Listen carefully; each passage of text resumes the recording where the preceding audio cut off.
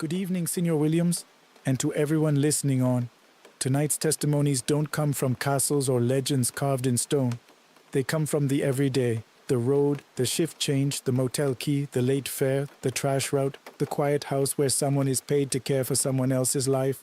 Turn off the lights, settle in, and if you recognize any of these places, don't panic, just listen. Carreteras de la Oscuridad.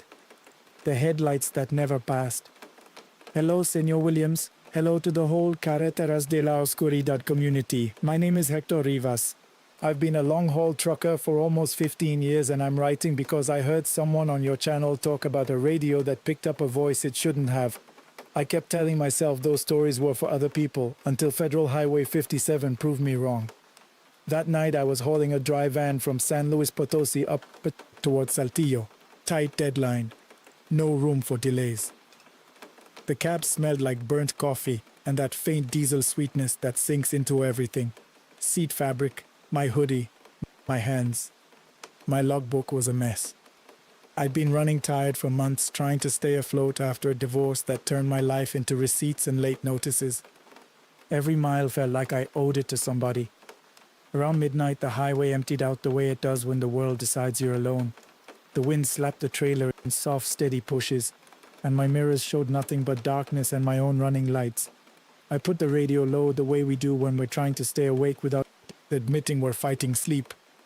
Then the CB crackled. At first it was normal junk. Two guys arguing about a scale, someone laughing too loud, a distant voice saying copy, copy, like they were testing their mic. I reached for the knob and that's when I heard my name. Not clear, not loud, like it was sliding under the other static. Hector! My hand froze on the dial. I didn't answer. Truckers don't answer random calls at midnight unless you know the voice. A few minutes later, headlights appeared behind me. Not unusual. Anyone who drives nights knows you can spot a fast car from miles away. But these headlights weren't moving like a car. They were too high, too wide. The shape felt wrong, like a rig coming up fast. I checked my mirrors again. The lights were there, centered, dead steady. No bounce, no sway. No sense of distance changing. I waited for them to pass. They didn't. Mile after mile, those headlights stayed exactly where they were, like they were pinned to my trailer door. I tapped my brakes lightly, enough to flash my taillights. No response. I eased off the throttle. Still nothing. The lights didn't grow, didn't shrink. They just held. My mouth went dry. I tried to focus on ordinary things. The hum of the tires, the faint rattle in the cup holder, the air conditioning fan struggling against the cold. The temperature dropped anyway, like someone opened the door to winter inside the cab. My breath fogged the windshield edges. The CB crackled again. "Don't stop," a voice said, thin, almost swallowed by static. "Don't stop." It wasn't a threat. It sounded like a warning from someone who had already learned the hard way. Ahead, I saw flashing lights on the shoulder. A pickup angled toward the road, hazards blinking. Two figures stood near orange cones, a checkpoint. Except it wasn't the usual. No marked unit, no reflective vests. Their cones looked like cheap plastic, too new, too clean. I'd heard stories, fake checkpoints, extortion, guys with radios pretending to be authority. My gut tightened. I slowed, just enough to read the scene. One of the men raised a hand and stepped closer, and even from the cab I could tell he wasn't holding a flashlight. He had something darker in his hand, something he didn't want to show until I committed. In my mirrors, those headlights stayed steady, watching. The man at the shoulder pointed at me like I was late for an appointment. His mouth moved. I couldn't hear him through glass, but I knew what he wanted. Pull over. The CB hissed like a snake. "Keep rolling, Hector." My palm slipped on the wheel. The cab smelled suddenly like hot metal and wet earth. I didn't argue with instinct. I didn't argue with the voice. I stayed in my lane and kept going. The man on the shoulder stepped out farther, angry, forcing me to choose hit him or swerve. I didn't swerve. I didn't brake hard. I held the line and laid on the horn. One long blast, not to scare him, but to tell him the road belonged to physics, not him. He jumped back at the last second. As I passed, his face turned toward my window. Even in the dark, I saw his expression shift, not fear of me, but fear of what was behind me. His eyes flicked to my mirrors and stayed there a heartbeat too long. I looked too. For the first time, the headlights moved. They surged forward like a wave. But they didn't pass me. They didn't swing into the left lane. They went straight into the shoulder where the pickup and the cones were. My trailer rocked as if a gust hit it. The sound wasn't a crash, not exactly. More like a heavy shove, metal groaning, tires skidding on gravel. My dash lights flickered. The CB screamed with static. Then everything settled. I kept driving with my heart trying to climb out of my throat. I didn't stop until I hit a well-lit gas station outside Matawala, where the air smelled like frying oil and disinfectant. I parked under a camera, legs shaking, and checked my trailer. No damage. No fresh marks. No bent bumper. Just a faint smear of mud on the lower hinge. Mud that smelled like rain-soaked soil, even though the road behind me had been bone dry. I drove home later that week. I tried to forget it. I tried to laugh at myself.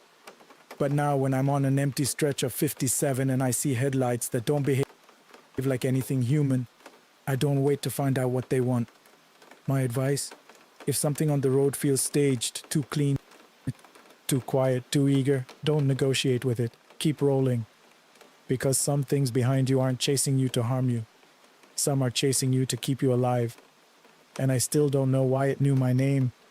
And now another story from a place where the night smells like frying meat, damp cardboard, and the kind of fear people pretend is normal.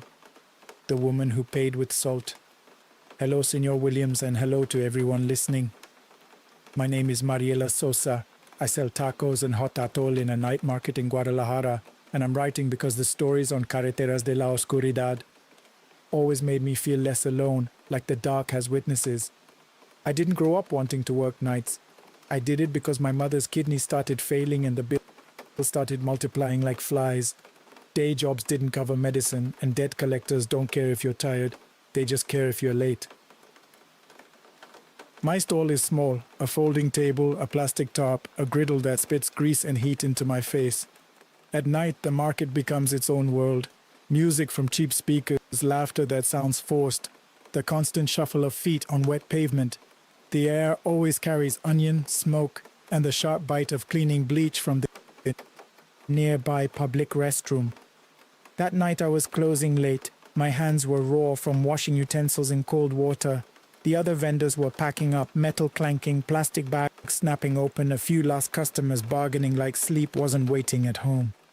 A man came by earlier, one of the ones who collect rent for letting you breathe in certain corners. He didn't touch me. He didn't need to. He just leaned close enough that I could smell his cologne trying to cover cigarettes. Tomorrow, he said, don't forget. When he left, my stomach stayed knotted. I kept looking over my shoulder, expecting him to return, expecting something worse. That's when she appeared. An older woman, small, wrapped in a dark shawl despite the humid heat. Her hair was tied back tight. Her face looked ordinary at first. Tired, lined, familiar, the kind of woman you'd see outside a church asking for spare change. She stood in front of my stall and watched me. Not the food, not the money box. Me. I'm closing, I said, trying to sound firm. Sorry. She didn't argue, she didn't smile. She reached into her pocket and placed something on the table. A little cloth pouch. It made a soft, dry sound when it landed. Ma'am, I said, I can't. Her eyes flicked to my hands, to the little tremor I couldn't control. Then to the empty space behind me where the market lights were dimmer. I felt it then, a shift in the air, like the crowd noise had moved a step farther away. My skin prickled. The tarp behind my stall fluttered even though there was no wind. I don't take weird payments, I told her, forcing a laugh. I need cash.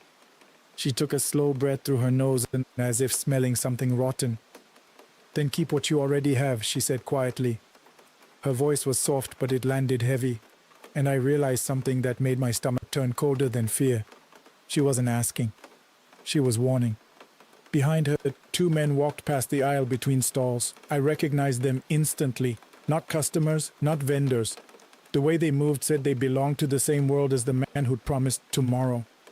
One of them glanced toward my table, then quickly looked away like he didn't want to be caught staring. The older woman slid the cloth pouch closer to me with one finger. "Salt," she said. She didn't explain, she didn't lecture, she just tapped the pouch once, then once more like punctuation. My thoughts spun. Salt for bad luck, salt for curses, salt for... The lights above my stall flickered. My griddle flame dipped, then flared. I heard a sound under the market noise, soft, rhythmic, too close, like fingernails dragging lightly along plastic. The tarp behind me shifted again, not from wind, from something brushing it. I didn't turn around. I knew better than to give the dark the satisfaction. The older woman's gaze stayed fixed past my shoulder. Her jaw tightened, not in fear, but in annoyance, as if she was watching a stray dog that wouldn't leave. Then the smell hit me. Not food, not smoke. Something like damp soil and old perfume. The two men in the aisle slowed. One of them muttered, "No," under his breath. The other grabbed his sleeve, urgent. They hurried away, and the pressure in the air lifted like someone released a hand from my throat. I finally turned and looked behind me. Nothing. Just the tarp, my cooler, the empty crates. When I looked back, the older woman was already walking away, swallowed by the market shadows between stalls. I opened the cloth pouch with shaking fingers. Coarse salt mixed with something darker, tiny seeds, crushed herbs. I didn't know, but the salt smelled faintly like smoke. I should have thrown it away. Instead, I took a pinch and sprinkled it along the edge of my table the way my grandmother used to do when she said the house feels heavy. That night, nobody came back for money. The next day, the man who'd said tomorrow never showed. A week later, another vendor told me 2 collectors had been arrested after a fight with the wrong person. He said it like gossip, but like comedy. But sometimes, late at night, when I'm closing and the market lights flicker, I see a small figure at the far end of the aisle, dark shawl, still posture, watching long enough to make my hands go cold. My advice, don't mock the old ways, don't laugh at salt. Because some people don't pay with money. They pay with protection. And you never know what exactly is being kept away. Let's move to another testimony, one that smells like bleach, rotting fruit, and wet pavement. From a job where the city's secrets end up in your hands. The trash route that didn't end. Hello, Senor Williams, and hello to the Carreteras de la Oscuridad audience. I'm Ivan Calderon. I work night sanitation in Monterrey, and I'm writing because I used to listen to your stories during my route to keep my head busy. I thought it was entertainment. I didn't realize it could become a mirror. Night sanitation is simple on paper. Collect, load, move on. In reality, it's a parade of smells. Sour beer, old meat, chemical cleaner, diapers, damp cardboard. Your gloves stay dirty no matter how many times you wash them. Your body learns the rhythm. Lift, toss, step back, breathe through your mouth. I was on the route near the old industrial area, not far from where people still talk about Topo Chico like it's a scar that never healed. My partner Chewy had been in a bad mood all week. His wife left, his rent went up, and he blamed the world for still moving without asking permission. We were behind schedule. The truck's hydraulic arm was acting up, whining like an animal. The streetlights buzzed. The air felt thick, like rain wanted to happen but couldn't commit. Around 2:30 a.m. we hit a stretch of road with fewer houses and more empty lots. The kind of place where stray dogs appear and disappear like ghosts. We stopped at a corner where someone had piled bags too close to a storm drain. Chewy cursed, hopped down, and started dragging them toward the truck. I stayed by the controls, watching the mirrors. That's when I noticed a small shape on the sidewalk. A child. At first I thought it was a stray dog standing wrong, but no.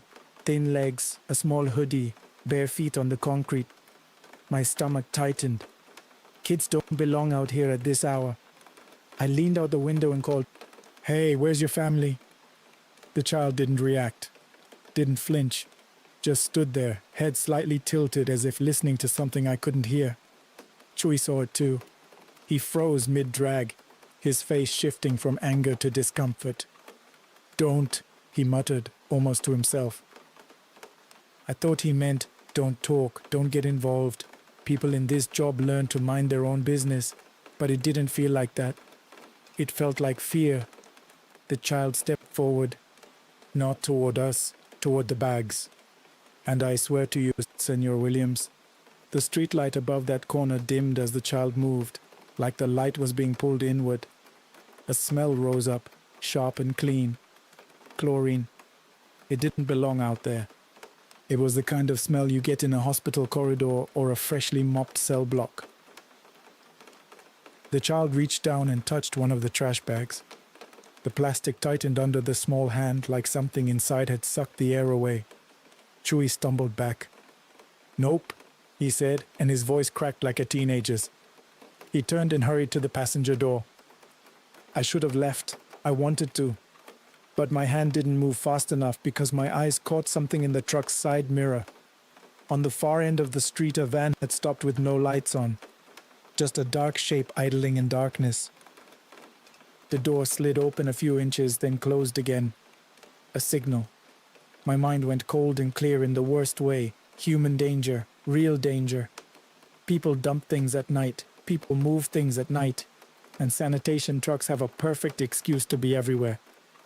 Chewie climbed in, breathing hard. "Drive," he hissed. "Just drive." I glanced back at the child. The child's face was still hidden by the hoodie, but I could see the chin. Too pale, too still, like wax. The child lifted its head. And behind it, behind the hood's shadow, I saw eyes that didn't reflect the streetlight, eyes that looked like empty glass. The van door slid open again, wider this time. I didn't wait. I put the truck in gear and rolled forward, slow at first, then faster. The hydraulics groaned, the back end rattled. My heart pounded so hard I felt it in my teeth. In the mirror, the child didn't chase us. It just stood there, still, one hand resting on the trash bag like it owned it. The van didn't follow either. But as we turned the corner, the truck's cab filled with that chlorine smell again, stronger, like someone had poured it under the seats. Chewie gagged. "It's inside," he whispered. I wanted to deny it. I wanted to blame chemicals, imagination, the stress of the night. But then the radio, our dispatch radio, not the CB, clicked on by itself. A child's laugh slid through the speaker. Not loud, not playful, more like a memory of laughter recorded in a hallway that no longer exists. I hit the radio button, tried to talk to dispatch. Only static answered. We finished the route in silence. Neither of us mentioned the child again. We didn't report the van. We didn't go back to that corner the next night. We swapped routes like cowards. But here's the part that keeps me awake. 2 weeks later, I drove past that same corner in daylight. The street looked ordinary. The storm drain was there, the lot was empty. And on the sidewalk, right where the child stood, someone had painted a small white circle, like a marker, like an outline for something that had already been claimed. My advice? On night routes, trust your fear when it turns cold and quiet. If you see something that doesn't fit, and it feels like it's watching you more than you're watching it, leave. Because some corners are used for more than dumping trash. And sometimes, whatever you think is protecting you isn't human. Another voice now, someone who works behind a steering wheel too, but not with a trailer. A city that never sleeps, and a passenger that never felt alive. The fare that smelled like wet dog. Hello, Senor Williams. Hello, community of Carreteras de la Oscuridad. I'm Dalia Mena, and I drive a taxi in Ciudad Juarez. I decided to write because I've listened to your compilations during my shifts to stay calm. And one night, your stories didn't calm me. They prepared me. Juarez at night is a different place. The border air has its own taste, dust, exhaust, a faint metallic bite. Streetlights make everything look tired.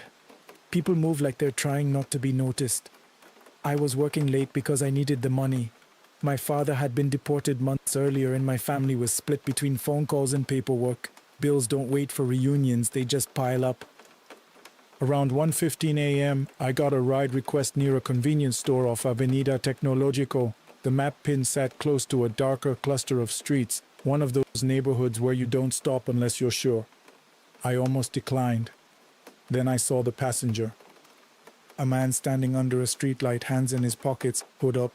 He looked like a lot of late-night riders, tired, quiet, impatient.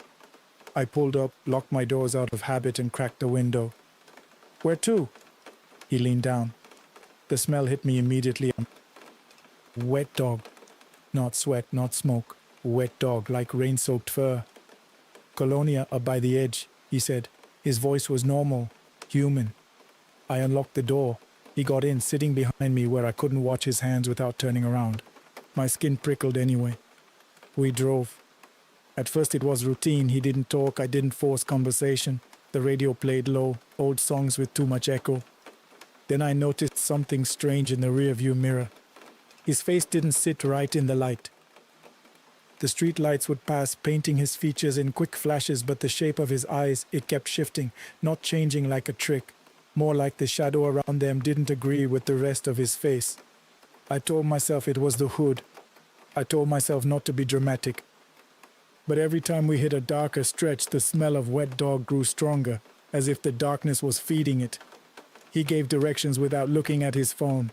Turn here, next right, keep going, like he knew the streets too well. We reached a long, poorly lit road near the outskirts, where houses thin out and the desert starts leaning in. He said, "Stop by that fence." There was no house, no porch light, just a chain-link fence and a patch of scrubland behind it. I kept the engine running, my fingers tightened on the steering wheel. "You live here?" I asked, forcing a light tone. He didn't answer. In the mirror, his head tilted slightly. And then I saw it, clear as a slap. His eyes reflected the dashboard lights in a way human eyes don't. They flashed low and bright like an animal's. My breath caught, my mouth went dry. He leaned forward slowly, close enough that I could feel his presence behind my ear. Not a touch, just heat and the wet dog smell. "Don't look back," he murmured. Not a threat, not comfort, a command. I stared straight ahead, heart hammering. My mind searched for options: horn, lights, phone, drive. Any move felt like it could trigger something. Then my headlights swept the fence, and I saw movement on the other side. A large dog shape low to the ground. Then another. Then a third. Too big to be stray dogs. They paced along the fence line, matching the car's idle vibration, as if they were waiting for permission. My passenger exhaled, slow. The air inside the taxi cooled as if the cab had dipped into a basement. I heard something outside, scratching. Not at the door, at the underside of the car, like claws testing metal. I couldn't move. The passenger sat back again, almost relaxed. In the mirror, his mouth moved in a way that wasn't quite a smile. The radio cut out. Static filled the cab, and under the static I heard a low sound, like a growl blended with wind. The scratching stopped. Then, very gently, the passenger opened the door. He stepped out. My headlights caught him fully for the first time. His shadow didn't fall behind him the way it should have. It fell sideways, stretched too long, angled toward the scrubland like it wanted to run ahead. He walked to the fence, and the shapes on the other side pressed close, moving with him. Then, without a sound, he disappeared into the darkness beyond, swallowed by the scrubland like he belonged to it. I didn't wait. I drove away so fast my tires kicked dust. I didn't breathe normally until I hit a main road with other cars. The next day I checked the app. That ride didn't exist. No payment, no record, no name. Just a gap in my night, like it was cut out. My advice: if a passenger smells wrong, if the scent makes your instincts sit up, don't ignore it. And if you end up on the outskirts with no lights and someone tells you not to look back, maybe they're warning you about what's behind you. Or maybe they're warning you about what they are. One more story before we shift away from the streets. A confession that begins with a motel key and ends with a door that never felt closed. Room 12, no vacancy. Hello, Senor Williams. Hello, everyone on Carreteras de la Oscuridad. I'm Oscar Linares. I'm not proud of the reason I'm writing. That's part of why I'm writing. I made choices that put me in a place I shouldn't have been, and the night made sure I paid in a way nobody could trace. I was traveling through Sinaloa, taking back roads to avoid attention. I wasn't hauling anything. I wasn't working. I was meeting someone I shouldn't have, an old friend, the kind you don't mention at home. We chose a motel off a highway where the sign flickered like it was tired of lying. The parking lot smelled like hot asphalt and cheap cleaner. The rooms were lined up like storage units for secrets. At the office, the clerk didn't look up much. He slid the key across the counter and his fingers trembled like he'd had too much coffee. "Room 12, he said. I laughed, trying to keep things light. A lucky number. He didn't laugh back. "Don't open the curtain," he said quietly. I stared at him. "What?" He swallowed. "Just don't." No explanation, no story, just that. We parked. My companion, let's call her Vera, rolled her eyes at my nervousness. "It's just an old motel," she said. "You watch too many stories." Maybe. But when we stepped into room 12, the air felt wrong. The room smelled like damp fabric and bleach, like someone tried to clean fear out of the walls. The bedspread was stiff. The TV hummed even when it was off. Vera turned on the bathroom light. It flickered, then steadied. She started unpacking, casual, confident. I sat on the edge of the bed. The vinyl chair creaked under my weight like it was complaining. Outside, somewhere in the lot, a truck engine rumbled, then died. Silence filled the space, heavy. Then the phone in the room, an old landline, clicked. I stared at it. It rang once, then again.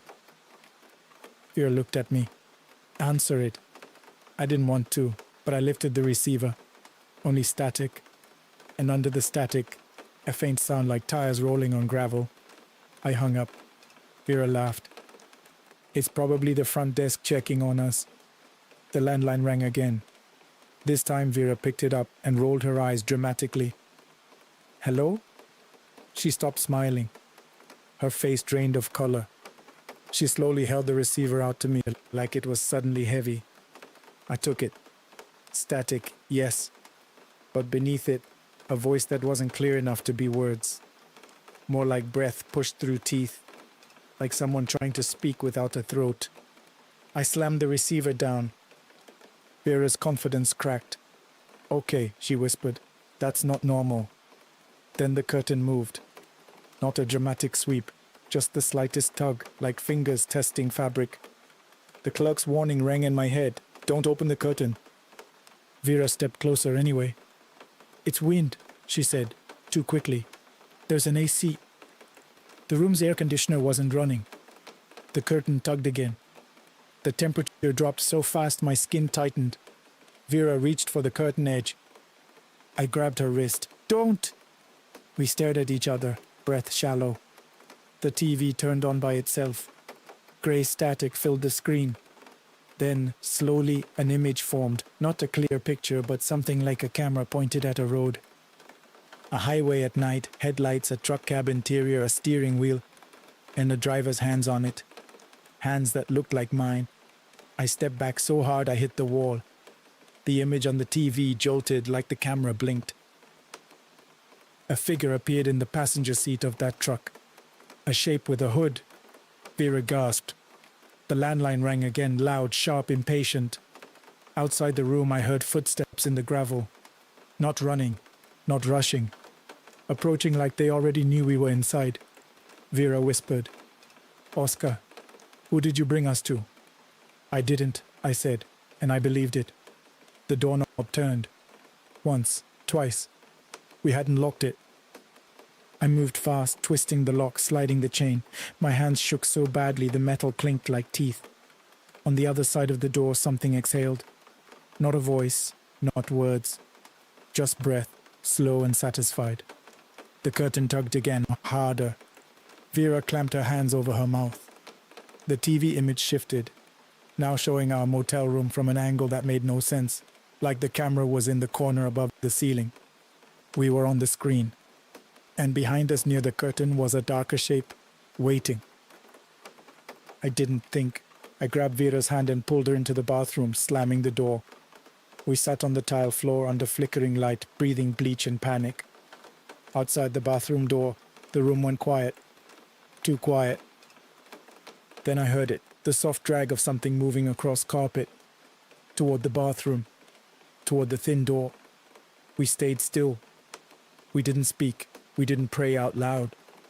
We just listened, and every second felt like a year. Eventually the dragging stopped. The room stayed silent. And in that silence I understood something. Whatever it was, it didn't need to break in. It just needed us to come out. We waited until dawn light leaked under the bathroom door. We left without looking at the curtain. We didn't check out. We didn't explain. I drove away with Vera in silence, both of us pretending we'd never been in room 12. But sometimes, late at night, when I'm home and the house is quiet, my phone shows a missed call from a number that isn't a number at all, just blank space. And I smell bleach. My advice, don't meet secrets in cheap motels. And if a clerk gives you a warning without a story, take it. Because some rooms aren't empty when they say vacancy, and some doors don't open. They invite. Now we leave the motel lights behind. We're heading into the mountains, onto a route where the bus is the only warm thing for miles, and the passengers aren't always counted right. The tickets that stayed blank. Hello, Senor Williams, and hello, Carreteras de la Oscuridad. I'm Renato Aguilar, a night bus driver in Oaxaca, and I'm writing because I used to listen to your compilations to keep my mind steady on mountain roads. I'm not a superstitious man, but the Sierra has a way of making you respect what you can't explain. Our route runs from the city up towards the smaller towns, places with narrow streets and steep drops where your headlights feel like a fragile promise. The bus is old. The seats are vinyl, cracked in places. The floor always carries dust and mud from boots. The smell inside is a mix of diesel, damp clothing, and the sweetbread vendors bring on board to sell. That night, rain threatened but never arrived. Fog hugged the road like a secret. I was in a bad place mentally. My anxiety had been chewing through my sleep, and I'd been fighting with my faith. I kept asking why life felt like a tunnel with no exit. At the station, passengers boarded quietly. Workers, a woman with a sleeping child, 2 young men laughing too softly. I punched tickets the way I always do, tearing them with a practice flick. Then an old man stepped on. He was small, hunched, carrying nothing. His hat was pulled low. He didn't look at me. "Town?" I asked. He lifted a hand slightly, pointing forward like the destination was obvious. I sighed, tore a ticket, handed it to him. My fingers brushed his skin. Cold. Not it's nighttime cold, not he's been outside cold. Cold like stone in shade. He walked down the aisle and sat near the back. As we pulled out, I checked the mirror. He sat very still, hands on knees, hat shadow hiding his face. We climbed into the Sierra. The road narrowed. My wipers squeaked even though there was no rain, like they were reacting to the fog's dampness. Half an hour in, the bus lights flickered. I tapped the dashboard. The electrical system in that bus was moody, nothing new. But then I heard a sound behind me, tiny, quick taps against glass, like fingernails on a window. I glanced in the mirror, expecting a kid messing around. No kid. Only the old man near the back, still as a statue. The tapping continued, moving along the bus windows, tap, tap, tap, like something small was running its fingers along the glass from the outside. I tightened my grip on the wheel, fog pressed close. The road vanished beyond my headlights. A passenger up front leaned forward. "Driver," she said, voice tight. "What is that?" "I don't know," I admitted. The tapping stopped. Silence returned, heavy. Then the bus lurched slightly, as if the rear tires hit something soft. I slowed, heart racing. "Did we hit a rock?" I muttered half to myself. In the mirror, I saw the old man's head lift just a little. The hat brim shifted. For an instant, I saw his face, or what should have been a face. It looked incomplete, like details refused to settle, like fog was wearing human shape. I blinked hard. The image snapped back to normal, hat, shadow, stillness. A young man a few seats back whispered, "Don't stop here." His friend shushed him, but the fear was already contagious. We reached a narrow pull-off where buses sometimes stopped to let passengers down. No lights, only a faded sign. The old man stood. He walked toward the front, slow and careful, like the bus floor might betray him. He held out his ticket. I took it automatically and froze. The ticket was blank. No ink, no punch destination, nothing. I stared at it, then looked up at him. The air around him felt colder than the fog outside. He tilted his head as if waiting for me to understand. I tried to speak, but my voice stuck. Behind him, the bus aisle seemed longer than it should be, stretching into shadow. The old man turned toward the door. Before I could stop him, he stepped off into the fog, and the tapping began again, outside the window, faster now, like excited little hands. A woman clutched her child. "Drive," she pleaded, "please." I didn't argue. I closed the doors and pressed the accelerator.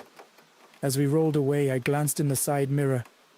The old man stood on the roadside, fading into fog, and around his feet I saw small shapes low to the ground, with quick, pale flashes moving in circles like they were playing. Not dogs. Too small. Too purposeful. I drove the rest of the route without stopping again. I dropped passengers only where there were lights and people and noise. I kept the interior lights on even though it hurt my night vision. When I returned to the station at dawn, I checked the bus's passenger count. 1 extra ticket had been torn that night, but there was no record of where it went. My advice? On mountain roads, don't trust empty fog. And if someone hands you a ticket that never took ink, don't try to correct it. Let it go. Because some passengers don't want a destination. They want a ride. Next is a story from the desert, where the road is thin, the night is wide, and the thing following you doesn't care if you believe in it. The howling behind the breakdown. Hello, Senor Williams, and hello to everyone on Carreteras de la Oscuridad. My name is Tomas Varela. I'm not a trucker. I'm not police. I'm just someone who tried to cross Baja California alone in a beat-up car because I needed to start over. I was out of work, drowning in debt and the kind of depression that makes your thoughts feel heavier than your body. I'd been sleeping badly, eating badly, and telling myself that a fresh place would fix everything. People say that like it's a solution. It's not. It's just movement. I was driving a lonely stretch near San Felipe late at night, the desert on both sides like a black ocean. My headlights carved a small tunnel through darkness. The car smelled like sweat, old upholstery, and the cheap energy drink I'd been sipping like it was medicine. Then the engine temperature spiked. The gauge climbed fast, needle trembling. I cursed, pulled onto the shoulder, killed the engine. Silence crashed in. Out there, even your own breathing feels too loud. I popped the hood. Heat rolled out. The smell of hot metal and coolant stung my nose. I had no signal, no passing cars, just the desert and the distant idea of civilization. I stood there a minute, trying to decide if I should wait in the car or start walking. That's when I heard it. A low howl, far away but clear. It didn't sound like a coyote. It sounded deeper, slower, as if whatever made it had lungs meant for something bigger than survival. I got back in the car and locked the doors. My mind tried to rationalize desert animals, wind, stress. But the smell came next, wet dog, thick and heavy, like an animal had just shaken itself beside my window. I sat very still. Something moved beyond my headlights, just at the edge of visibility. A shape crossed the road.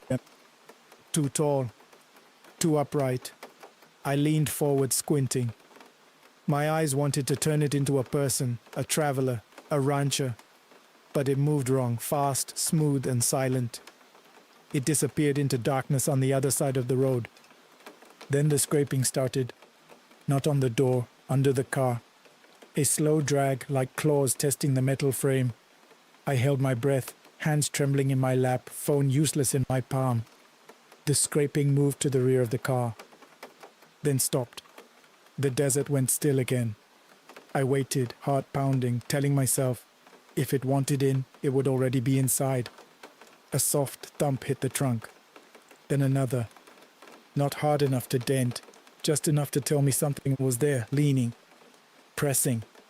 My headlights flickered once, as if the battery was being drained by fear itself. Then, in the rearview mirror, I saw it.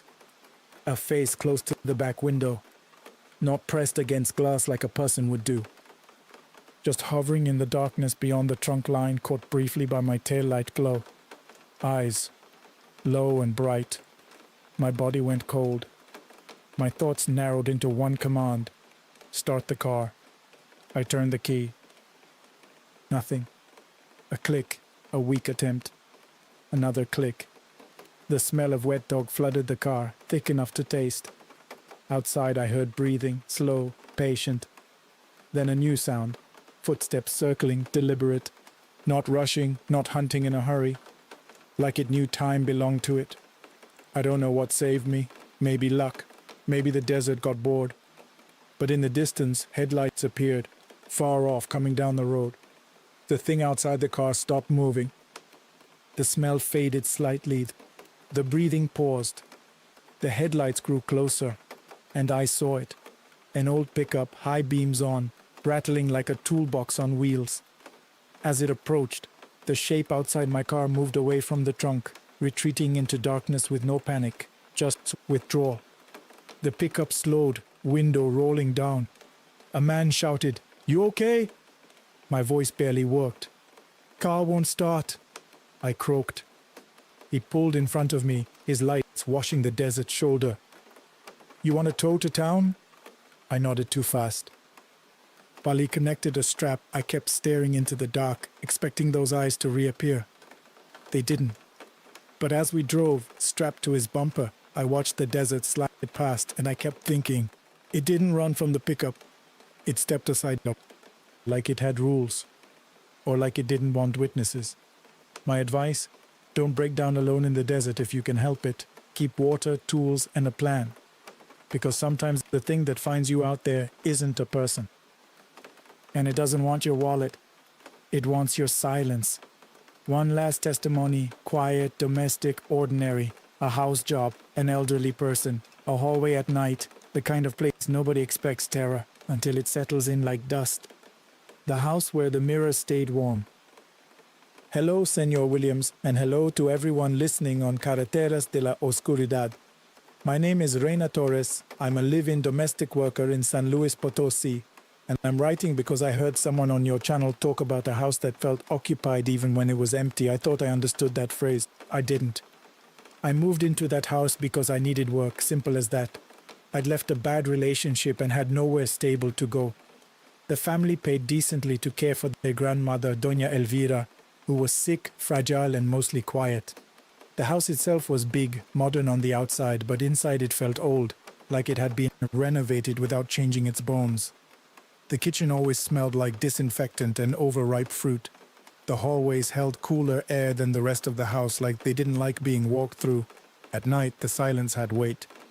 Doña Elvira stayed in her bedroom near the end of the hall. She slept lightly.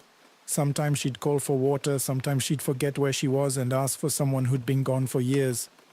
I didn't mind. Caring for someone is intimate work. You learn their breathing patterns. You learn which floorboards creak. You learn how loneliness sounds. The first strange thing was small. A mirror in the hallway. It was tall, framed in dark wood, standing opposite Doña Elvira's room. Every night when I passed it, I'd feel warmth. Not the glass itself, but the air in front of it, like someone had just stood there breathing. I told myself it was heat from the day. But it happened at 3 a.m. when the rest of the house felt chilled. One night I was bringing Doña Elvira her medicine, tiny pills that rattled in a plastic cup. The hallway light flickered as I walked. I smelled something faint and familiar, stale coffee. I hadn't made coffee. I stopped near the mirror. In the reflection, the hall behind me looked darker than it was. The corners seemed deeper, the shadows thicker. My heart beat faster for no reason I could name. I forced myself to keep walking. Doña Elvira was awake, eyes open, staring at the ceiling. "Do you need anything?" I asked softly. She turned her head, slow. Her gaze went past me, past my shoulder, toward the hallway. Her mouth tightened. "Don't stand there," she whispered. I froze. "Where?" She swallowed. "By the mirror." My throat went dry. I laughed nervously. "It's just a mirror, Doña." Her eyes sharpened, more lucid than I'd seen in days. "It watches," she said. "It remembers." I wanted to ask what she meant. I wanted details, but the way she said it made my stomach drop. Not like a ghost story, like a warning about a person you shouldn't trust. That's when the household problems started piling up, and the family argued on the phone about money, about selling the house, about who would take responsibility when Doña Elvira got worse. I felt trapped in the middle, invisible but responsible for everything that happened while they were away. And the house seemed to notice that weakness. The next night, I heard footsteps in the hallway while I was in the kitchen. Slow, careful steps. I called out, Doña Elvira. No answer. The steps continued, stopping near the mirror. I walked out, holding my phone like it could protect me. The hallway was empty, but the mirror looked different. Not broken, not moved, just misted, like someone had breathed on it. A handprint appeared in the fog glass. Not pressed, not smeared, just a perfect outline. 5 fingers, as if warmth had shaped it from the inside. My skin prickled. I backed away. The handprint faded slowly, like it was being swallowed. Then the hallway light clicked off. The darkness fell so fast it felt physical. My phone's flashlight flickered when I turned it on. And in that weak beam, I saw something at the end of the hall. Not a figure, not a face, just a shift in the air like heat over asphalt. A presence. It didn't move toward me, and it didn't need to. It was enough to feel watched. My breath turned shallow. I could taste panic like metal. From Doña Elvira's room, a sound drifted out, soft, thin, like someone whispering through a door. I stepped toward her room, forcing my legs to work. Inside, she was sitting up, trembling, eyes fixed on the doorway. "It's here," she whispered. "What is?" I asked, voice breaking. She shook her head slow, like she refused to give it shape. "Don't name it," she breathed. Behind me, the hallway mirror warmed the air again. I felt it like a hand hovering near my neck. Then, very gently, the bathroom door across the hall creaked open by itself. A smell rolled out, stale coffee and damp earth. I didn't run, I didn't scream. I simply closed Doña Elvira's door and pushed a chair under the knob like it could stand against a thing that didn't need to touch. The house stayed quiet after that, too quiet. In the morning, the mirror looked ordinary. No fog, no handprint. But Doña Elvira refused to look at the hallway again. She kept her eyes turned to the wall like she was choosing blindness over recognition. A week later, the family decided to move her to another home. They packed in daylight, loud, practical, pretending the house had no mood. Before I left, I stood alone in the hallway. I looked into the mirror. My reflection looked normal. But the air in front of the glass was warm, like someone had just stepped away. My advice? If an elderly person warns you about a place in a house, listen. Don't assume sickness makes them imagine things. Sometimes sickness just makes them honest. And sometimes a house doesn't become haunted because someone died there. Sometimes it becomes haunted because something stayed, and it learned the schedule. The mile marker that wasn't there. Hello, Senor Williams, and hello to the community of Carreteras de la Oscuridad. My name is Mateo Salazar. I've been a long-haul trucker for 15 years, running routes up and down Mexico. I'm writing because I heard a story on your channel about a driver who saw something in his mirrors that didn't belong there. And I realized I've been carrying my own version of that story in my chest for a long time. Turn off the lights and get comfortable. I hope I don't interrupt your sleep, but I need to tell you what happened to me on Federal Highway 57 on a run that should have been routine. That week I was hauling refrigerated produce from San Luis Potosi towards Saltillo. Nothing exotic, nothing illegal, just boxes of food with a deadline. The cab smelled like stale coffee and the sweet plastic of the cooler lid. My seat was cracked vinyl that stuck to the back of my legs every time I shifted. Outside, the night had that dry metallic cold that creeps under your collar and makes your shoulders feel older than they are. I was tired in a way that wasn't only physical. My little boy had been sick earlier that year, and even with insurance, even with favors, the bills had piled up like empty bottles behind the passenger seat. My wife and I weren't fighting exactly, but we were living in that quiet where every conversation turns into numbers. I'd been taking extra runs, sleeping in the cab more often than home, promising myself I'd catch up later. That night the road was mostly mine. The headlights cut a tunnel through the darkness. Every few kilometers, reflectors blinked like tired eyes. My radio hissed with the usual late-hour garbage, someone laughing too loud, someone else complaining about tolls, a distant voice playing music through a bad speaker. Then the radio clicked, clean and sudden. Blue King, to anyone on 57, don't stop at the marker that ain't there. The voice was calm, not panicked, like a man warning you about a pothole. I leaned closer, thumb on the mic. Who's Blue King? Silence, just the soft hiss again.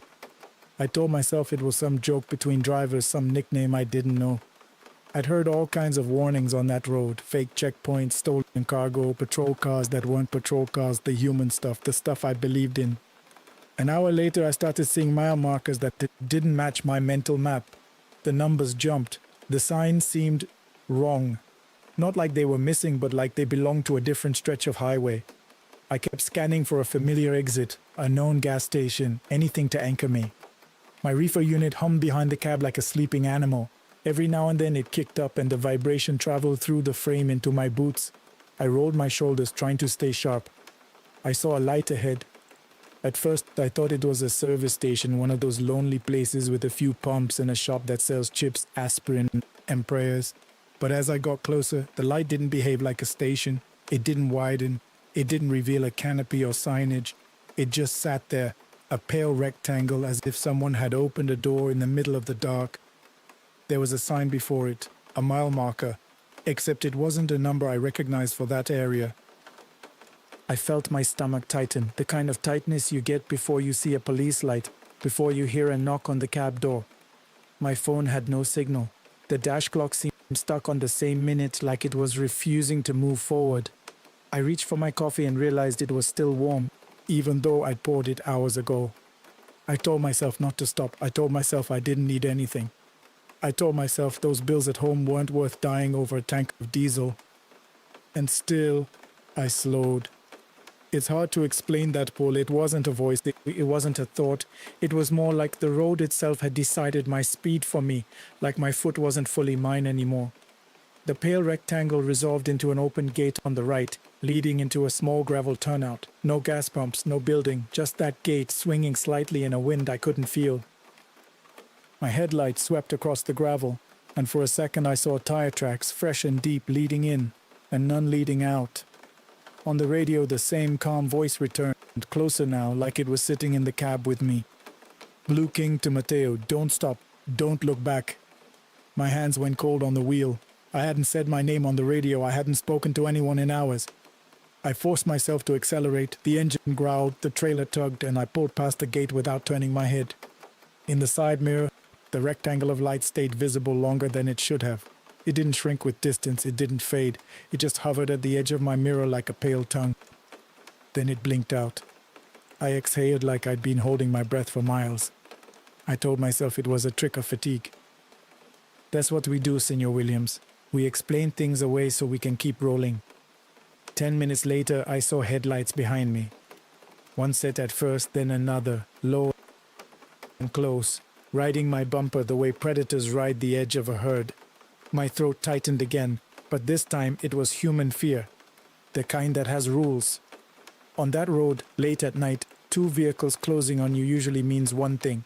They want what you're carrying, or they want you out of the truck. My reefer load was sealed. Not valuable like electronics, but anything can be valuable if someone is desperate. I reached for the CB mic. Any unit behind a white Freightliner northbound, identify yourself. No answer. Just those lights getting closer. I checked my mirrors, trying to catch a plate, a logo, anything. The first vehicle looked like a pickup. The second was lower, maybe a sedan. They stayed in my blind spots like they knew where I couldn't see. Then my radio clicked again, that calm voice cutting through the hiss. They're not for your cargo. My skin prickled. The pickup suddenly swung left and tried to pass. Its windows were tinted black and I couldn't see faces. As it came alongside my trailer, I saw a hand reach out toward the latch area as if testing it, like a thief checks a lock. I tightened my grip and held my lane. My heart pounded so hard it felt like it was shaking the steering column. The pickup fell back, the sedan moved up. And that's when my mirrors did something I still can't explain. In the glass between my trailer and the sedan's headlights, I saw another set of lights. Not behind them, not beside them. Between. Hazard lights blinking slow and steady, like a truck sitting in the darkness, half in the lane, half out, warning you too late. I blinked hard, focusing. My mirrors were clean. I'd wiped them earlier, and still the hazard lights were there, pulsing as if they were inside the mirror itself. The sedan's headlights flickered. The car swerved slightly as if the driver saw something in front of them that I didn't. Then the sedan jerked hard to the right, overcorrected and dropped behind my trailer, disappearing into the dark shoulder. The pickup did the same thing, but slower, like it was resisting a fear it didn't want to admit. Within seconds, both vehicles were gone. I kept driving. I didn't slow. I didn't stop. My mouth tasted like copper, like I'd bitten my tongue without noticing. The road opened into a long, straight stretch. The sky began to pale at the horizon, that thin gray before dawn. I finally dared to look fully into my rearview mirror, and I saw the hazard lights again. Closer now. Too close. Like a truck was riding my bumper with its hazards on, silent, invisible except for that blinking orange. I turned my head, looking out the back window of the cab, but there was nothing. Just my trailer's white doors and the darkness behind it. In the mirror, the hazard lights blinked. I felt something then, not a sound, not a voice, a presence, like someone was standing right behind my shoulder, watching the road with me. I didn't speak, I didn't reach for the mic, I didn't even breathe loudly. I drove until the sun was up, until I found a busy station with other trucks, other men, other noise. Only then did the hazard lights finally disappear from the mirror, like they'd been satisfied I'd survived the night. I delivered the load on time. I collected my pay. I sent money home. But I never took that stretch again at night. And sometimes, Senor Williams, when I'm driving alone and my cab smells like burnt coffee and old worries, I check my mirrors and I swear I can still see that slow, steady blink. Not a warning, a reminder. My advice is simple. If you're on 57 and you see a marker that doesn't belong, don't stop to figure it out. Just keep going. Because some things on the road don't want your cargo. They want you to look back. And now, another story from the Mexican roads, told by someone whose work keeps them awake when the rest of the city is asleep. The coins that smelled of rue. Hello, Senor Williams, and hello to everyone listening on Carreteras de la Oscuridad. My name is Ivan Rojas.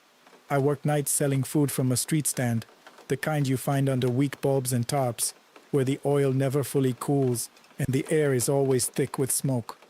I decided to write because I heard someone on your channel talk about a curse that didn't announce itself. It just attached to them quietly, like a smell you can't wash off. Turn off the lights, and let me tell you about the night I took a payment I should have refused. I set up near a late-night market on the edge of Monterey where the streets are loud until they suddenly aren't. My stand is simple, a metal table, a portable grill, plastic stools, a cooler full of sodas and meat. The whole place smells like fried onions, exhaust, and damp cardboard. If it rains, the ground turns slick and black and you go home with your shoes ruined. That month I was behind on rent. Behind on everything, really. My father had diabetes and needed medication that never seems to get cheaper. My girlfriend was tired of my promises, tired of me coming home with grease under my nails and nothing to show for it except a handful of wrinkled bills. Night work does something to your head. You start thinking the world has two versions, the one in daylight where people act decent, and the one after midnight where everyone is hungry for something. Around 1 in the morning, the regular crowd thinned. A few taxi drivers parked nearby, eating quietly, staring at their phones. A couple of young guys argued over a soccer bet. Somewhere down the street, music thumped from a car with blown speakers. Then she arrived. I noticed her because she didn't look lost, but she also didn't look like she belonged to anyone's night. She was older, maybe late 60s, wrapped in a shawl even though the air wasn't that cold. Her hair was pulled back tight, her face sharp like it had been carved by worry. She moved slowly, but not weakly, like she was conserving energy for something important. She stopped in front of my stand and looked at my food the way people look at medicine. 2, she said. Her voice was dry, not threatening, just final. I made her order in silence, listening to the oil pop and the radio behind me, murmuring a love song that sounded too cheerful for the hour. When I handed her the plate, my fingers brushed hers. Her skin was cold. Not cold like someone who stepped into air conditioning. Cold like meat that's been in a refrigerator too long. I pulled my hand back fast, trying not to show it. She didn't eat. She just stood there, holding the plate, staring past my shoulder like something was happening behind me. I turned to look. Nothing. Just the street, the taxis, the puddles reflecting the bulbs. When I faced her again, she was watching me. Then she paid. She didn't hand me bills. She placed coins on my table one by one carefully, as if each one mattered. Old coins, the kind you don't see anymore. Their edges were worn smooth. As she set the last coin down, a smell rose up. Rue. That bitter herbal smell some people use in cleansings. My grandmother used to keep a bundle above the door and swear it kept bad eyes away. My throat tightened. "Senora," I said, trying to laugh, "I don't have change for—" She raised her finger slightly, not to silence me, not aggressive, just to stop the words. Then she turned and walked away, still not eating, carrying the plate like an offering. I watched her disappear into the darker part of the market where the stalls were closed and the tarps flapped like tired flags. One of the taxi drivers leaned out his window. "Who was that?" "I don't know," I said. He shook his head slowly. "Better not know." I tried to brush it off. I scooped the coins into my palm. They felt heavier than they should have. When I dropped them into my cash box, they made a dull sound, not like normal coins, like stones. The rest of the night, small things started happening. My radio station changed on its own. I'd be listening to music and suddenly it would be static, then a voice, faint like someone speaking from the bottom of a well. I'd reach to adjust it and the music would return as if nothing happened. A plastic stool moved slightly by itself, scraping on the pavement, even though no one touched it. A stray dog that usually hovered near my stand refused to come close. It stood a few meters away staring, ears back, tail low, as if my stand had become something it didn't trust. I told myself it was my imagination, my fatigue, my stress. Around 3 in the morning, 2 men approached.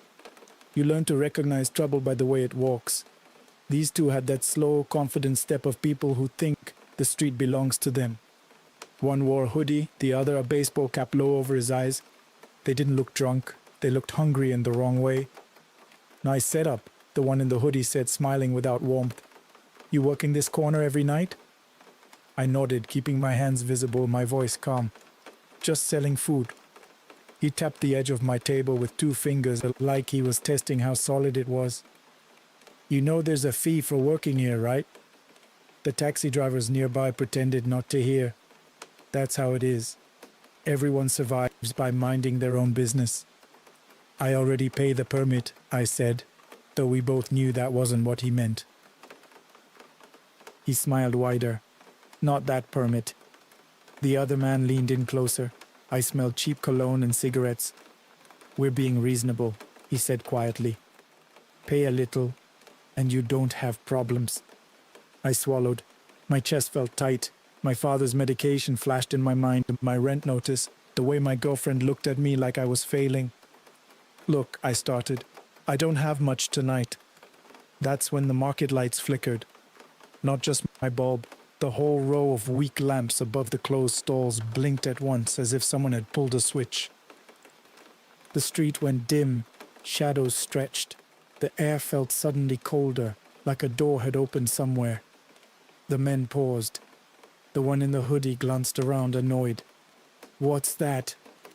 Then the smell of rue came again, stronger, bitter and sharp, filling my nose like smoke. The coins in my cash box began to rattle. Softly at first, then louder. I froze. The men heard it too. They looked at my cash box, then at each other. "You got some kind of trick?" The one in the cap asked, his confidence slipping. The cash box rattled harder, as if something inside it was trying to get out. I didn't move. I couldn't. My hands felt numb. My mouth went dry. Behind the men, in the darker gap between 2 closed stalls, I saw movement. Not a person stepping forward, not a clear shape. Just a shifting darkness, like someone standing there wearing the night itself. The men turned halfway instinctively, and whatever it was seemed to lean forward. The bulb above my stand flickered again, and for a fraction of a second the darkness behind them looked like a figure with a shawl. Not clear, not solid, just enough to make my stomach drop. The men backed away. "Nope," the hoodie guy muttered, suddenly pale under the streetlight. He tried to laugh, but it came out thin. "You got this, man." They walked fast, almost jogging, disappearing down the street without another word. The taxi driver who had spoken earlier stared at me like I'd become someone else. He didn't come closer. He just shook his head again, slower this time, and drove away. The coins stopped rattling. The lights stabilized. The smell faded. I stood there for a long moment, listening to my own breathing, listening to the distant sound of a train horn somewhere far off. When I finally worked up the courage to open my cash box, my fingers trembled. The coins were gone. Not stolen, not scattered, just gone. In their place was a single leaf. Rule. Fresh, green, wet as if it had been plucked seconds ago. I packed up early and I didn't finish my shift. I didn't even count my money. I just shoved everything into my cart and pushed it home through streets that suddenly felt too wide and too empty.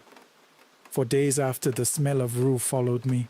It clung to my clothes, my hair, my hands, even after showers. My girlfriend asked if I'd been messing with witchcraft. I told her no, and she didn't believe me. I moved my stand to a different area. I stopped working that market. But sometimes when I'm alone and the city is quiet, I reach into my pocket and feel something cold there for half a second, like a coin that isn't mine. My advice is this: if someone pays you with something that feels wrong, don't take it just because you need it. Need is a door, and some things are waiting outside, smelling the crack. Let's move on to someone whose job puts them in the streets when the rest of us are trying to forget about our lives for a few hours. The trash route with no house numbers. Hello, Senor Williams, and hello to the people of Carreteras de la Oscuridad. My name is Carla Jimenez. I work nights on a garbage truck in Monterrey. I'm writing because people think our job is only disgusting, only noisy, only something you want to ignore. But there are nights when the trash is the least disturbing thing you pick up. Turn off the lights and listen. I wish I could tell you I'm exaggerating. I'm not. I started that job after my divorce. I needed something steady, something that didn't care what my face looked like after crying in the bathroom. I had a little boy to support, child support that wasn't coming, and a mother who kept saying, God closes one door and opens another. Like that made rent easier. Night shifts smell like rot and bleach mixed together. The inside of the truck cab is always damp, always sticky. The gloves never fully lose the odor, no matter how many times you wash them. You learn to breathe through your mouth and pretend it doesn't bother you. Our route that night was supposed to be simple. Residential streets, bins out front, quick pickups, then back to the station before sunrise. My partner Luis was driving. He was quiet most of the time, the kind of man who saves his words like they're money. We were working near an older neighborhood, the kind with cracked sidewalks and streetlights that buzz like insects. The air was colder than usual, and the wind carried the smell of rain even though the sky was clear. At first nothing felt strange. We hopped off, pulled bins, dumped them, moved on. The hydraulic arms groaned, the engine rumbled, and the whole night felt like routine. Then we turned onto a street that shouldn't have been on our route. I know that sounds dumb. Streets are streets. But we had the route memorized. And this one was too narrow, too dark, lined with trees that leaned over the road like they were listening. "Where are we?" I asked, peering at the GPS screen mounted on the dash. Luis frowned. "It's taking us around roadwork." I checked the map. The GPS showed a straight line. No detour, no roadwork icon. Just a blank stretch labeled with a name I didn't recognize. The streetlights here were different. Fewer, dimmer. And the houses didn't have numbers. I leaned forward, squinting at a mailbox. No painted digits, just rust. "That's weird," I muttered. Luis didn't answer. His knuckles were tight on the wheel. We reached the first stop, according to the GPS. And there was a bin out front already, like someone had been expecting us. It was older than our usual ones, metal instead of plastic, with a lid that didn't sit right. When I grabbed it, the metal was cold enough to sting through my gloves. I pulled it to the truck. It was heavier than it should have been. Luis hit the hydraulics. The arm lifted the bin, tilted it. Something inside slid, not with the loose sound of garbage, but with a single heavy shift, like one solid object. The bin dumped into the truck with a dull thud. Luis and I both looked at each other. "What was that?" he asked. I swallowed. "Maybe wet cardboard?" He didn't look convinced. We moved to the next stop. Same kind of bin, same cold metal, same heavy thud into the truck. By the third stop, my stomach was tight, not from smell, but from the sense that we were doing something we weren't supposed to be doing. The wind changed. It carried a new scent. Not rot, not bleach. Chlorine. Like a hospital hallway. I rubbed my arms, goosebumps rising. Luis glanced at me. You smell that? I nodded. And then we heard it. A small sound barely over the engine, like a shoe scuffing pavement behind us. I turned expecting to see a stray dog, a drunk, someone asking for a ride. The street behind us was empty. No movement, no shadows crossing. But the scuff came again, closer. Luis killed the engine. The sudden quiet made my ears ring. In that silence we heard something else. A child's breathing. Not a voice, not a cry. Just that soft, steady inhale and exhale like someone standing right next to the truck trying not to be noticed. My mouth went dry, I couldn't move. Luis whispered, "No." He didn't mean no like refusal. He meant it like a prayer. I forced myself to look down toward the side of the truck, and I saw small footprints in the dust on the pavement. Bare footprints. They started near the curb and led straight toward the truck, stopping right under the passenger door. No footprints leading away. Just those, ending as if the child had stepped into the air. I backed up fast, bumping into the side of the truck. My heart hammered. Luis grabbed my arm. "Get in," he hissed. I climbed into the cab so fast my knee banged the metal step. I slammed the door hard enough to make the whole truck shudder. Luis started the engine immediately. The diesel roar felt like relief, like noise could protect us. We rolled forward, leaving that street behind. But the chlorine smell stayed. And then from inside the truck's back compartment we heard something shift. Not the normal settling of trash. A deliberate movement. Like something crawling over bags. Luis's face went pale, his eyes darted to the rearview mirror. Even though you can't see into that compartment, it's sealed. It's supposed to be sealed. "Tell me you didn't see anything," he said. "I saw footprints," I whispered. "I saw..." He cut me off. "Don't." We drove faster, not reckless but desperate, like we were trying to outrun a thought. The GPS screen went blank. No map, no signal. Just a dark screen reflecting our faces. And in that reflection for a moment, I thought I saw a small shape in the back seat behind me. I turned so fast my neck hurt. The back seat was empty. But the air felt colder there, like the child's breath had moved inside the cab. Luis swore under his breath. He took the next turn without checking if it was correct, just following instinct, following any road that looked like it belonged to the living. We reached a main avenue, bright with real streetlights, real traffic. The chlorine smell faded slowly like it was reluctant to leave. Luis pulled into a gas station right under the lights, right beside other vehicles, and turned off the engine. We sat there, breathing hard. A man filling his tank glanced at our truck, then away. He didn't want to see us. I didn't blame him. Luis finally spoke, voice low. "My cousin told me something once, about a neighborhood they built over an old place, a place where kids... He stopped. His eyes were wet. "I don't want to say it." I nodded. My hands shook in my lap. We didn't open the back compartment until we returned to the station with supervisors and other workers. We made excuses about a mechanical issue, about GPS problems. When they finally opened it, the trash looked normal. Bags, boxes, broken furniture, spoiled food. But near the center, half buried, was a small plastic sandal. A child's sandal. Clean, no dirt, no rot. Just sitting there like someone placed it gently on top. Nobody claimed it. Nobody knew where it came from. The supervisors shrugged, annoyed like we were wasting time. Luis and I didn't argue. Because how do you explain a route that wasn't on your map? A street with no numbers? Footprints that stopped under a door? I quit that route. I asked for reassignment. They laughed, told me not to be dramatic. Luis didn't laugh. He transferred too. Sometimes when I take my son to school and watch his small shoes run ahead of me, I feel my stomach tighten. I think about that breathing beside the truck. My advice is this: if your GPS takes you somewhere that feels wrong, don't trust it. Technology doesn't know what's buried under a city, and some places still collect what they lost. Now let's hear from someone who spends his nights behind the steering wheel carrying strangers through dark streets where you never really know who gets in. The passenger who refused to blink. Hello, Senor Williams, and good night to everyone on Carreteras de la Oscuridad. My name is Adrian Morales. I'm a taxi driver in Ciudad Juarez. I decided to write because I used to listen to your stories during night shifts to stay awake, thinking the fear would keep me alert.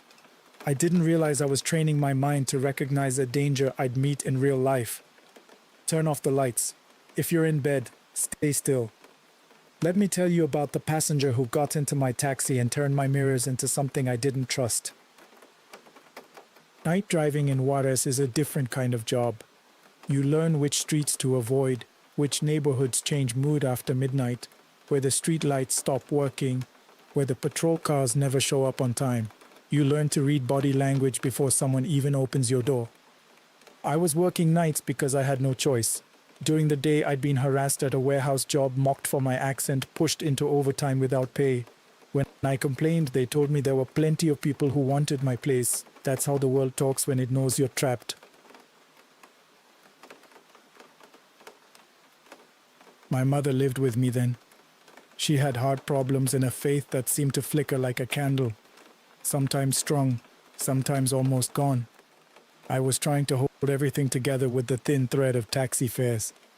That night, I was near a bus station waiting for a call through the app. The air smelled like dust and cold concrete. My car's heater was struggling, and the vents blew air that tasted faintly of engine oil. I sipped coffee that had been sitting in a thermos too long. The request came in, pick up near the edge of town, close to a stretch of road that leads toward the desert. The app didn't show a name, just a blank profile. I hesitated. But money makes you brave in the worst ways. I drove to the pin. The streets thinned. Houses became lots. Lots became dark gaps where anything could be hiding. The headlights swept over fences and stray dogs, and piles of broken furniture left like offerings to poverty. At the pickup point, someone stood near a streetlight that flickered. A man, tall, wearing a dark jacket and a baseball cap pulled low. His hands were in his pockets, shoulders slightly hunched like he was trying to be smaller than he was. I stopped. The car idled. My fingers tightened on the wheel. He opened the rear door and got in without a word. The air inside my taxi changed immediately. Not a smell, a temperature shift. Like cold stepping into warm. "Good night," I said, forcing normal. "Where to?" He didn't answer right away.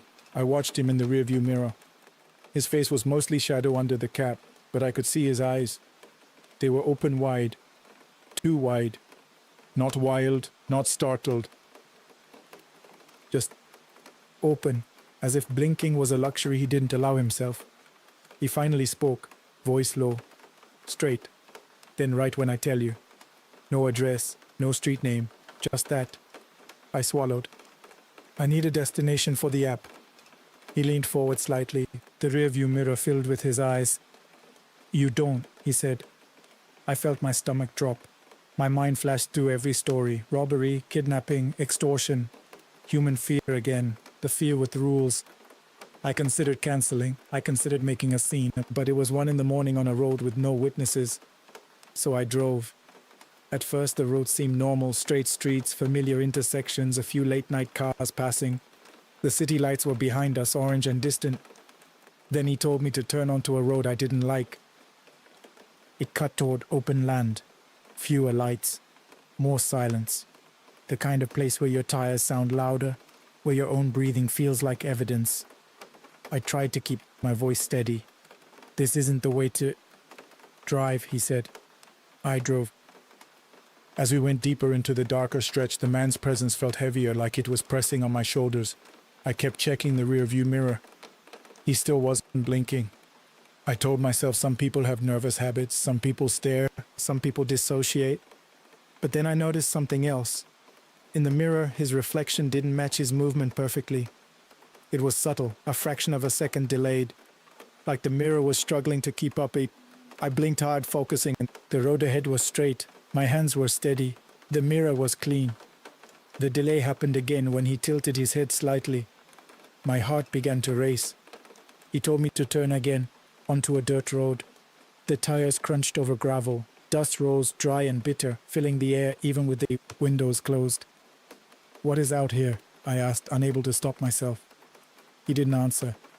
The app on my phone froze. The screen went dim. My signal dropped to nothing. The only light was my headlights cutting across scrub and scattered debris. Then I saw someone ahead. A figure standing on the road right where my headlights reached. I hit the brakes instinctively. The figure didn't move. It was shaped like a man, but wrong in the details, too still, too thin, like a coat on a post. My mouth went dry. In the rearview mirror, the passenger's eyes widened even more. He leaned forward, voice suddenly urgent. "Don't stop." My foot trembled on the brake. "There's someone—" "Don't," he repeated. The figure ahead remained still. The air inside the car felt colder, pressing against my cheeks. I did what he said. I eased off the brake, letting the car roll forward. As we approached, the figure's outline shifted. Not stepping aside, changing, like it was rearranging itself in place. And then, in the instant before my headlights fully hit it, it dropped low, fast, impossibly fast, and my brain registered an animal shape, a long body, a sudden flash of fur. A dog. No, not a dog. Something too large, too wrong in proportion, with legs that bent oddly. It vanished into the darkness off the road, leaving the air vibrating with the idea of movement. My hands were shaking so badly the steering wheel trembled. The passenger exhaled slowly, like he'd been holding his breath. "You saw it," I whispered. He didn't answer. But in the mirror, I saw his reflection do something I still can't forget. It smiled. His mouth didn't move in real life. I could see the line of his jaw, still. But in the mirror, his lips curved upward slightly, like the reflection had its own decision. I felt bile rise in my throat. We drove in silence until we reached a small cluster of houses barely visible, like they'd been placed there by accident. He told me to stop at a fence. He got out without paying. I leaned out the window, trying to keep my voice from breaking. "You didn't pay." He looked at me then, fully. Under the streetlight, I could finally see his face. He looked normal, tired, pale, human. But his eyes were still wide, still not blinking. "Don't go home yet," he said quietly. "Drive around until sunrise." Then he walked through the gate and disappeared into the darkness beyond the houses. I sat there frozen, my breath fogging the windshield. I wanted to leave. I wanted to slam the gas and never look back. But something stopped me. It wasn't fear of him anymore. It was the fear of what had crossed my headlights. I drove. I drove for hours, circling streets closer to the city, staying under lights, staying near people, pretending the world was normal. When I finally went home after sunrise, my mother was awake, sitting at the kitchen table. She looked at me and her face tightened. "You brought something with you," she whispered. I laughed, trying to deny it, but my voice sounded thin. That night as I tried to sleep, I saw the passenger in my mind, those eyes in the mirror, the reflection smiling when his face didn't. And when I got up to use the bathroom, I looked into my hallway mirror, and for half a second my reflection blinked a beat after I did. My advice is simple. If a passenger refuses to give you an address and asks you to drive into the dark, don't do it. Not because of robbery. Because some people aren't running from humans. They're running from something that can follow you by reflection. One more story before we move away from the steering wheel and into a house where the terror begins with cleaning supplies and quiet routines. Bleach under the door. Hello, Senor Williams, and good night to everyone in Carreteras de la Oscuridad. My name is Daniela Ortiz. I work as a domestic worker and caregiver, mostly nights, in a house on the outskirts of Tijuana. I decided to write because I heard a woman on your channel say that the scariest part was how normal everything looked right before it broke. That sentence stayed with me, because what happened in that house started with laundry. Turn off the lights. I'm sorry if this makes you check your hallway after. I took that job because I needed money fast. My younger brother had gotten into trouble and ended up with charges that our family couldn't afford to fight properly. The legal fees drained everything. My mother prayed. My father got quiet. I took whatever work I could. The house belonged to an older woman named Señora Elvira. She lived alone with a daughter who visited sometimes but never stayed long. The daughter always looked tense, like she was waiting for something to go wrong. My job was simple: keep the house clean, help Elvira with meals, check her medications, and stay overnight in case she needed assistance. The house was modern on the outside: tall walls, metal gate, security cameras that blinked red at night. Inside, it smelled like lemon cleaner and old perfume. The floors were polished tile that kept cold even in summer. The air felt still, like the house was holding its breath. Elvira wasn't unkind. She was just distant. She spoke softly, as if loud voices might wake something. The first week, nothing happened. I cleaned, cooked, folded laundry, listened to the hum of the refrigerator and the occasional far-off sound of traffic. On the 8th night, I noticed something small, a wet smell near the laundry room. At first, I thought it was a leak, but when I opened the door, the smell hit me hard. Bleach. Strong, sharp, burning the inside of my nose. The laundry room was clean. The bottles were on the shelf where I left them. The floor was dry, no spill. Still, the smell was heavy, as if someone had just poured bleach and closed the door to keep it trapped inside. I backed out, closing the door slowly. That night, around 2 in the morning, I heard a sound from the hallway. A soft dragging, like a mop head being pulled across tile. I sat up in the small guest room where I slept. The house was dark except for the faint blue glow of the security panel near the front door. The dragging sound came again. I held my breath, listening. Then I heard the faintest whisper, not words, just a hiss of air as if someone was breathing through teeth. My skin prickled, my mouth went dry. I got up and stepped into the hallway, barefoot on cold tile. The air smelled faintly of bleach. The hallway was empty. I checked the laundry room door. It was closed. I went back to bed, telling myself it was the pipes, the house settling, my own nerves. But the next morning, Elvira looked at me over her coffee and said, "You heard it, didn't you?" I froze. Heard what? She stirred her coffee slowly, the spoon clinking softly. "The cleaning." My throat tightened. "Maybe the pipes." She shook her head gently. "No." Her daughter arrived later that day, angry before she even entered the kitchen. She and Elvira argued in low voices, but I caught pieces. "Why do you keep her here?" Because I need help." "You're inviting it." I pretended not to listen. That's what you do in someone else's home. You become invisible. That night, the bleach smell came back, stronger. It seeped under the laundry room door into the hallway, a thin chemical fog that made my eyes water. I stood outside the laundry room, hand on the knob, fighting myself. I opened it. The room was dark. The smell was intense. My stomach turned. The washing machine lid was open, even though I'd closed it earlier. Inside there was water. Not running, not moving, just standing there, perfectly still, reflecting the faint light from the hallway like a black mirror. I leaned closer, and in that reflection, I saw something that wasn't behind me. A shape in the doorway. Tall, narrow. I spun around. The doorway was empty. My heart hammered. I felt dizzy, like the bleach had gotten into my lungs. I closed the lid hard and shut the door, locking it. I went to Elvira's room. She was awake, sitting up, staring at the wall. "Señora," I whispered, "is someone else in this house?" Elvira's eyes shifted slowly toward me.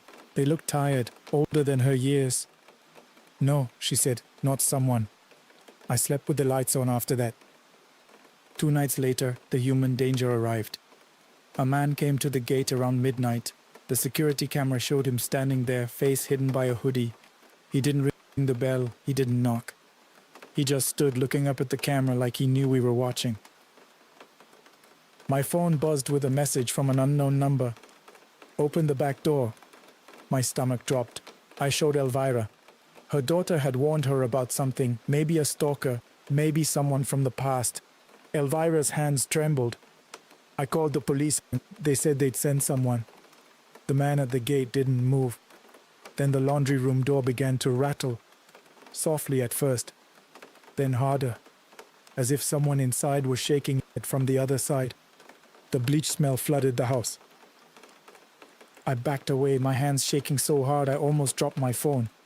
Elvira whispered a prayer under her breath. The man outside the gate lifted his head slightly as if he could smell the bleach too, even from outside. He stepped back from the gate, suddenly unsure. The laundry room door stopped rattling. The house went silent. Then, from the hallway mirror near the entryway, I saw movement. Not in the hallway. In the mirror. A dark shape sliding behind my reflection, close enough that I felt the cold on the back of my neck. I didn't turn. I couldn't. The man outside the gate walked away quickly, disappearing into the street lights like he'd decided the house wasn't worth the risk. The police arrived 30 minutes later. They found nothing. No man, no footprints, no damage. They smelled bleach and wrinkled their noses, annoyed like that was the only mystery here. I quit the next morning. Elvira didn't argue. She looked relieved and sad at the same time. As I left, she touched my hand gently. Her skin was warm, human. "Don't take it with you," she whispered. I laughed nervously, but my laugh sounded wrong in that house. That night, in my own small apartment, I woke up choking on the smell of bleach.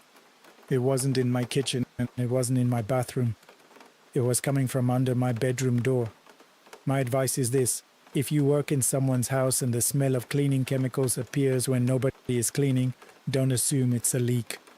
Some things tidy up after themselves. And they don't like witnesses. Room 7 keeps your keys. Hello, Senor Williams, and hello to everyone listening on Carreteras de la Oscuridad. My name is Sergio Valdez. I'm not proud of the reason I'm writing. I was a married man doing something stupid, meeting someone in a roadside motel outside Culiacan. I decided to write because I heard a story on your channel about a place that punished people without touching them. That's exactly what happened to me. Turn off the lights. If you're already in bed, I understand. This isn't a story you tell to feel better about yourself. It was a Wednesday night. I told my wife I had a late work meeting. That lie sat in my mouth like warm spit the whole drive.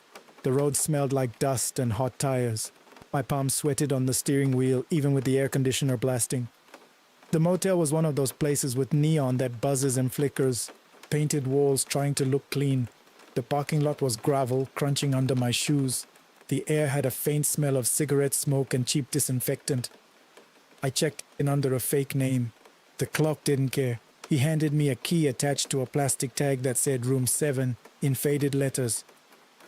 "Don't lose it," he said, not looking up. "It likes to stay."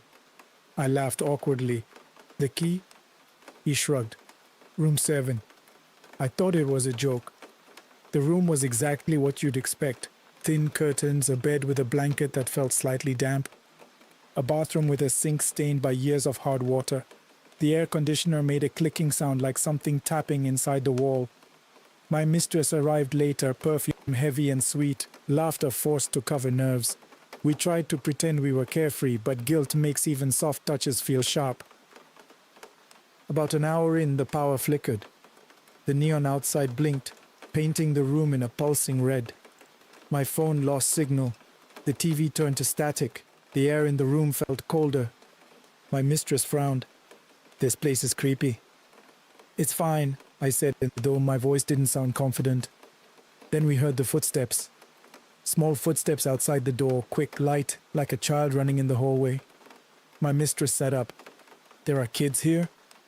"No," I said, remembering the emptiness of the parking lot. The footsteps stopped at our door. There was a soft scratch, like fingernails on wood. My mistress grabbed my arm. "Someone's messing with us."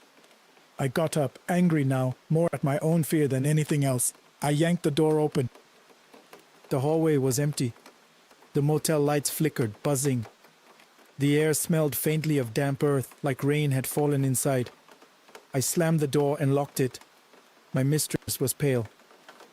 "Let's leave." I nodded too quickly. Yeah, let's go." I reached for my car keys on the small table. They weren't there. I stared at the table. I checked my pockets. I checked the bed, the bathroom counter. Nothing. My mistress's eyes widened. "Are you serious?" "I had them," I whispered. The air conditioner clicked again. Tap, tap, tap. Then I noticed something on the floor near the door. Small wet footprints. Not shoe prints, bare footprints. They led from the door into the room, then stopped beside the table where my keys had been. My chest tightened so hard I thought I might throw up. My mistress covered her mouth. What is that? I grabbed the motel phone and dialed the front desk. The line was dead. The TV static shifted, and for a second it sounded like whispering under the hiss. Not words, just breath and sound, like someone trying to talk through water. My mistress began to cry quietly. "Sergio, please." I forced myself to breathe. I went to the door, listening. Silence. I unlocked it slowly and cracked it open. The hallway was empty, but the fluorescent light above room 7 flickered harder than the others, as if it was struggling. I stepped out, leaving my mistress inside with the door partly open, and walked toward the front office. The hallway felt longer than it should have.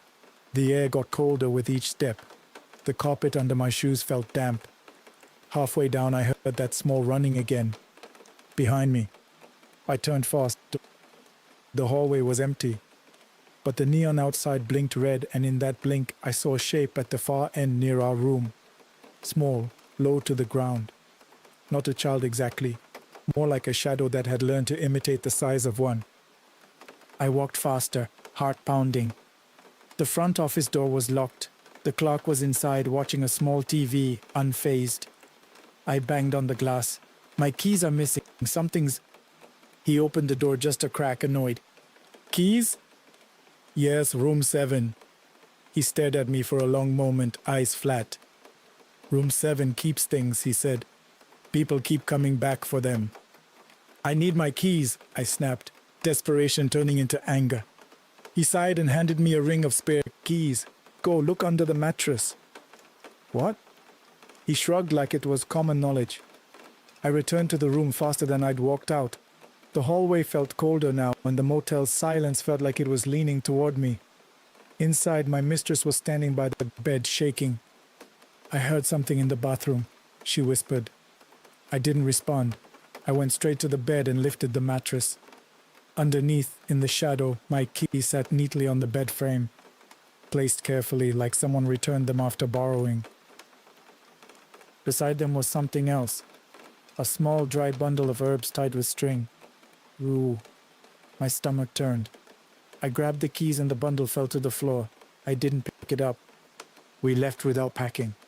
We ran across the gravel lot, the neon buzzing above us like a warning. As I unlocked my car, I felt something brush the back of my neck, cold as tile. I spun around. No one. We drove away fast, not speaking until the motel lights were far behind. At a gas station later, my mistress asked, voice trembling, "Do you think it was trying to scare us?" I stared at my keys in my hand. They felt heavier than before.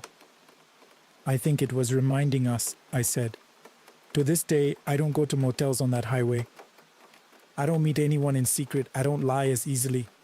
Maybe that's moral. Maybe it's just fear. My advice is this: don't rent a room that locals avoid. And if a clerk tells you a room likes to keep things, believe him. Because some places don't punish you with violence. They punish you by making sure you never forget what you did. The checkpoint that wasn't army. Hello, Senor Williams, and hello to everyone listening on Carreteras de la Oscuridad. My name is Paula Hernandez. I'm a bus driver, and I've run routes through northeastern Mexico for years, including stretches that people whisper about more than they talk. I'm writing because I heard a bus story on your channel once, and I thought, finally, someone understands that a bus is its own world. What happens inside it stays with you. Turn off the lights. This is about a checkpoint that looked official, until the night decided otherwise. I was driving a late route toward Tamaulipas, carrying a dozen passengers, mostly workers, and a couple of tired students. The bus smelled like fabric seats, cheap cologne, and the faint sourness of fast food eaten hours ago. The windshield had a thin film of dust that the wipers never fully cleared. My life at that time was already tense. My father had died recently, and I was struggling with guilt, feeling like I hadn't been there enough. I'd taken extra shifts to avoid sitting in grief at home. I told myself the road was easier than memory. We approached a checkpoint after midnight. From a distance, it looked like military. Cones, reflective vests, lights. But something felt wrong. The lights weren't the steady white of official equipment. They were warmer, flickering slightly, like old bulbs powered by a generator. My passengers grew quiet. You can feel fear spread on a bus like cold air. A man in a vest stepped into the lane and raised his hand. I slowed, readying my paperwork, trying to look calm. As the bus rolled closer, I saw the men more clearly. Their uniforms were almost right. Almost. The patches looked off. The boots were mismatched. One man held his rifle like someone who'd only seen rifles on TV. Fake checkpoint. Human danger. The kind every driver fears. I forced myself to keep my voice steady as I spoke to the nearest man through the crack in my window. "Good night. What's the procedure?" He leaned in and I smelled sweat and gasoline. His smile was thin. "Everyone off. Inspection." My passengers began to murmur. A woman clutched her purse. A student swallowed hard. I was calculating. If I refused, they could escalate. If I complied, my passengers were vulnerable. And then the temperature dropped. Not like a breeze, like the night itself had stepped closer. The bus's interior lights flickered once, twice. The man at my window paused, glancing toward the dark roadside as if he'd heard something. So did the other men. For a moment, the whole checkpoint went still, as if the road was holding its breath. Then, from the darkness beyond the cones, something moved. At first, I thought it was an animal, a dog crossing, a shadow. But it stood up. Tall, too tall, thin in a way that didn't look like hunger, but like an outline stretched. It didn't run. It didn't rush. It just appeared in the edge of the light, and the light seemed reluctant to touch it. One of the fake soldiers whispered something, voice cracking. Another backed up, his rifle lowering without meaning to. My passengers began to whimper softly. Someone prayed under their breath. The shape moved closer, just a step. The man at my window turned his head toward it, and I saw his face lose color. He didn't shout. He didn't act tough. He just stepped away from my bus slowly, like he didn't want to draw attention. The bus lights flickered again, and in that brief change, I saw the shape's legs. They bent the wrong way, like an animal's legs under a human coat. A nawa. That word came uninvited into my mind, pulled from stories my grandmother told when I was a child. Stories I'd laughed at later. The fake soldiers began to retreat, not running, but moving like men trying not to trigger a predator. The shape tilted its head. No words, no explanation. Just that slow, curious movement. Then the bus's horn blared suddenly, loud and harsh. I didn't press it. My hands were still on the wheel, frozen. The horn blared again as if the bus itself had decided to scream. The fake soldiers panicked. One tripped over a cone. Another shouted at the others to move, to leave. They scattered into their vehicles and sped away, tires spitting gravel. The road ahead cleared. The shape remained in the light for a moment longer, just standing, watching. Then it stepped back into the darkness and vanished like it had never been there. The bus horn stopped. The interior lights stabilized. I sat there shaking, surrounded by passengers who didn't know whether to thank God or fear him. A man near the front leaned toward me, voice trembling. "Driver, what was that?" I swallowed hard. "I don't know," I lied, because the truth felt too old and too real. I drove forward, leaving the cones behind, leaving the spot where the night had opened its mouth. We didn't speak for the rest of the route. When I dropped off the last passenger, the sun was beginning to rise, pale and weak. I parked the bus and sat alone, hands still trembling. Later, when I told another driver about the fake checkpoint, he nodded grimly. When I mentioned the shape, he didn't laugh. He just said, "Some roads protect themselves, and not for us, for their own reasons."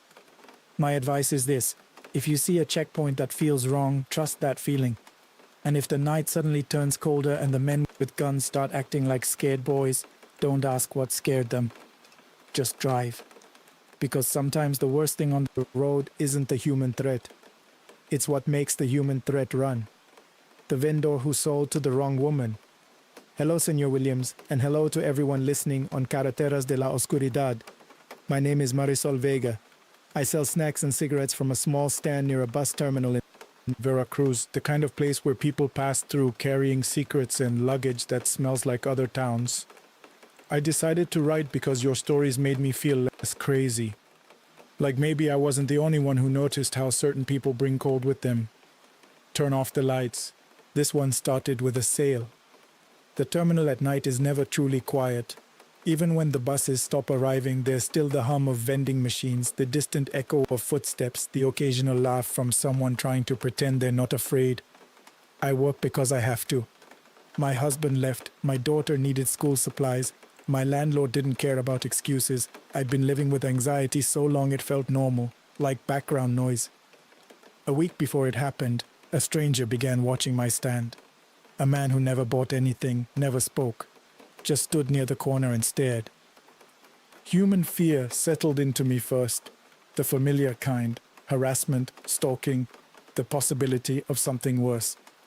Then one night, an older woman approached my stand.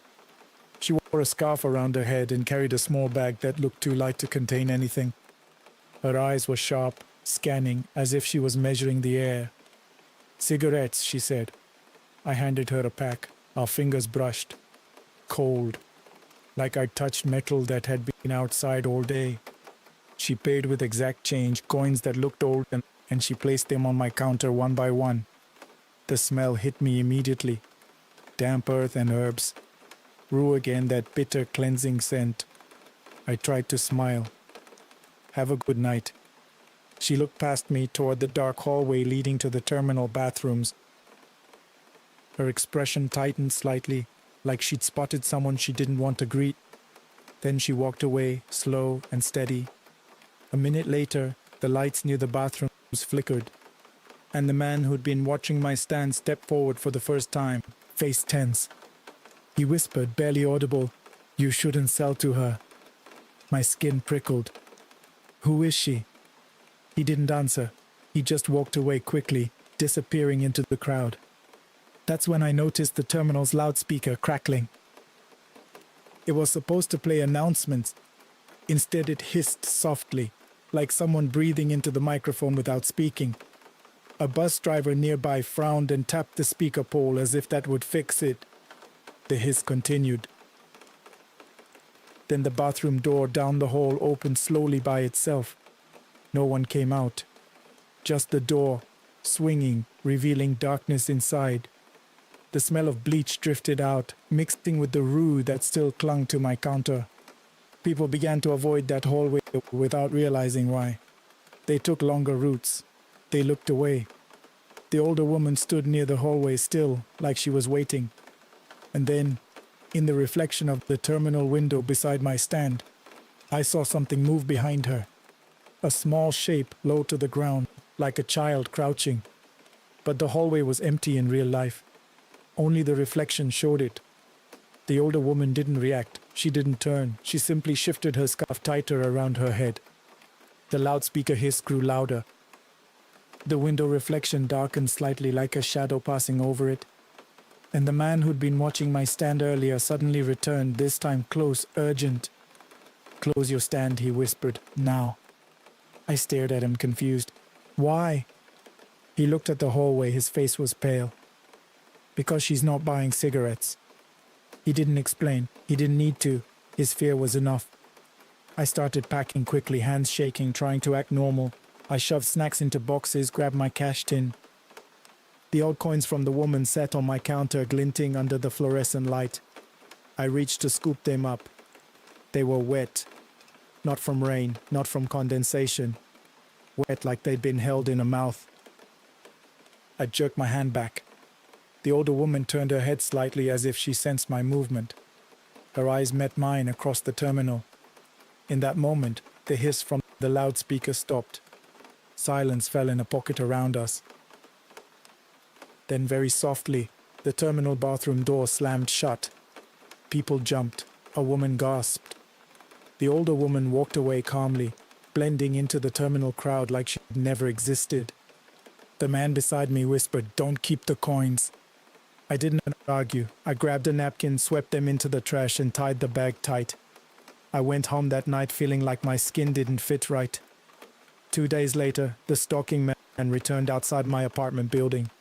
Human fear again, immediate, real. He approached me in the stairwell, voice low. "You threw away her money." I froze.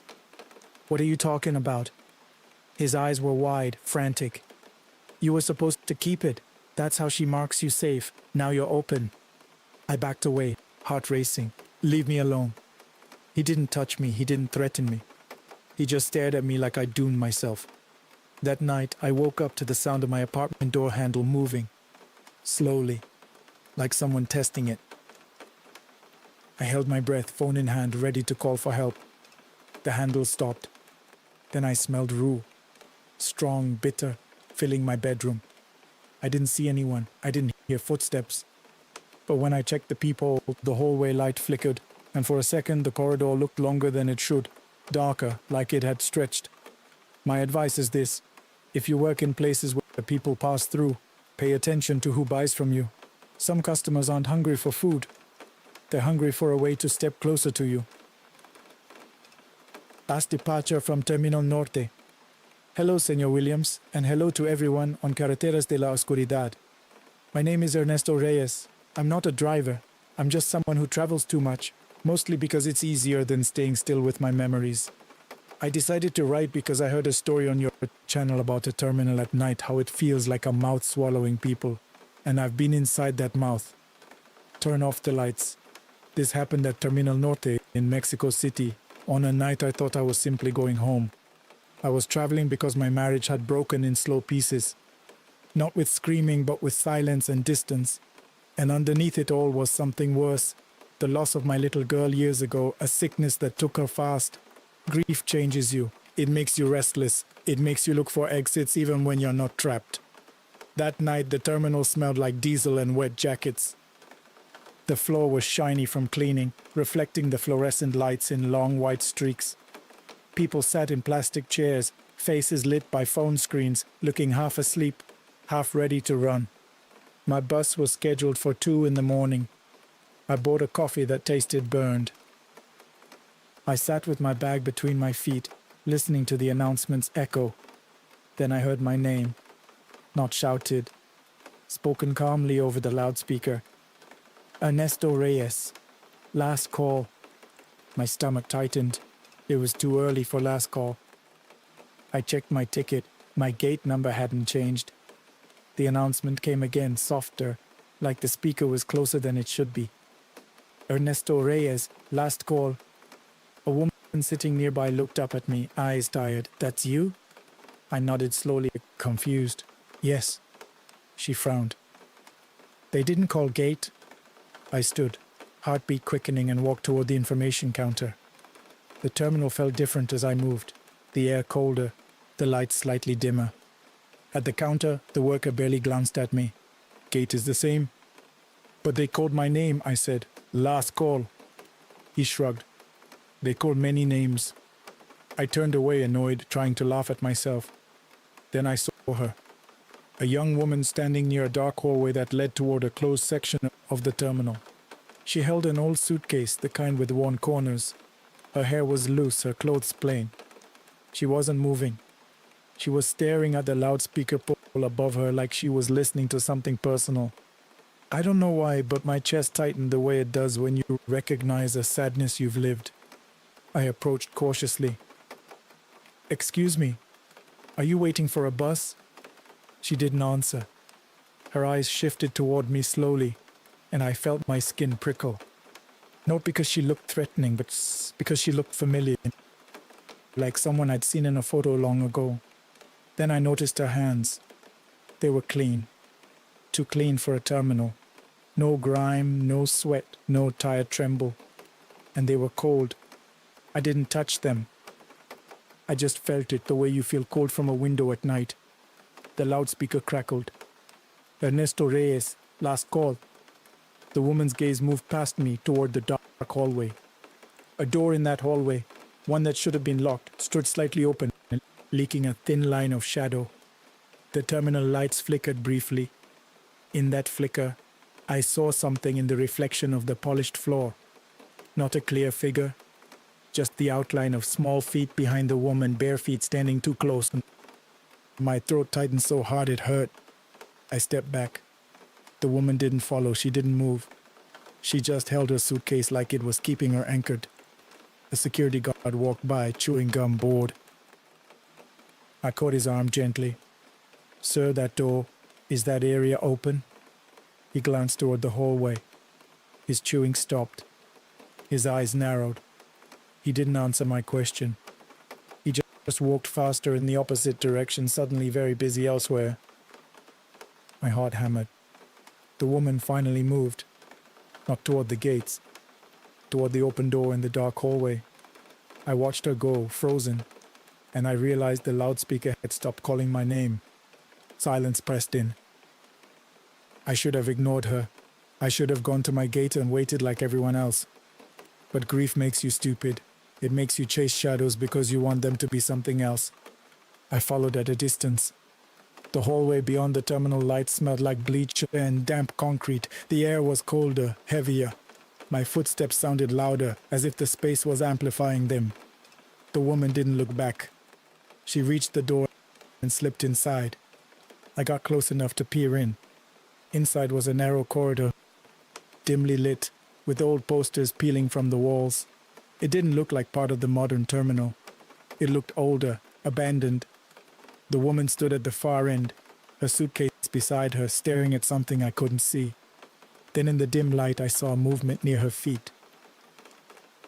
Small, quick like a child shifting weight. But no child appeared. Only the suggestion of one. My chest tightened. My eyes burned. I thought of my daughter. Her small shoes. Her laugh. The way hospitals smell like bleach and loss.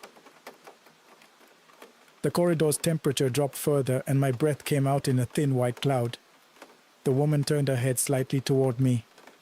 Her eyes were wet, not with tears falling, wet like glass after fog. She lifted her hand slowly and pointed, not at me, past me, back toward the terminal. A warning. I stumbled backwards, suddenly terrified in a way I hadn't felt in years. Not scared of dying. Scared of being pulled into something that wasn't meant for the living. I backed out of the hallway, heart hammering, and the door behind me creaked softly as if it wanted to close. I ran. I ran back into the bright terminal, into the noise, into the crowd, gasping like I'd been underwater. My bus was boarding.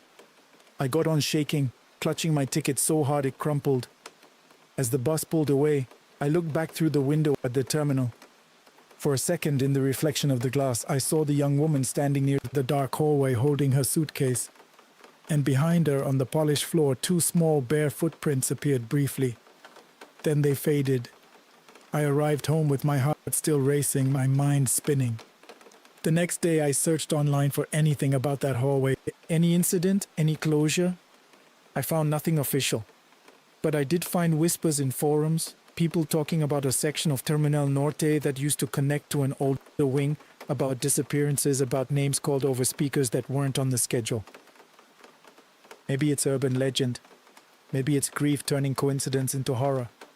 All I know is this: sometimes the terminal calls you the way memory calls you. And if you answer, you might not come back the same. My advice is simple: if you hear your name called for a bus you don't recognize, don't follow it. Stay in the light. Stay with the living. Because not every departure is on a timetable, and not every arrival is home. Welcome everyone to another night on the dark roads. Tonight, as always, we bring you stories sent by our community. Real people, ordinary lives, extraordinary terrors. Because fear doesn't live in movies or novels. It lives on the highway at 3 a.m., in the kitchen of a house that's too quiet, in the rearview mirror of a truck traveling a road that has no name on any map. Get comfortable, or don't. Because the terror that comes from the everyday is the kind that never fully lets you go. The mile marker that wasn't there.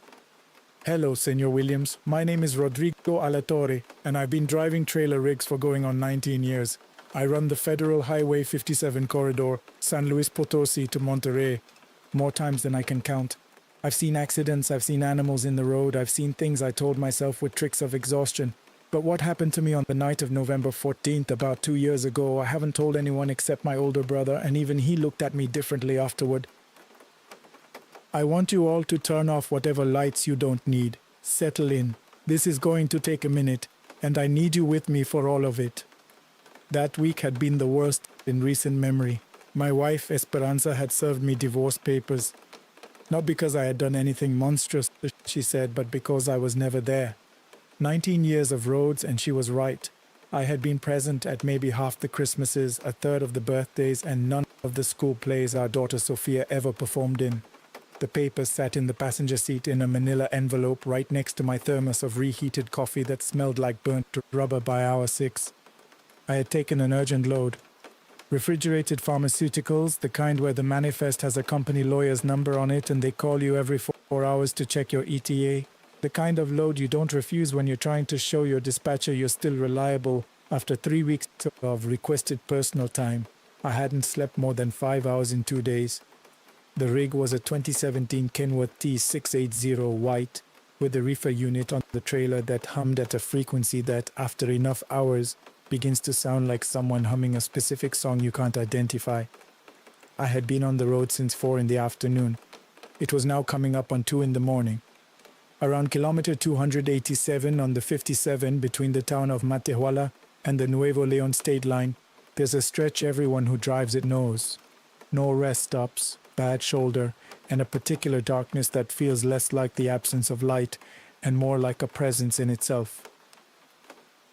Truckers call it El Corredor del Silencio, the silence corridor, because your radio almost always loses signal there, regardless of what stations you've programmed. That night it lost signal right on schedule.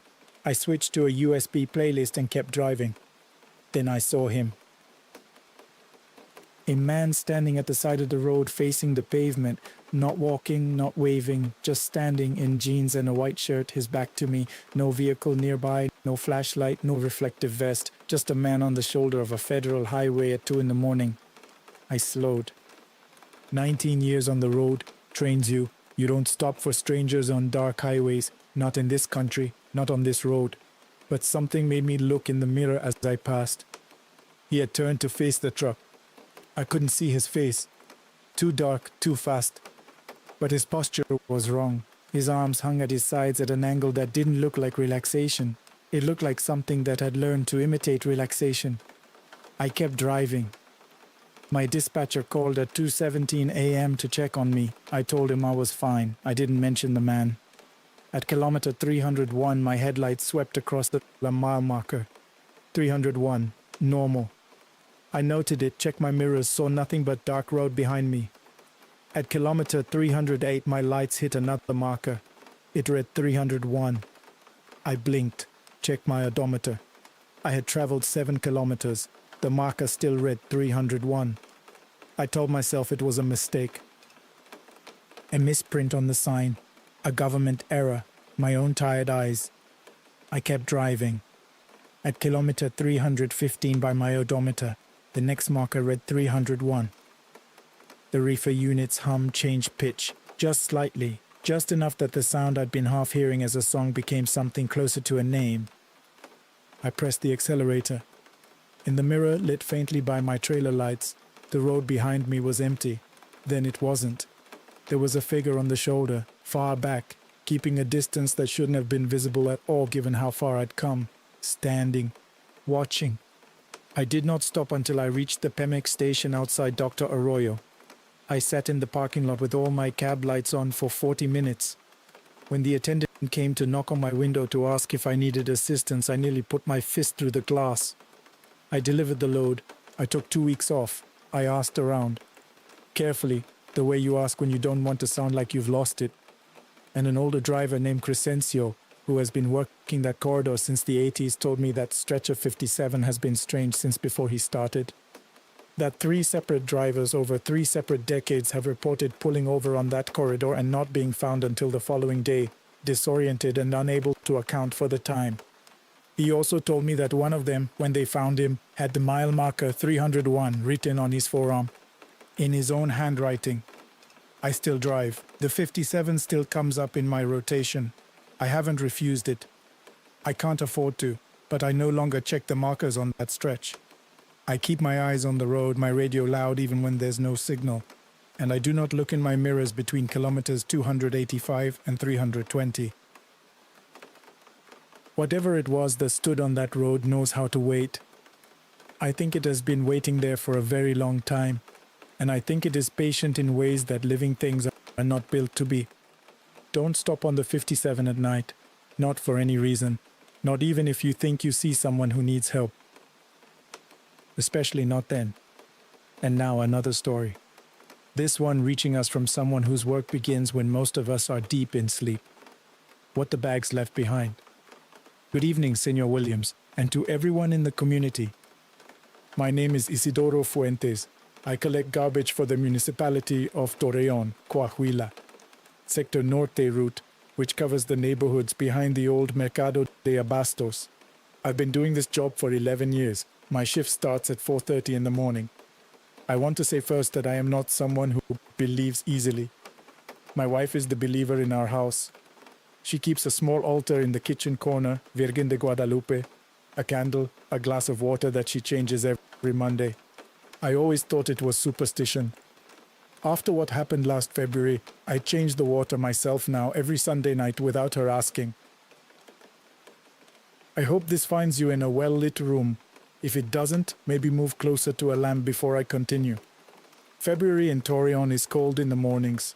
Not mountain cold, but the kind of dry desert cold that gets through your jacket at the collar and sits on your chest.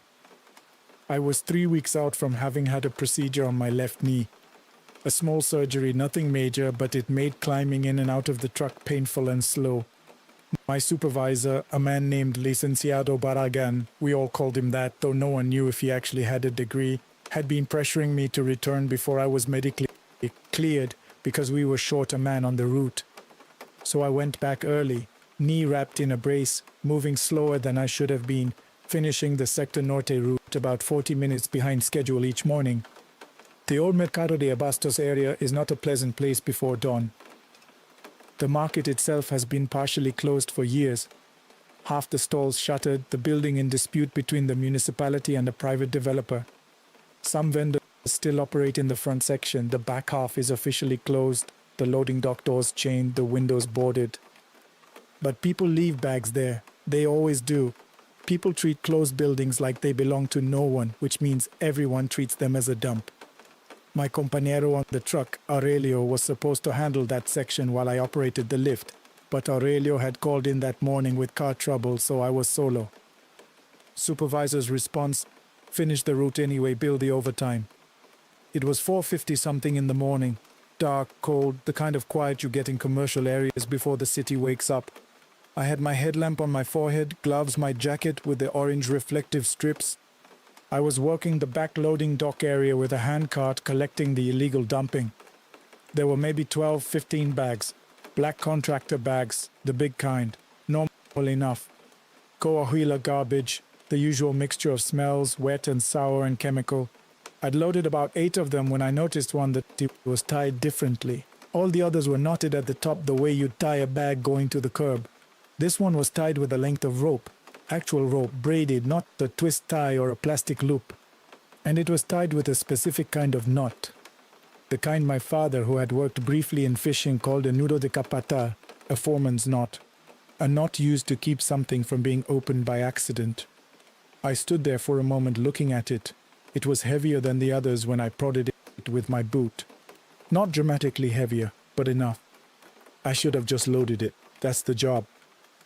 You don't open the bags, you move the bags. But the knot bothered me, and the weight bothered me.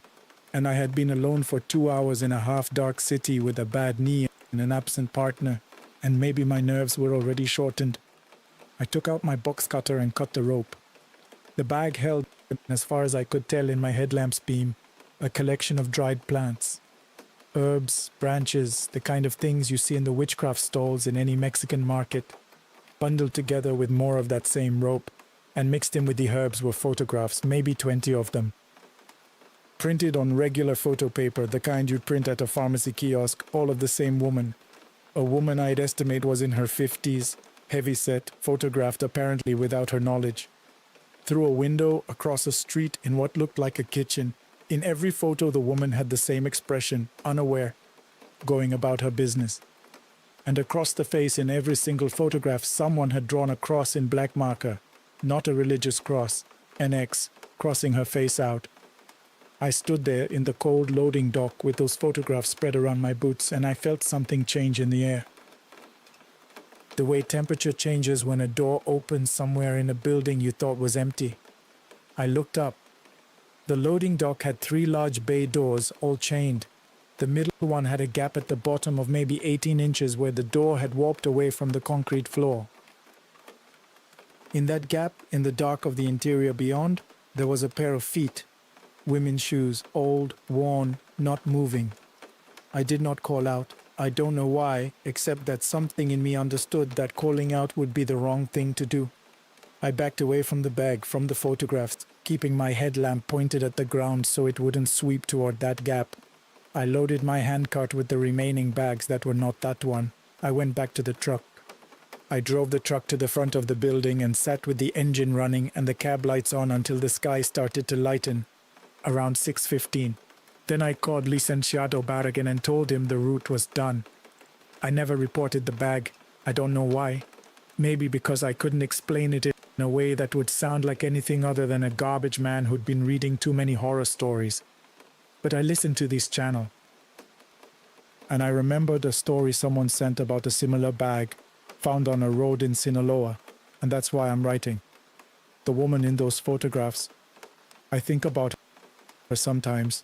I wonder if she's all right. I have no way of knowing and no way of finding out. I still do the Sector Norte route, but I don't work the Mercado loading dock alone anymore. I've told Aurelio that he doesn't get to call in sick on that day without clearing it with me personally first. He thinks I'm being unreasonable. Let him think what he wants. From the streets of Coahuila, we move now to the interior of a home where the danger was closer than the walls.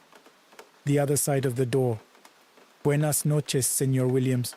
My name is Consuelo Vargas. I'm a domestic worker. I clean houses. I take care of elderly people. Sometimes I cook. I've been doing this since I was 17 years old and I'm 42 now. I've worked in houses in Guadalajara, in Puerto Vallarta, and for the last 6 years in Monterrey, where I live in a small room I rent in a vecindad in San Nicolás de los Garza.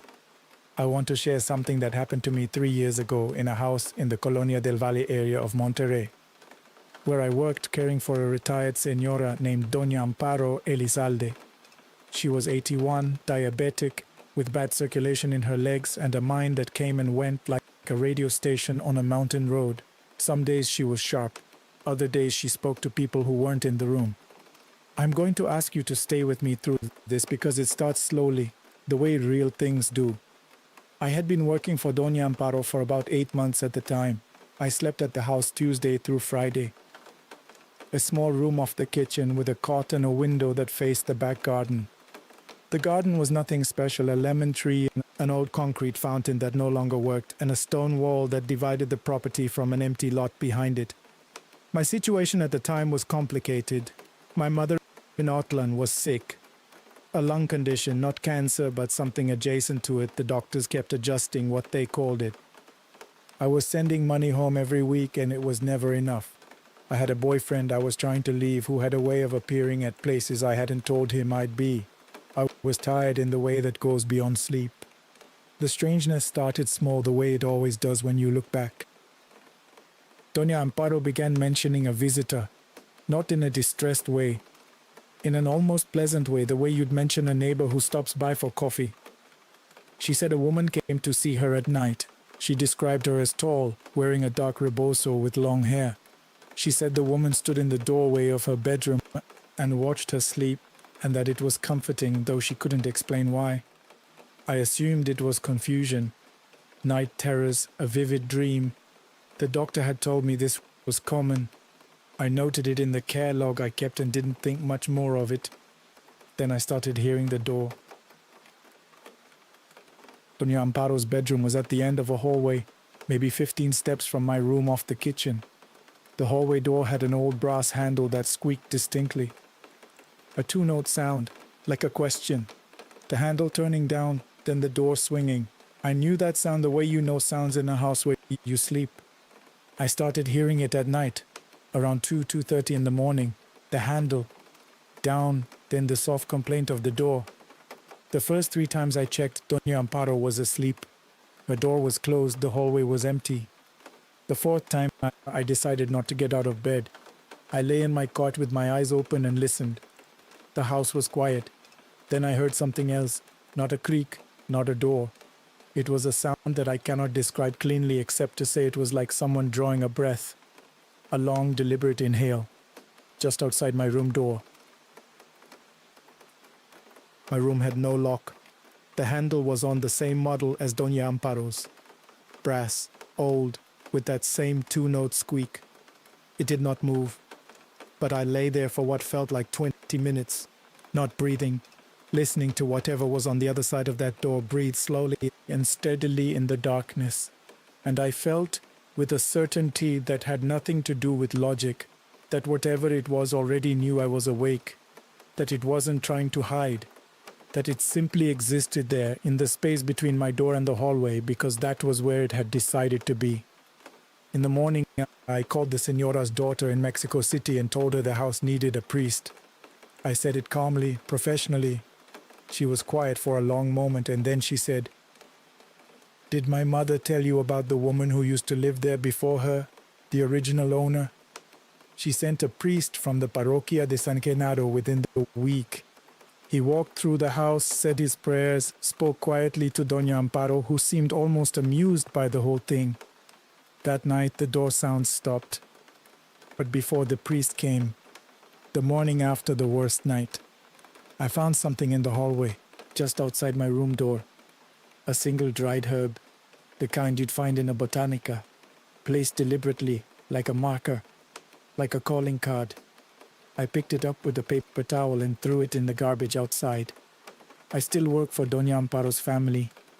A different house now, in San Pedro. The señora herself passed away the following year. Peacefully, the daughter told me. I sometimes think about what she said in her good moments. That the woman in the doorway was comforting. That she didn't mind the watching. I minded it for her. Another story now from someone who carries other people's silence for a living. Passenger in seat 14. Hola, Señor Williams. I'm Armando Quinones, first-class bus driver for a long-haul company.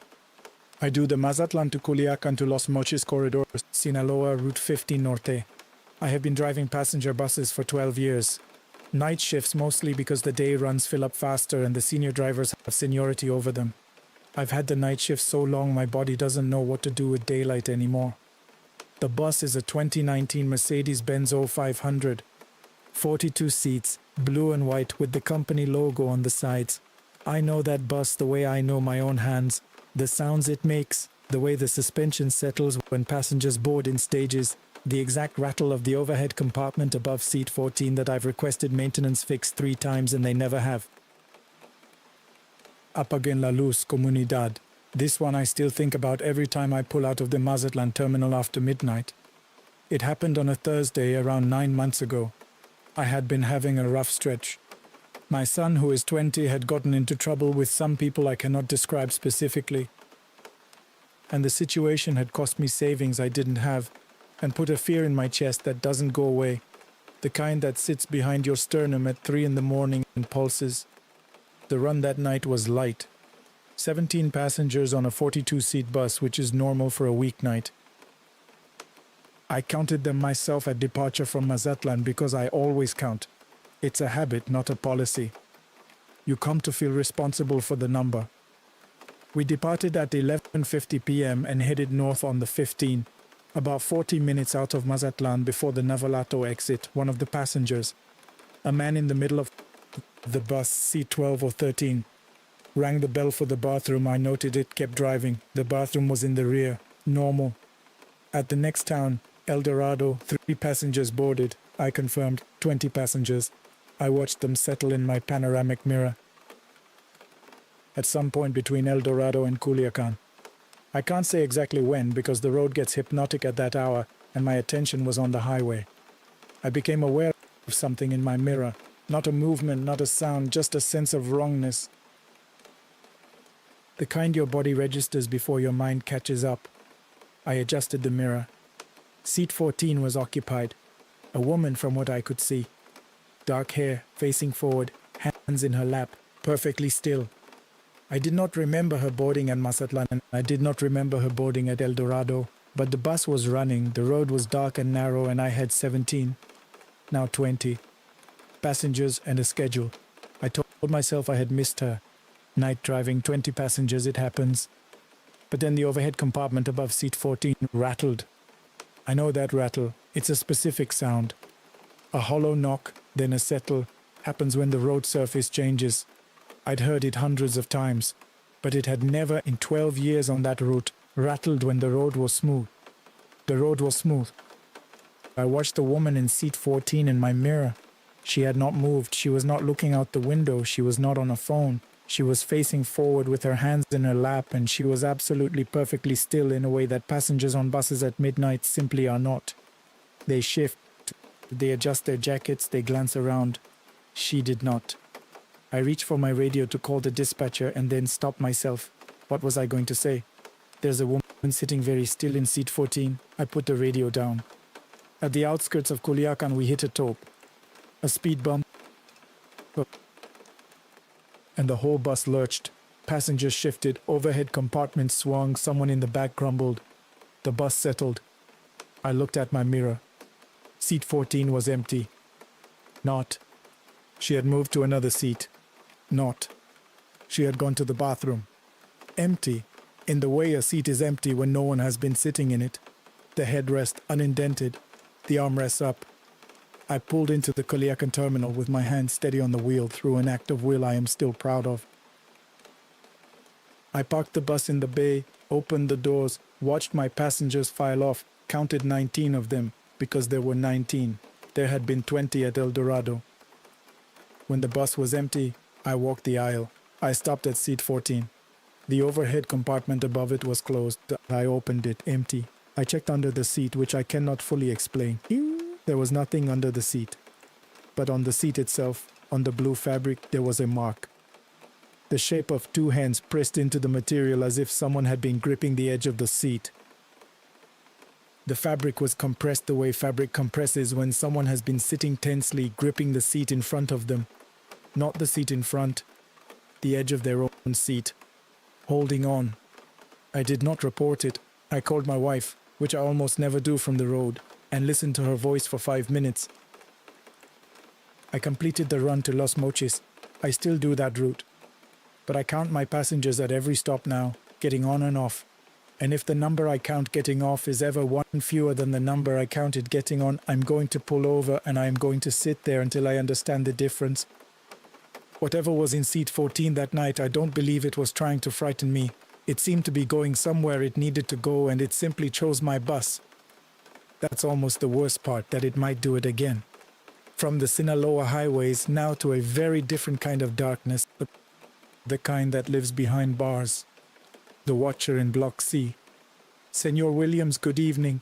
I'm going to call myself only Gustavo. The people who need to know my last name already know it, and I'd rather not advertise it further. I was incarcerated at the Centro de Reinserción Social of Apodaca, Nuevo León. What most people call Cerezo Apodaca. For 3 years, released 18 months ago. I'm not going to discuss my case. That's not what this is about. I found this channel in the outside world. A cousin of mine sent me a link when I got out.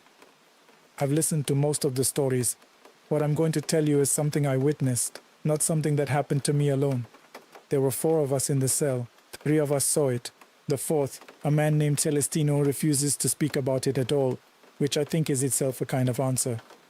Let me put you in this space first. Block C at Cerezo. Apodaca is a general population block, double-tiered, concrete floor, fluorescent lights that hum and flicker depending on the hour. The smell is layered. Disinfectant over sweat over something older and more animal that no amount of cleaning removes. The block holds around 80 men at capacity. We were above capacity, as always. My cell had 4 bunks for 4 men.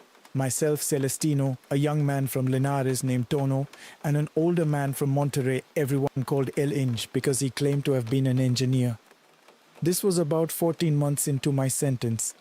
Summer, which in that building means the concrete holds the day's heat through the entire night.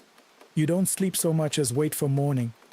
One of the rituals in that block, not official, not organized, just a thing that happened, was that the lights in the corridor outside the cells were sometimes turned to low around midnight by an agreement between the guards on night shift and the block's informal leadership, not full dark, but dim enough that men could sleep.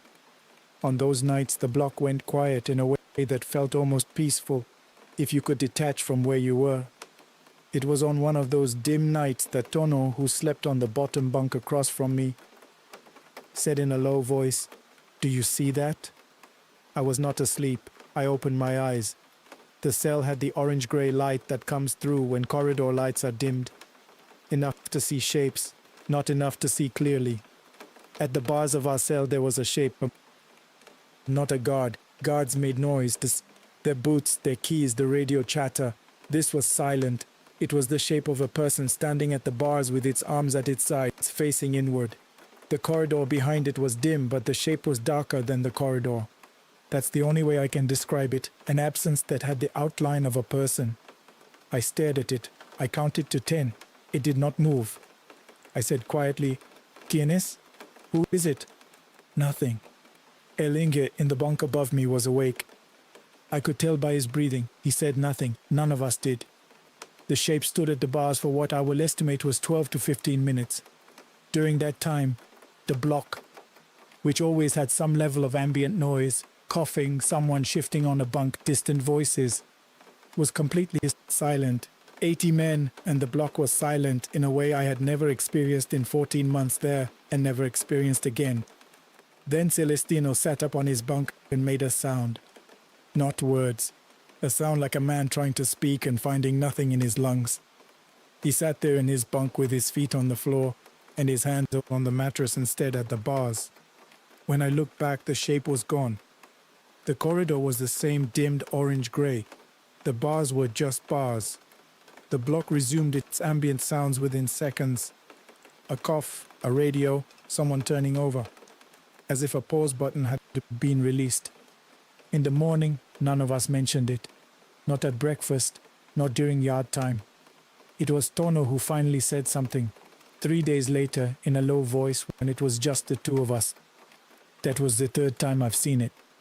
He said it had first appeared 6 months before I was assigned to that cell, that the previous occupant of my bunk, a man from Tamaulipas who had been transferred to another facility, had told Tono the week before his transfer that the figure appeared before something happened on the block, a fight, a death, a sweep. I asked Tono what had happened after each of the previous times he'd seen it. He told me. I'm not going to repeat what he said because some things you don't share outside the walls.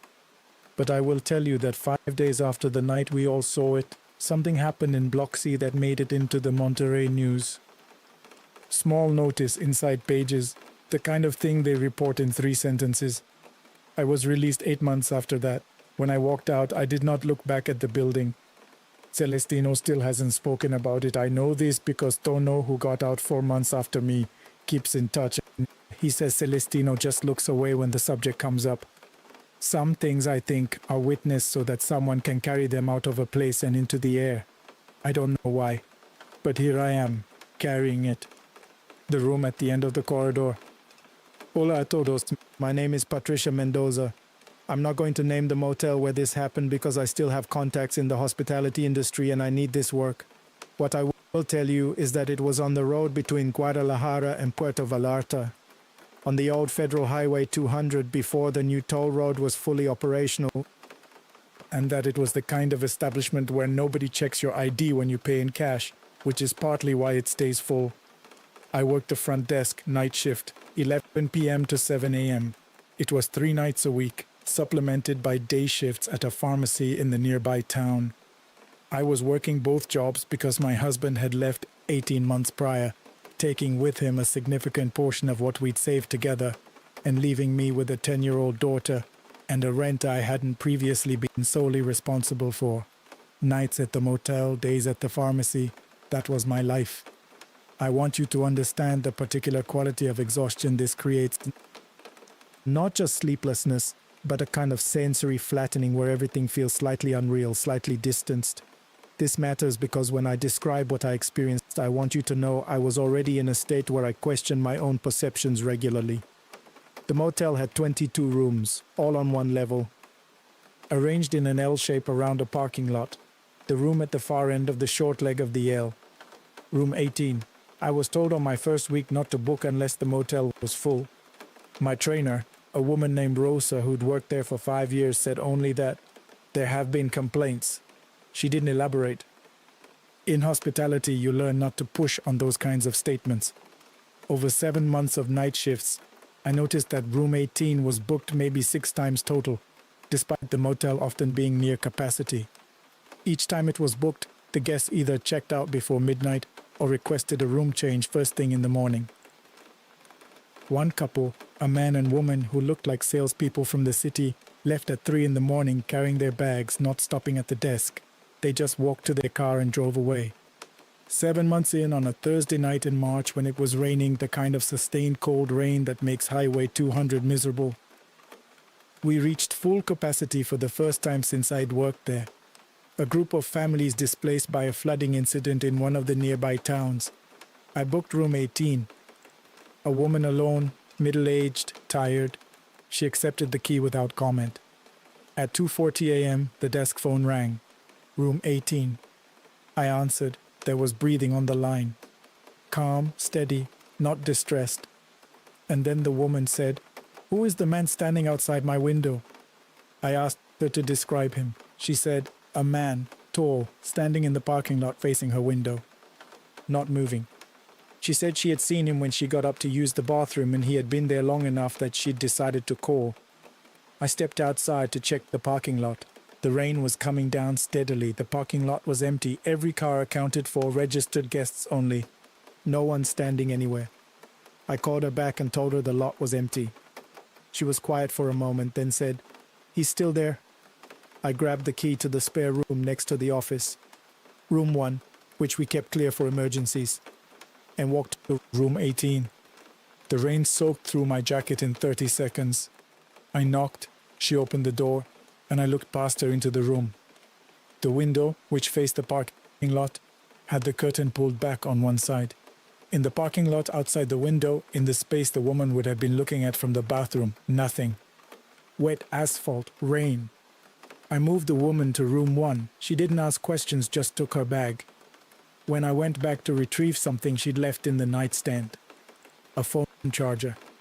I stood in room 18 alone for approximately 20 seconds, and in those 20 seconds I became aware of a smell.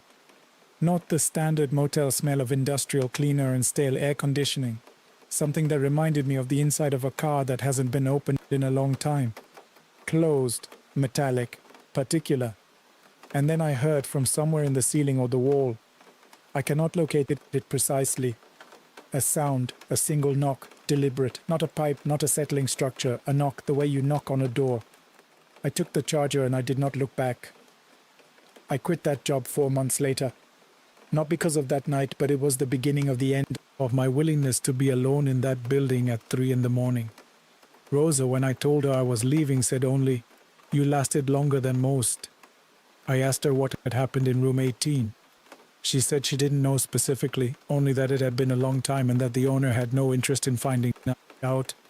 Some rooms hold things. I don't know the theology of it. I only know that whatever is in room 18 at that motel on the old 200 is still there, and the owner is still renting it when there's no other option, and there will always be a night when there's no other option. Don't take a room at the end of a corridor. Not in a motel on a dark road where nobody asks your name. The dog on the Federal Road.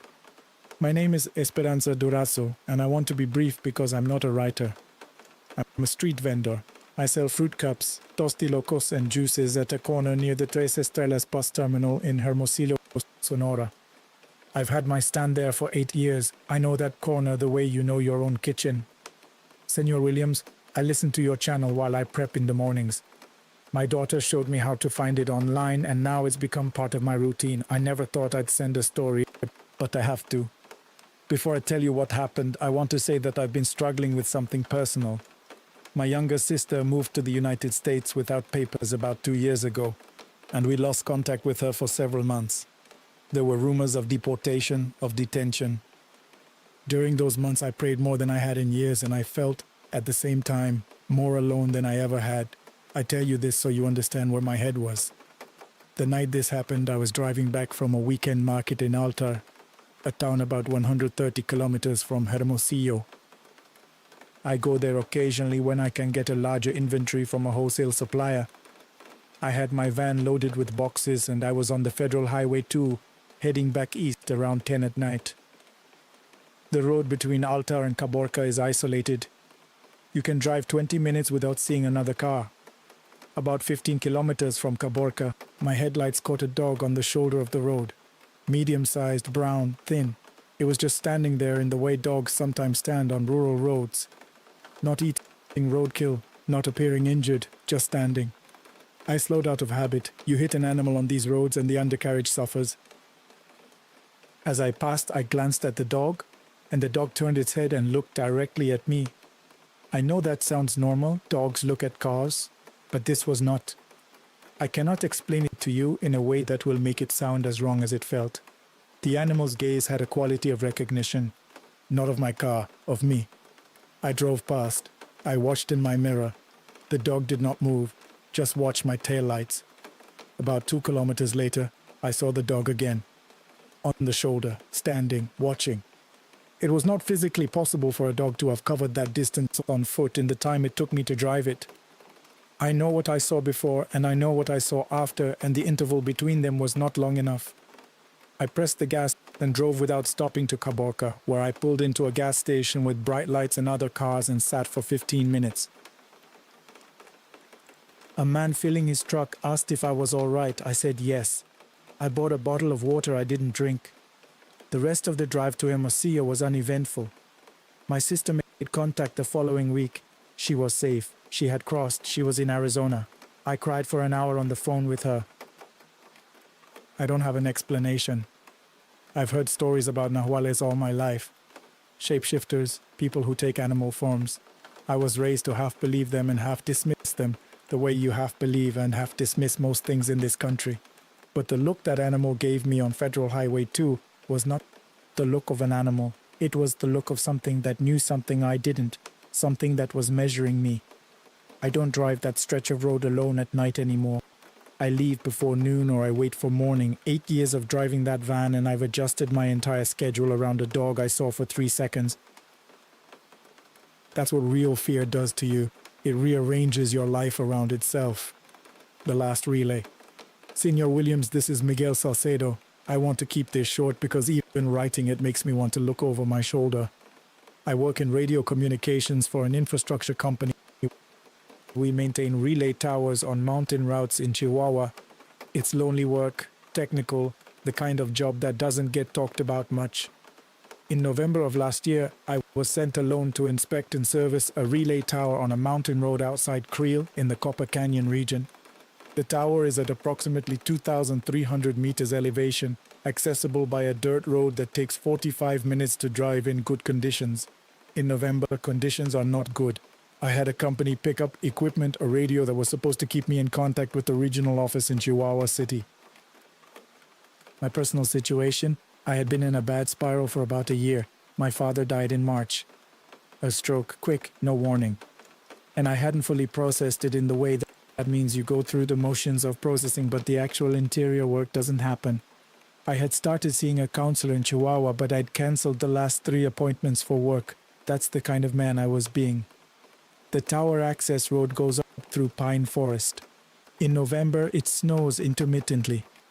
Not heavy, but enough to make the road treacherous.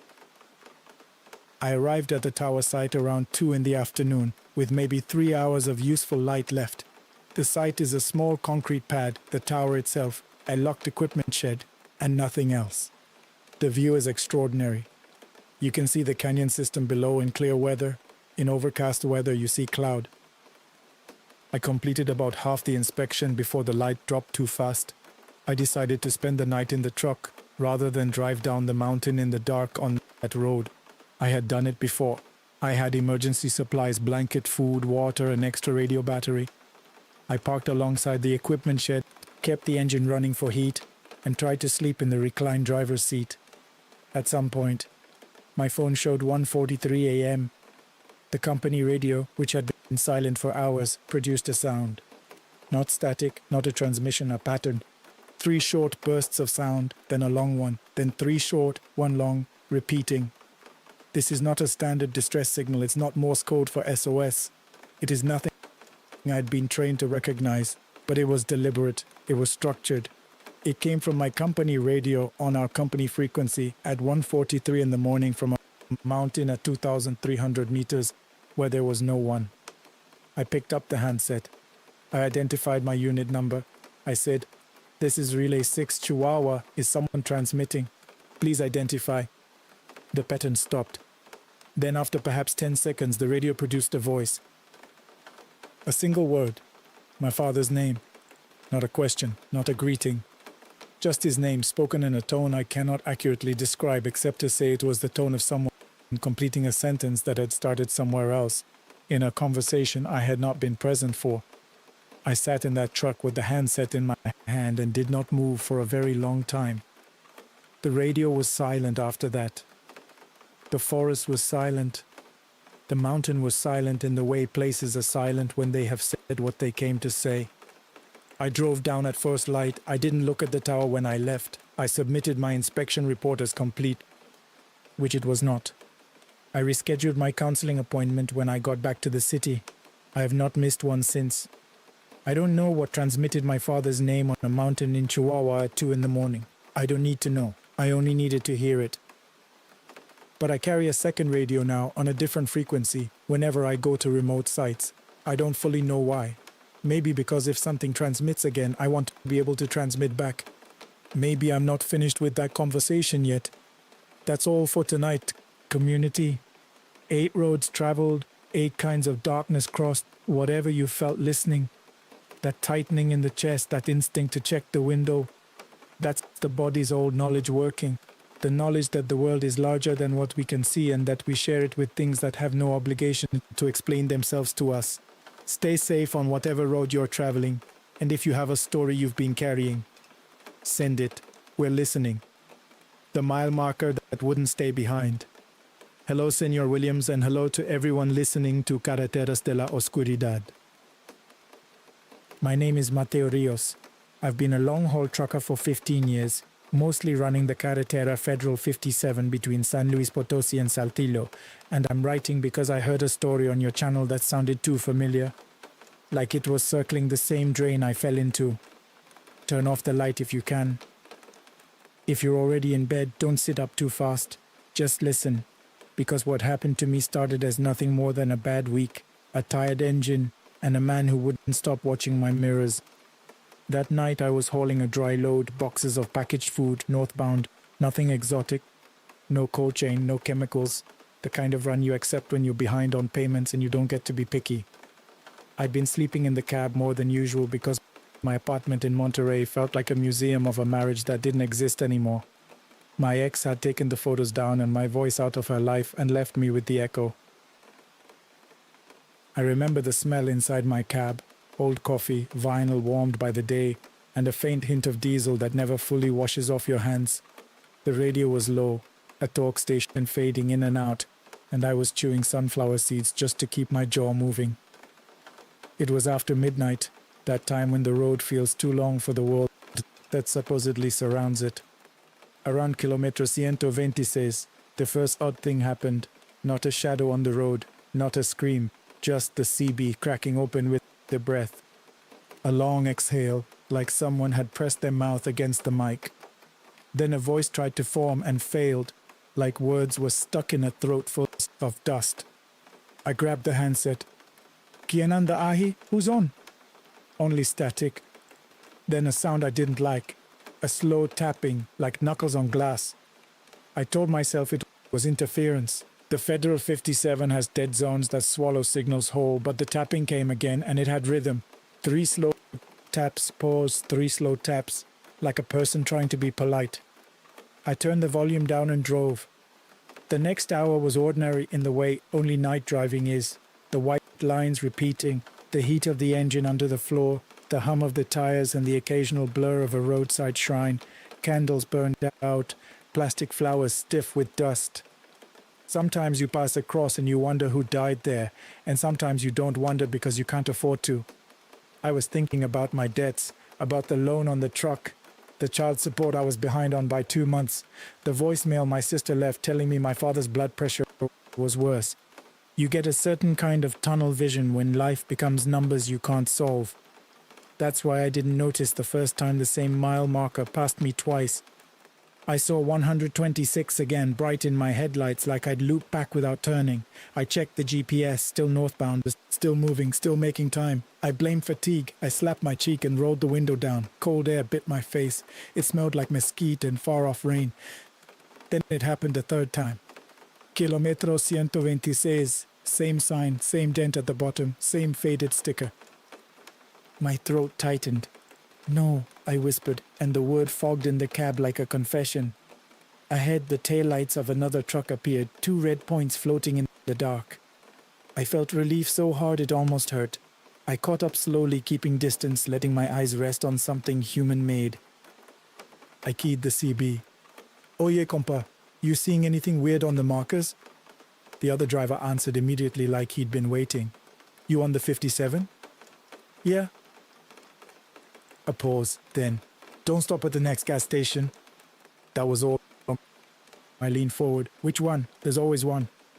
But the other truck's taillights flickered, and the CB filled with the same tapping again. 3 slow knocks, pause, 3 slow knocks, like the road itself had learned a habit. I should have listened. But I was running low on fuel, and my stomach was a hollow, angry thing. When the lights of a Pemex station finally rose out of the darkness, I took the exit like a thirsty man takes water. The station looked half asleep. 1 row of pumps, a small store, harsh fluorescent lights that made everything look sick. The air smelled like gasoline and fryer oil. A stray dog lay under a bench with its nose on its paws, eyes open like it didn't believe in rest. Inside the store, a young attendant in a green uniform rang up my coffee without looking at me. His eyes were fixed on the window like he was watching for someone to enter. You okay? I asked in Spanish. He swallowed. Pay and go, senor. I thought he was being rude until I saw why. A pickup truck parked sideways near the air pump, blocking part of the lot. Its windows were dark, the kind of tint that turns a vehicle into a sealed secret. 2 men leaned against it, not talking, not smoking, just existing, watching the pumps, watching the store, watching me. The attendant slid my change across the counter with trembling fingers. No se tarde, he murmured. Don't take long. Outside, while the pump clicked and fuel flowed, one of the men approached, close enough for me to smell cologne over the gas fumes. Truck's nice, he said, smiling without warmth. You running to Saltillo?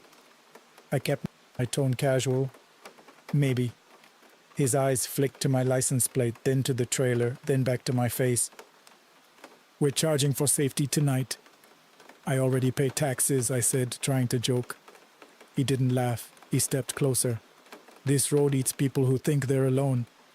In the corner of my eye, I saw movement, someone walking behind my trailer. I turned fast, ready to confront another thief, and my words died.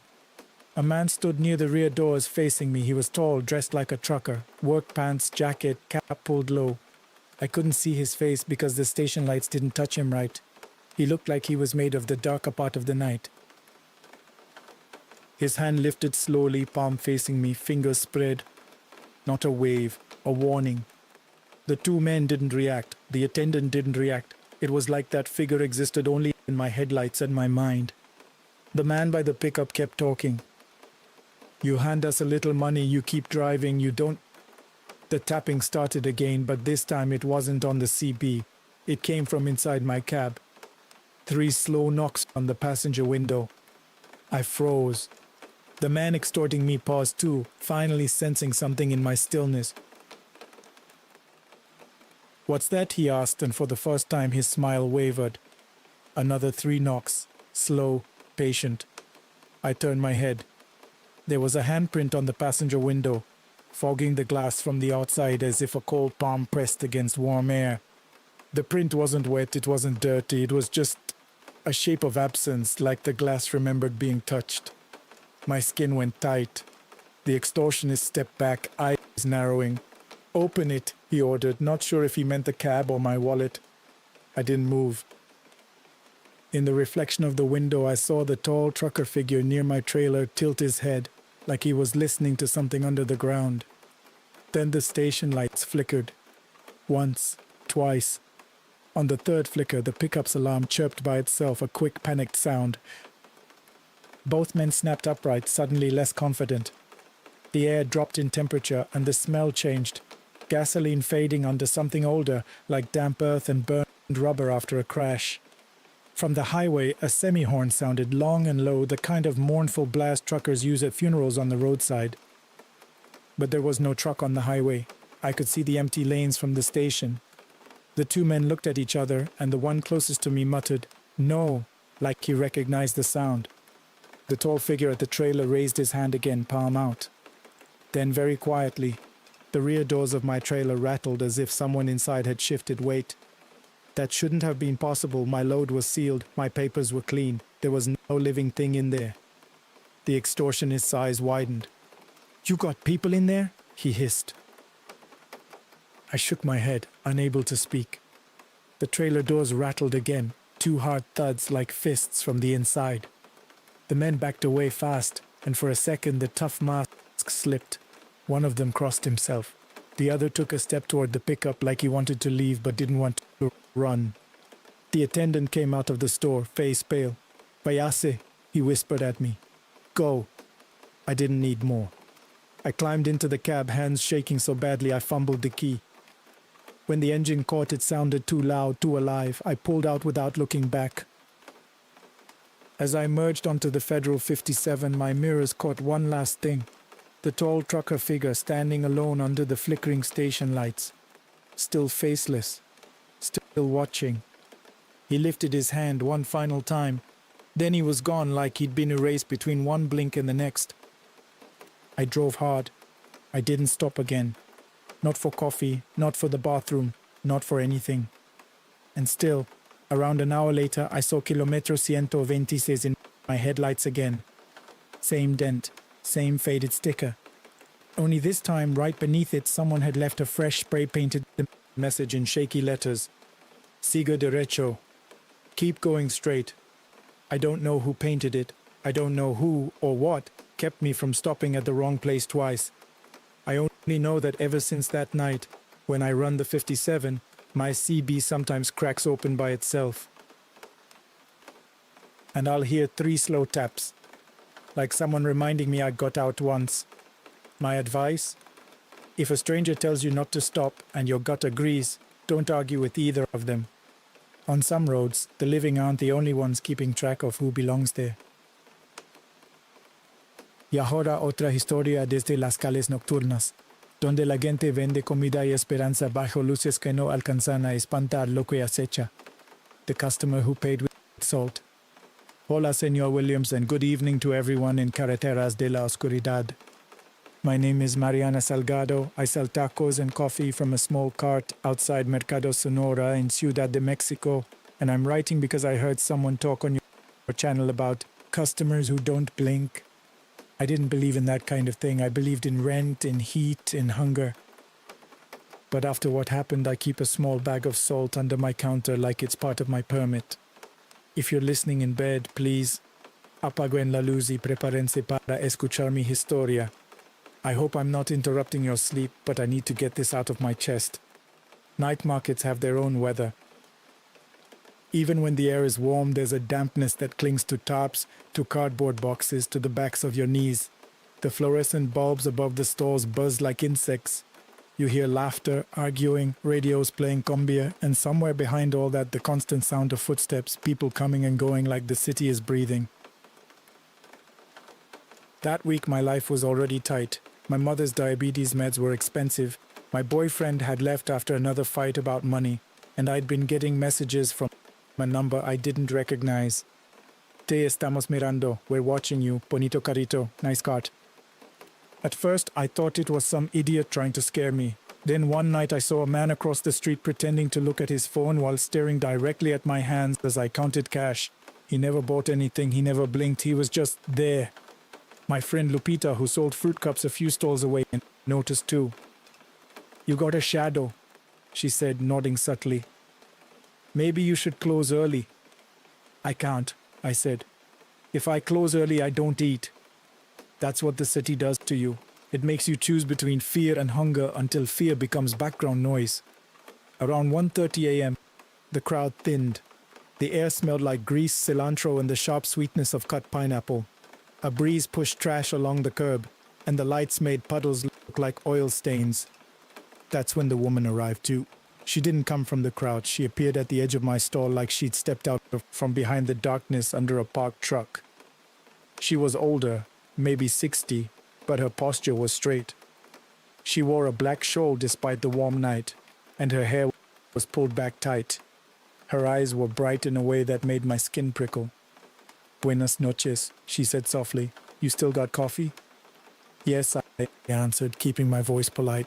"Café de olla." She smiled like she knew that already. "And tacos." "I do." She didn't look at the menu. She didn't look at the prices. She only looked at me. And the feeling was strange, like being examined by someone who wasn't judging it exactly but measuring. I made her a coffee, hands moving from habit. Cinnamon and piloncillo, the smell rising warm and comforting. I plated 3 tacos, the tortilla steaming, the meat sizzling from the plancha. When I handed them over, she placed something on my counter. Not money. A small cloth pouch tied with a knot. My first thought was drugs. My second was a trap. "I can't take that," I said. Her eyes stayed on mine. "You already did." My stomach went cold. I looked down again. The pouch was damp, like it had been held in a sweaty hand. I didn't touch it. "Senora, I need cash." She tilted her head. "Cash brings eyes." I swallowed. "What is that?" She didn't answer. She picked up a coffee and took a sip. The sound of it, just a normal sip, should have relaxed me, but it didn't. My skin felt too tight, like my body was warning me in a language I didn't speak. From the corner of my vision, I saw the man who'd been watching me all week step out from behind a column. He was closer now, hands in his pockets, smile small and ugly. Lupita caught my eye. Her face had gone serious. She mouthed, "Cuidado." The watcher approached my cart like he owned the pavement. "Working late, Mari?" he said, like we were friends. I didn't answer. The older woman turned her gaze to him slowly. He stopped. For the first time, his confidence faltered. His eyes flicked over her shawl, her hair, the pouch on my counter. His smile twitched. "Who's your friend?" he asked, voice still playful but thinner. The older woman didn't speak. She lifted her coffee and took another sip, eyes never leaving him. The street light above us flickered, just once. But the flicker made shadows jump in a way that felt wrong. Behind the watcher, the darkness under a parked delivery truck seemed deeper than it should, like a hole. The man's phone buzzed. He pulled it out, glanced at the screen, and his face changed. Not fear exactly, more like recognition. He looked back at the older woman, and his voice dropped. "No." He took a step backward. The older woman reached into her shawl and pulled out a handful of salt.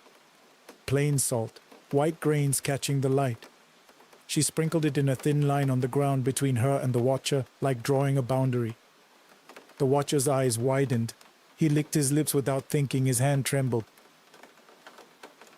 "You don't know what you're doing," he said, but it sounded like he was trying to convince himself. The older woman finally spoke, barely above a whisper. "You already crossed once." The air shifted. I can't explain it better than that. It felt like the market had held its breath. Even the buzz of the lights seemed to lower.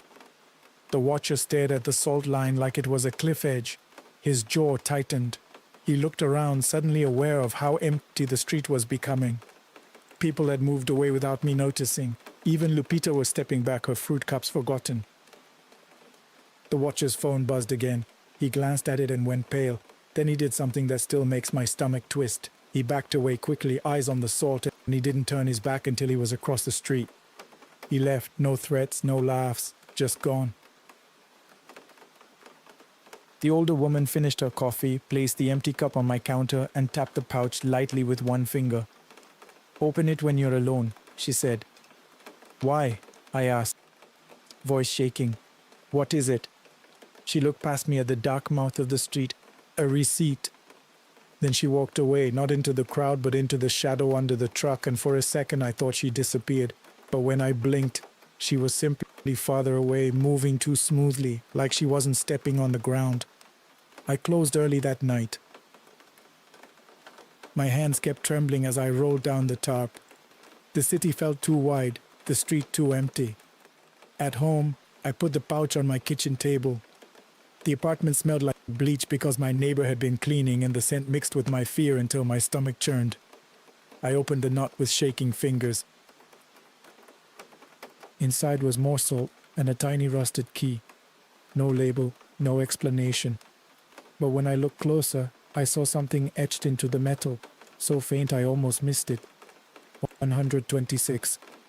I didn't sleep. I kept thinking about the watcher's face when he saw the number on his phone, like he'd been warned by someone he couldn't argue with.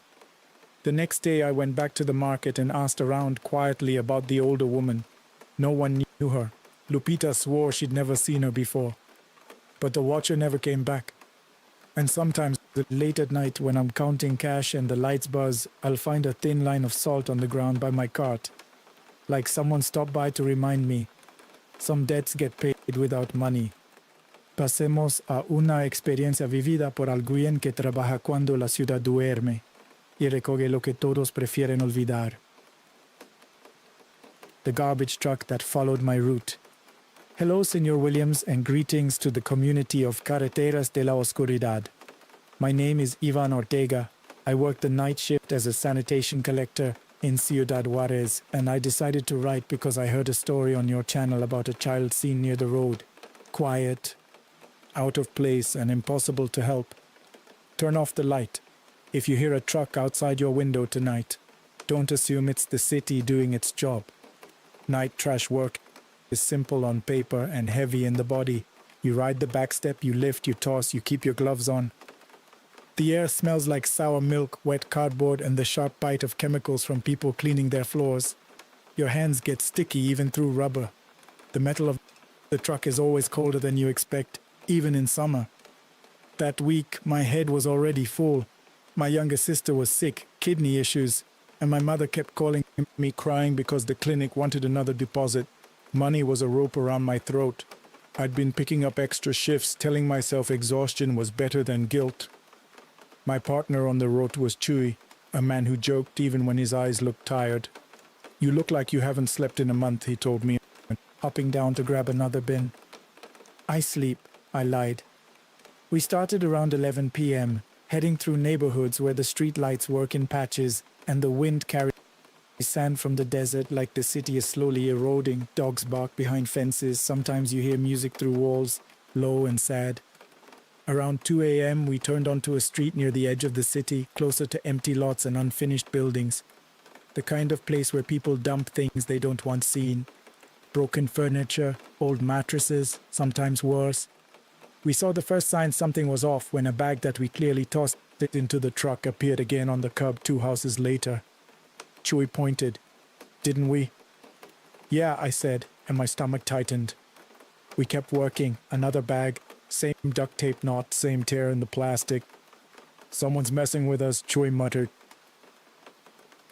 But there were no kids laughing, no footsteps, no shadows darting.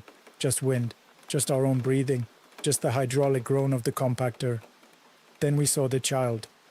He stood at the mouth of an alley, half in the light, half in the dark. A small figure, maybe 7 or 8. He wore a hoodie despite the mild night. His hands were tucked into the pockets, shoulders up like he was cold. I slowed, my boot scraping gravel. Hey, I called. ¿Estás bien? You lost? The child didn't move. Chewy leaned closer, squinting. That's late for a kid. I stepped off the back of the truck and approached slowly. The air changed as I got near him, cooler and smelling faintly of chlorine like a public pool. Where are your parents? I asked, softer now. The child lifted his head just enough for me to see his face. His eyes were open, but they didn't look at me. They looked through me, like his focus was a meter behind my shoulder fixed on something that wasn't there. Then he turned his head slightly toward our garbage truck, and the tiniest sound came from him. Not a word. A breath that rattled like paper in a storm drain. Chewy cursed under his breath. Ivan, leave it, not our business. Kid could die out here, I snapped, angry at my own fear. I reached a hand out, not to grab him, just to signal I wasn't a threat. The child took one step backward into the dark of the alley, and the garbage truck behind me, our truck, clicked, as if someone had opened the passenger door. I whipped around. The cab light flickered on, then off, then on again. Chewie was standing by the controls, hands visible. "I didn't touch nothing," he whispered. The smell of chlorine got stronger. My throat tightened. From inside the cab I heard something like a soft dragging sound, like a wet bag being pulled across vinyl. Joy took a step back, eyes wide. "No, no, no." Then the compactor lever moved by itself, just a centimeter, but enough to make the hydraulics hiss. The child in the alley tilted his head, listening. I felt the hair on my arms rise. I backed away from the alley and climbed onto the truck, suddenly desperate to put metal between me and that darkness. "Drive," I told Chewie. "Just drive." He didn't argue. We rolled forward, and in the side mirror I saw the child still standing there, watching, not us, but the truck. 2 blocks later, we passed an empty lot. And there, parked at the edge of it, was another garbage truck. Same model, same faded city logo. But ours was right beneath us. It couldn't be. The second truck's lights were off. No driver visible, just a dark shape with its mouth open like it was waiting to be fed. Chewie slowed. "What the—" My chest tightened. "Don't stop." We passed it. As we did, I heard a sound through the open window, a whisper of metal like chains shifting. Then the CB crackled, even though we didn't use it much on city routes. A voice tried to come through, thin, broken, like someone speaking with a mouthful of sand. "Route," it said, and then dissolved into static. Chewie gripped the wheel until his knuckles went white. "Ivan," he whispered, "tell me you're hearing that." "I'm hearing it," I said, and my mouth felt dry. We finished the neighborhood faster than we should have, skipping a few bins. The whole time I kept checking mirrors, and every time I looked I saw taillights behind us. Not car lights, not motorcycle lights. 2 red squares, higher than they should be, the height of a truck, following our route. When we reached the transfer station near sunrise, the sky was turning gray and the air smelled of damp trash and old smoke. Other crews were arriving, joking, smoking, alive. Chewie jumped down and almost kissed the ground. "I'm done," he muttered. "I'm not doing that route again." I wanted to agree. I wanted to laugh it off. But as we backed into position to dump, I saw something that made my stomach flip. Inside the compactor, pressed against the metal wall, was a small hoodie. Gray, child-sized, with the faint smell of chlorine. I stared at it, unable to move. Chewie saw it too and went pale. "That wasn't there," he whispered. "No," I said. "We didn't touch it. We didn't take it home. We didn't report it, because how do you explain something that sounds like a nightmare?" But 2 nights later, I heard from another crew that a child had been reported missing in that area weeks ago. People said he'd wandered off near an alley and never came back. No one found him. I don't know what we saw. I don't know if it was a ghost, a warning, or something else wearing the shape of a kid to lure tired men into a dark place. I only know this: I switched routes. I take fewer night shifts. And when I hear a garbage truck outside my apartment at 3 a.m. on nights the city isn't scheduled to collect, I don't look out the window. Y ahora, Señor Williams, vámonos a la carretera costera, donde un chofer trabaja con gente viva, pero una noche le tocó cobrarle al miedo. The passenger who never reflected in the mirror. Hola, Señor Williams, and hello to everyone in Carreteras de la Oscuridad. My name is Alvaro Núñez. I drive a taxi in Veracruz, mostly nights, and I'm writing because I'm tired of pretending what happened was just stress. Turn off the light if you can, and if you ever sit in the back seat of a taxi at night, please pay attention to the rearview mirror. I started driving nights after my panic attacks got bad. That sounds backwards, but day jobs made me feel trapped. Nights were quieter. Less eyes, less noise, just me, the road, and the ocean air, sometimes drifting inland like a cold hand. That week, my problems had stacked up. I owed money to the mechanic for a transmission issue. My father kept telling me to be a man about my anxiety, like it was a switch I refused to flip. and I'd been stopped twice by police for routine checks that ended with them asking for cash. Extortion isn't always men with guns. Sometimes it's a badge and a smile. Around 2 a.m., I was near the Malecon waiting for a fare. The street smelled like salt, fried fish, and spilled beer. A light drizzle had started, making the pavement shine. A man approached my taxi without sound. He wore a dark jacket and jeans, nothing unusual. He opened the rear door and sat behind me. "Buenas," he said. "Buenas noches," I replied. "Where to?" He hesitated, like he was choosing a memory. "Take me toward Jamapa." "That's a bit out," I said. "Long ride." "It's fine," he answered, voice calm. "Just drive." Something in his tone made my chest tighten. My anxiety, I told myself. I glanced in the rearview mirror to check his face. And that's when my stomach went cold. The seat behind me looked empty in the mirror. Not empty like no one was there. I could hear his breathing, feel the shift of weight when the car moved. But the reflection showed only the dark interior and the faint glimmer of raindrops on the rear window. I adjusted the mirror, pretending it was off angle. Still nothing. I swallowed. You okay back there?" "Yes," he said too calmly. "Keep your eyes on the road." My hands tightened on the wheel. Outside, Veracruz at night is a place of half-lights and wet shadows. The rain made everything blur at the edges. My taxi smelled like old air freshener and damp seats.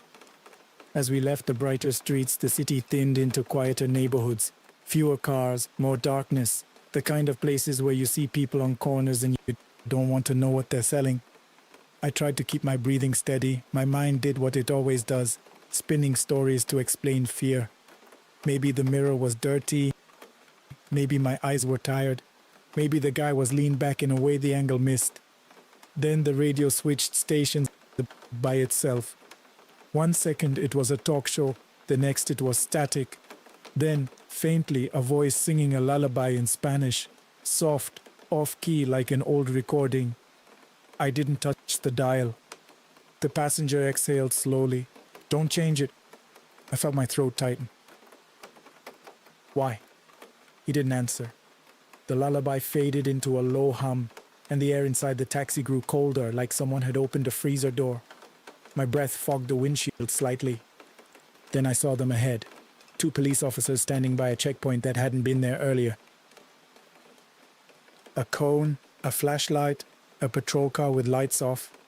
One of them waved me down. My heart sank. Not because I'd done anything wrong, but because I knew what this was. A late-night tax. I slowed, rolling my window down. Rain speckled my arm. "Buenas noches," the officer said, shining his flashlight into my cab. "Routine check." I forced a polite smile. "Of course." He leaned closer, eyes scanning my dashboard. "License, papers." I reached for my glove compartment. The officer's flashlight beam moved to the back seat. His face changed. He pulled the light back like it burned him. "Who's back there?" he snapped. My mouth went dry. "A passenger." The officer swallowed, looking suddenly less confident. His partner stepped closer, also shining light into the back. Both men went pale. "There's no one," the partner whispered, voice cracking. My hands started shaking. "He's right there," I said, hearing the desperation in my own voice. The passenger behind me spoke softly. "Tell them you're alone." The officer stiffened, eyes wide. He'd heard the voice. He'd heard it come from an empty seat.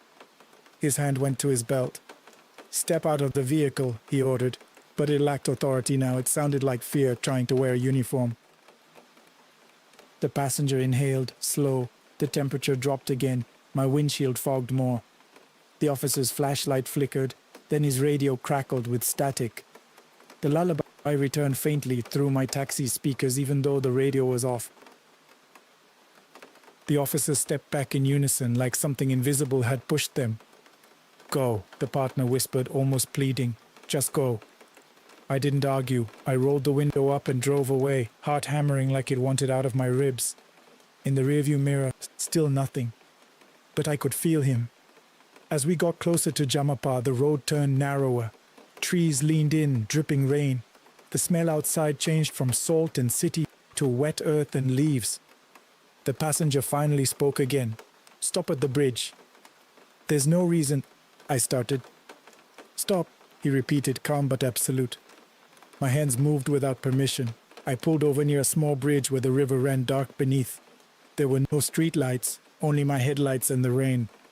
The passenger door behind me opened. I didn't look back. I couldn't. I heard footsteps on wet gravel, light, careful, then nothing. After a long shaking minute, I finally turned around. The back seat was empty, not just in the mirror, in reality. No damp footprint, no scent, no warmth. But on the seat, right where he'd been sitting, was something small. A toll ticket. From a highway I hadn't driven that night. Stamped with a date from years ago. I sat there with my hands frozen on the steering wheel. Rain tapping the roof like fingers. I drove back to the city in silence. The radio stayed off. My cab stayed cold. 2 days later, I heard from another taxi driver that a man had died on that Jamapa bridge years ago, hit by a speeding car. People said he appeared to drivers who were about to be robbed or worse. Some called him a narwhal, some called him a guardian, some called him a curse. I don't know what he was. But I know the police never stopped me again at that routine checkpoint. And now, when I glance in my rearview mirror at night and see my back seat reflected perfectly, sometimes I wish I didn't. Y ahora sigamos con otra confesión. Una de motel de esas noches donde el pecado no da miedo hasta que el miedo te cobra el cuarto. Room 9 keeps a light on. Buenas noches, Señor Williams, and to everyone listening to Carreteras de la Oscuridad. My name is Daniela Pons. I'm not proud of what I'm about to admit. I'm writing because guilt already lives in my chest, and what happened at that motel made it feel like guilt has a door. If you're in bed, apaguen la luz, and if you've ever pulled into a roadside motel thinking no one would ever know, remember this: some places remember you. I was in Culiacan, working a temporary contract job, lonely and angry at my own life. My marriage was in a quiet kind of collapse. No screaming, just distance. My husband had been kind, but kindness can feel like pressure when you're the one breaking things. That night I met someone I shouldn't have. A man from the job site. We told ourselves it wasn't serious. We told ourselves it was one night. We chose a motel on the edge of town, off the highway, one of those places with neon signs, cracked pavement, and curtains meant to hide more than light. The lobby smelled like bleach and stale smoke. The clerk didn't ask questions. He slid the key across the counter without looking at our faces, like he'd learned that eyes invite trouble. Room 9. The key was heavy, old. The number was scratched into the plastic tag. Inside the room was what you'd expect. Bed with a thin blanket, vinyl chair, a small TV bolted to the wall, and a bathroom that smelled aggressively of chlorine. The air conditioner rattled like it wanted to escape its own cage. My companion, let's call him Oscar, laughed nervously. Classy, he joked. I tried to laugh too, but something felt wrong from the start. Not supernatural, just off, like the room held an old tension the way some houses hold arguments even after the people leave. We sat on the bed, the mattress squeaked. The sheets felt damp like they'd been dried in a hurry. Then we heard it. A soft knock. Not on the door, on the wall behind the headboard. 3 slow taps. I froze. Oscar sat upright. Probably the neighbors, he said. But the motel sounded quiet. No TVs, no voices, no cars outside. 3 taps again. Slow, patient. I told myself it was plumbing. I told myself anything. Oscar stood and pressed his ear to the wall. "Hello?" he whispered, half amused. Silence. Then the bathroom light switched on by itself. We both stared. "Power issue," Oscar said, but his voice lacked confidence. He walked to the bathroom and flicked the switch off. It stayed on. He flicked it again, off, on, off, on. The light didn't respond like a normal light. It behaved like it had its own decision. I felt my throat tighten. "Let's just leave," I said, suddenly done with everything. Oscar scoffed lightly. "Come on, Danny. It's nothing." He went back to the bed and pulled me close, trying to turn fear into intimacy. My body didn't cooperate, my skin felt too alert. That's when the TV turned on. Static filled the room, a white hiss. No channel, no picture, just noise. Then, through the static, a faint sound, a truck engine idling. Oscar stared at the screen. What is that? The static shifted, forming shapes that almost looked like headlights through fog. Then it dissolved again. I felt sick. Turn it off. Oscar grabbed the remote, clicked. Nothing. He walked to the TV and pressed the power button. It stayed on, hissing. The bathroom light stayed on too. The air conditioner stopped rattling and went silent, like it was listening. 3 taps on the wall again.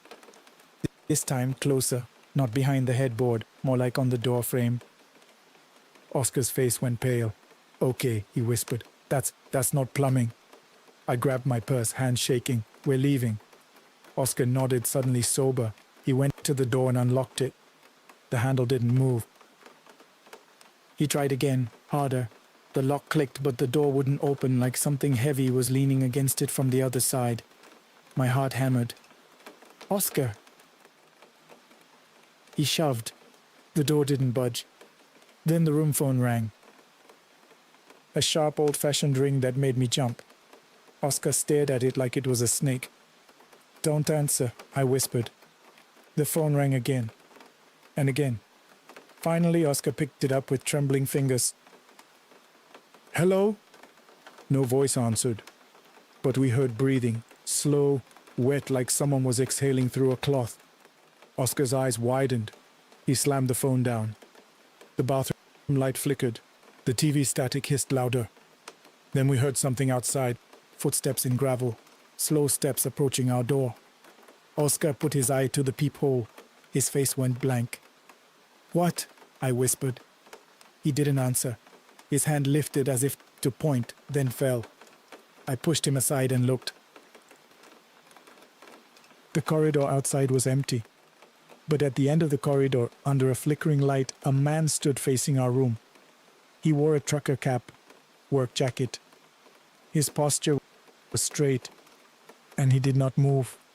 I couldn't see his face clearly, but I felt his attention like weight, like pressure against my chest. The light above him buzzed, flickered.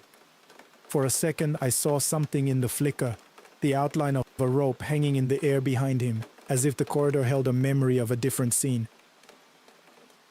Then the light steadied and the rope was gone. Oscar grabbed my arm. What is that? He whispered. I don't know, I said, voice thin. The man at the end of the corridor lifted one hand slowly, palm outward. Not a wave. A stop. The footsteps in the gravel resumed. Closer now, but the corridor remained empty. The sound came from directly outside our door like someone pacing. 3 slow taps on the door. Oscar stumbled back. No, he whispered. The door handle turned slightly as if tested. My stomach dropped. Someone's outside, I whispered. Oscar grabbed his phone. No signal. Of course. The TV static shifted again and through it came a faint phrase, garbled like it wasn't meant for us. Room 9. I started crying, not loud, just tears leaking because my body couldn't hold everything in. Oscar suddenly shoved his shoulder against the door again, desperate. The door creaked. The hallway light outside flickered hard. And in that flicker, the man at the end of the corridor was suddenly closer, halfway down now, without having walked. Oscar screamed and shoved again. The door gave way an inch. Cold air rushed in, smelling like wet earth and diesel, not motel bleach. Oscar yanked the door open. The corridor was empty. No footsteps, no man, no gravel sound. Just the long motel hallway with flickering lights and silence. We ran. We didn't lock the door behind us. We didn't even return the key. We got in the car and drove until the city lights made my fear feel smaller. In the morning, I searched the motel online. Reviews mentioned room 9 more than once. People wrote about the bathroom lights staying on, about the TV static, and about a trucker seen in the corridor. One review said simply, "Don't cheat in room 9. It knows." I don't know what that means. I don't know if the place feeds on guilt or if guilt just makes you see what's already there. But I know this, my marriage didn't survive, and I don't blame the motel, I blame myself. Still, sometimes at night when I turn off my bathroom light at home, it flickers once, just once, and stays on a little longer than it should. My advice? Don't go looking for secret places when your heart is already a mess. Some doors open too easily and some don't close right. A partir de aquí, las historias siguen sin transición obligatoria. The last bus to Topo Chico. Hello, Senor Williams, and hello to everyone in Carreteras de la Oscuridad. My name is Renato Aguilar. I'm a bus driver in Monterrey, and I'm writing because there's a route I will never drive again, no matter how much they offer me. Apaguen la luz and listen. This started as a normal night shift and ended with a passenger list that didn't match the living. Night buses are different from day buses. At night, you hear the engine more clearly, you feel every bump. And the people who ride late, they carry stories on their shoulders like heavy bags. That week I was under pressure. My brother had gotten into trouble, nothing I want to spell out, but it involved police and questions. My boss told me I needed to pick up extra shifts or risk losing my spot. And my faith had been thin lately, stretched between bad luck and worse choices. My route normally ran between the central station and the outskirts, but that night, dispatch asked me to take a late run toward an area near Topo Chico. Not the prison itself, but a stop close enough that people used the name like a landmark. Just one run, my supervisor said, not meeting my eyes. We're short. I didn't like the way he said it, but I said yes because that's what men do when they're cornered by money. The station smelled like sweat, cheap perfume, and burnt coffee from a vending machine that never got cleaned. The fluorescent lights made people look tired even when they weren't. A few passengers boarded, a woman with grocery bags, a young guy with headphones, an older man holding a folder like it contained his life. Then a man in a work jacket stepped onto the bus, head down. He didn't look at me when he paid. He smelled faintly of diesel and rain. I noticed him because the air seemed colder after he passed. The ride started normal. Streetlights, intersections, the city slowly thinning. I kept my eyes on the road and my mirrors on the passengers, the way you're trained to do. At the third stop, a teenager boarded with a hoodie pulled tight. He didn't pay. He just walked past me like he belonged. "Hey," I called. "You need..." He looked up and my words stuck. His eyes were pale, not white, just too light, like they reflected the bus's interior lights more than they should. He didn't speak. He just moved to the back and sat. I told myself, tired eyes, bad lighting. But then I looked at my mirror. The seat where he sat looked empty. Not the whole back, just that seat. Like the reflection refused to hold him. My stomach tightened. I forced myself to focus on driving. Halfway through the route, my radio crackled. Dispatch, I assumed. But instead of my supervisor's voice, I heard a low hum like a song under static. And then faintly the sound of chains rattling. I turned the volume down. It didn't matter. The sound continued like it wasn't coming from the radio at all. The woman with grocery bags leaned forward. "Driver," she whispered, "are we going the right way?" "Yes," I said too quickly. But then I noticed something. The bus stop signs looked repeated. The same graffiti tag on the pole, the same cracked sidewalk. Like we were circling. I checked my GPS. It insisted we were progressing, but my gut said otherwise. At the next stop, no one got off, no one got on. Still, when I glanced at my passenger mirror, I saw movement, someone standing near the rear door, facing outward, like they were about to step off. But when I looked directly, there was no one standing, and everyone was seated, except the man in the work jacket. He was now standing by the rear door, but he hadn't walked there. He was just there. He didn't look at me. He looked at the dark road ahead through the glass, like he was waiting for something to appear. The temperature dropped again. My breath fogged slightly. The older man with the folder crossed himself. "No," he whispered, barely audible. I swallowed. "Sir," I called gently into the bus. "Is everything okay?" No one answered. Then the bus lights flickered. Once. Twice. On the third flicker, the bus seemed to fall silent. Engine still running, tires still moving, but the sound of it faded, like someone had turned down reality. In that strange quiet, I heard something clearly. A soft tapping on the bus windows. 3 taps. Pause. 3 taps. The woman with the grocery bag started crying quietly. The young guy with headphones took them off, eyes wide. "Do you hear that?" he mouthed. I wanted to stop. I wanted to open the doors and run.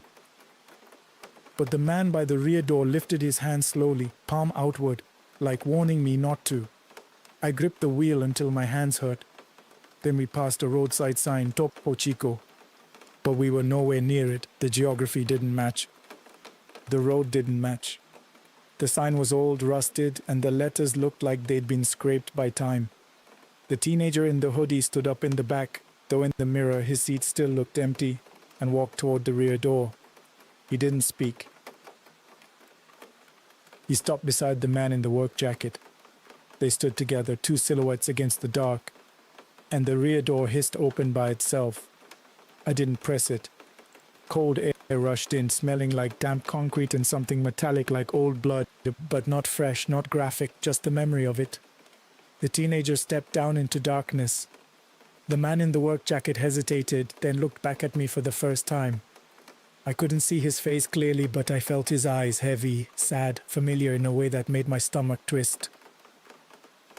He lifted his hand again, palm outward, stop. Then he stepped off too.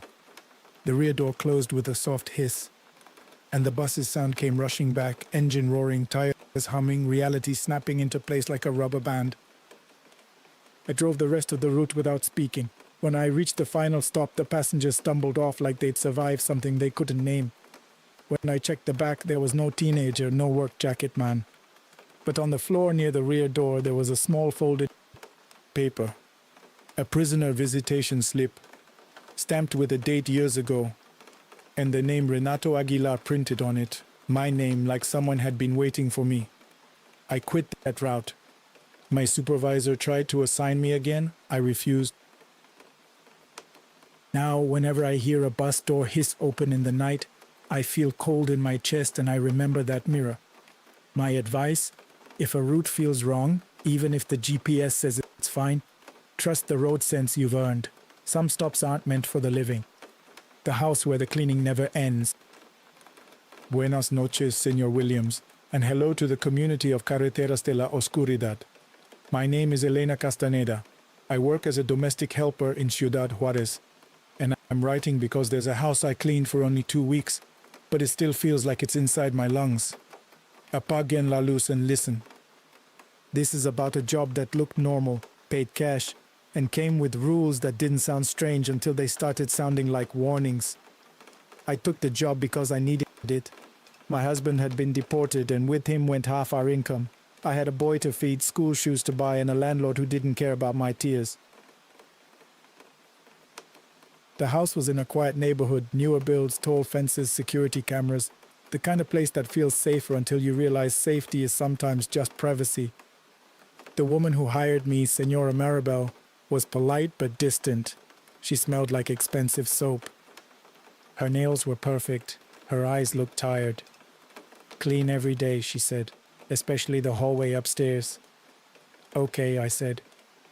"And never open the door at the end of the hall," she added, like she was mentioning not to touch wet paint. I smiled politely. Of course. The first day nothing happened. I swept, I mopped. The house smelled like lemon cleaner and cold air conditioning. The floors were so shiny they reflected my feet like water. The second day, I noticed something odd. No dust. I know that sounds like a good thing, but dust is normal. Dust tells you a house is lived in. This place felt paused, like the air didn't move.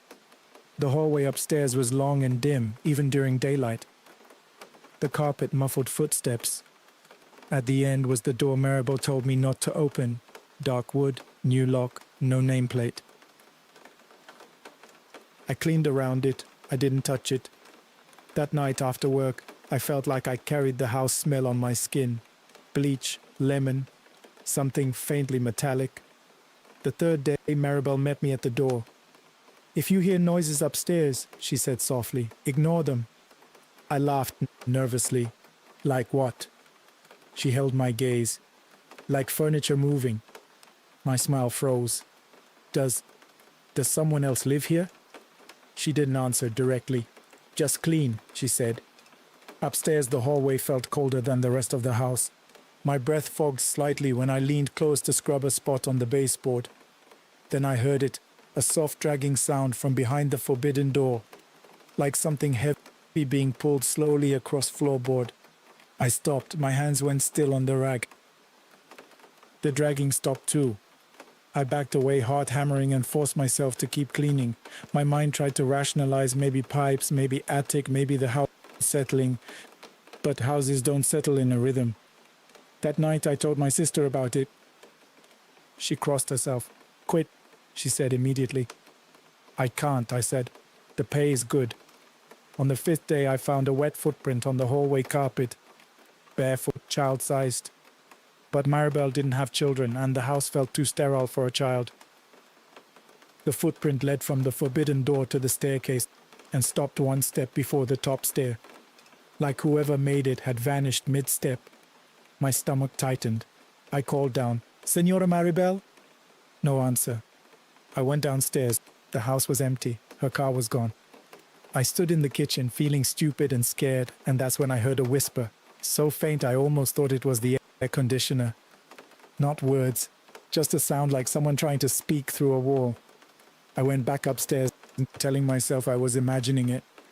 The forbidden door looked the same. Quiet, closed. But the doorknob was damp. I stared at it.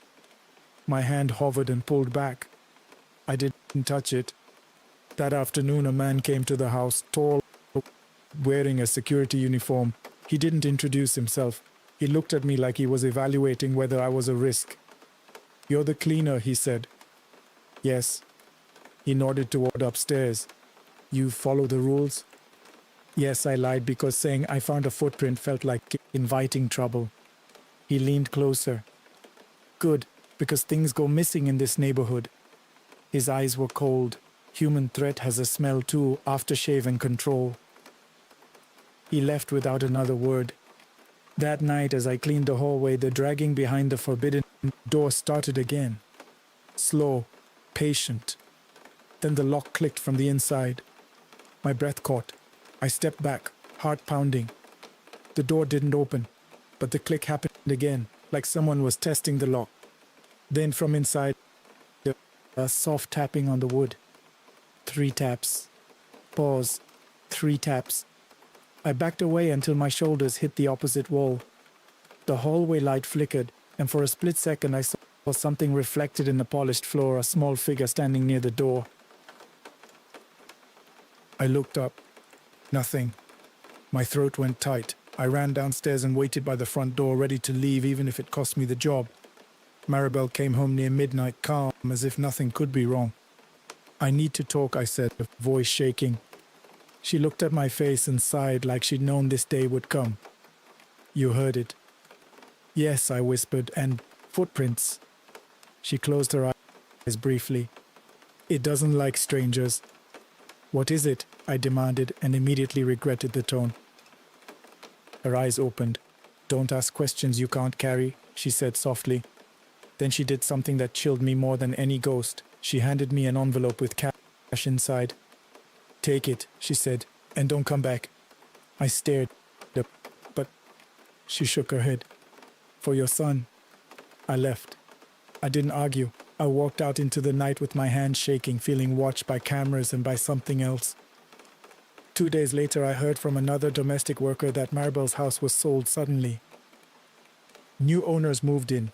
They repainted the hallway. But she told me something that made my blood run cold. "The new owners keep hiring cleaners," she whispered.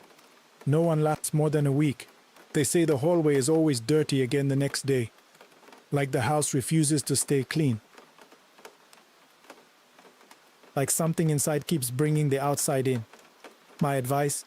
If a job comes with a rule about a door, don't treat it like superstition. Treat it like a safety sign. Because some doors are there to keep you out, and some are there to keep something else in." the street stall that called my name. Hello, Senor Williams, and hello to all of you in Carreteras de la Oscuridad. My name is Bruno Herrera.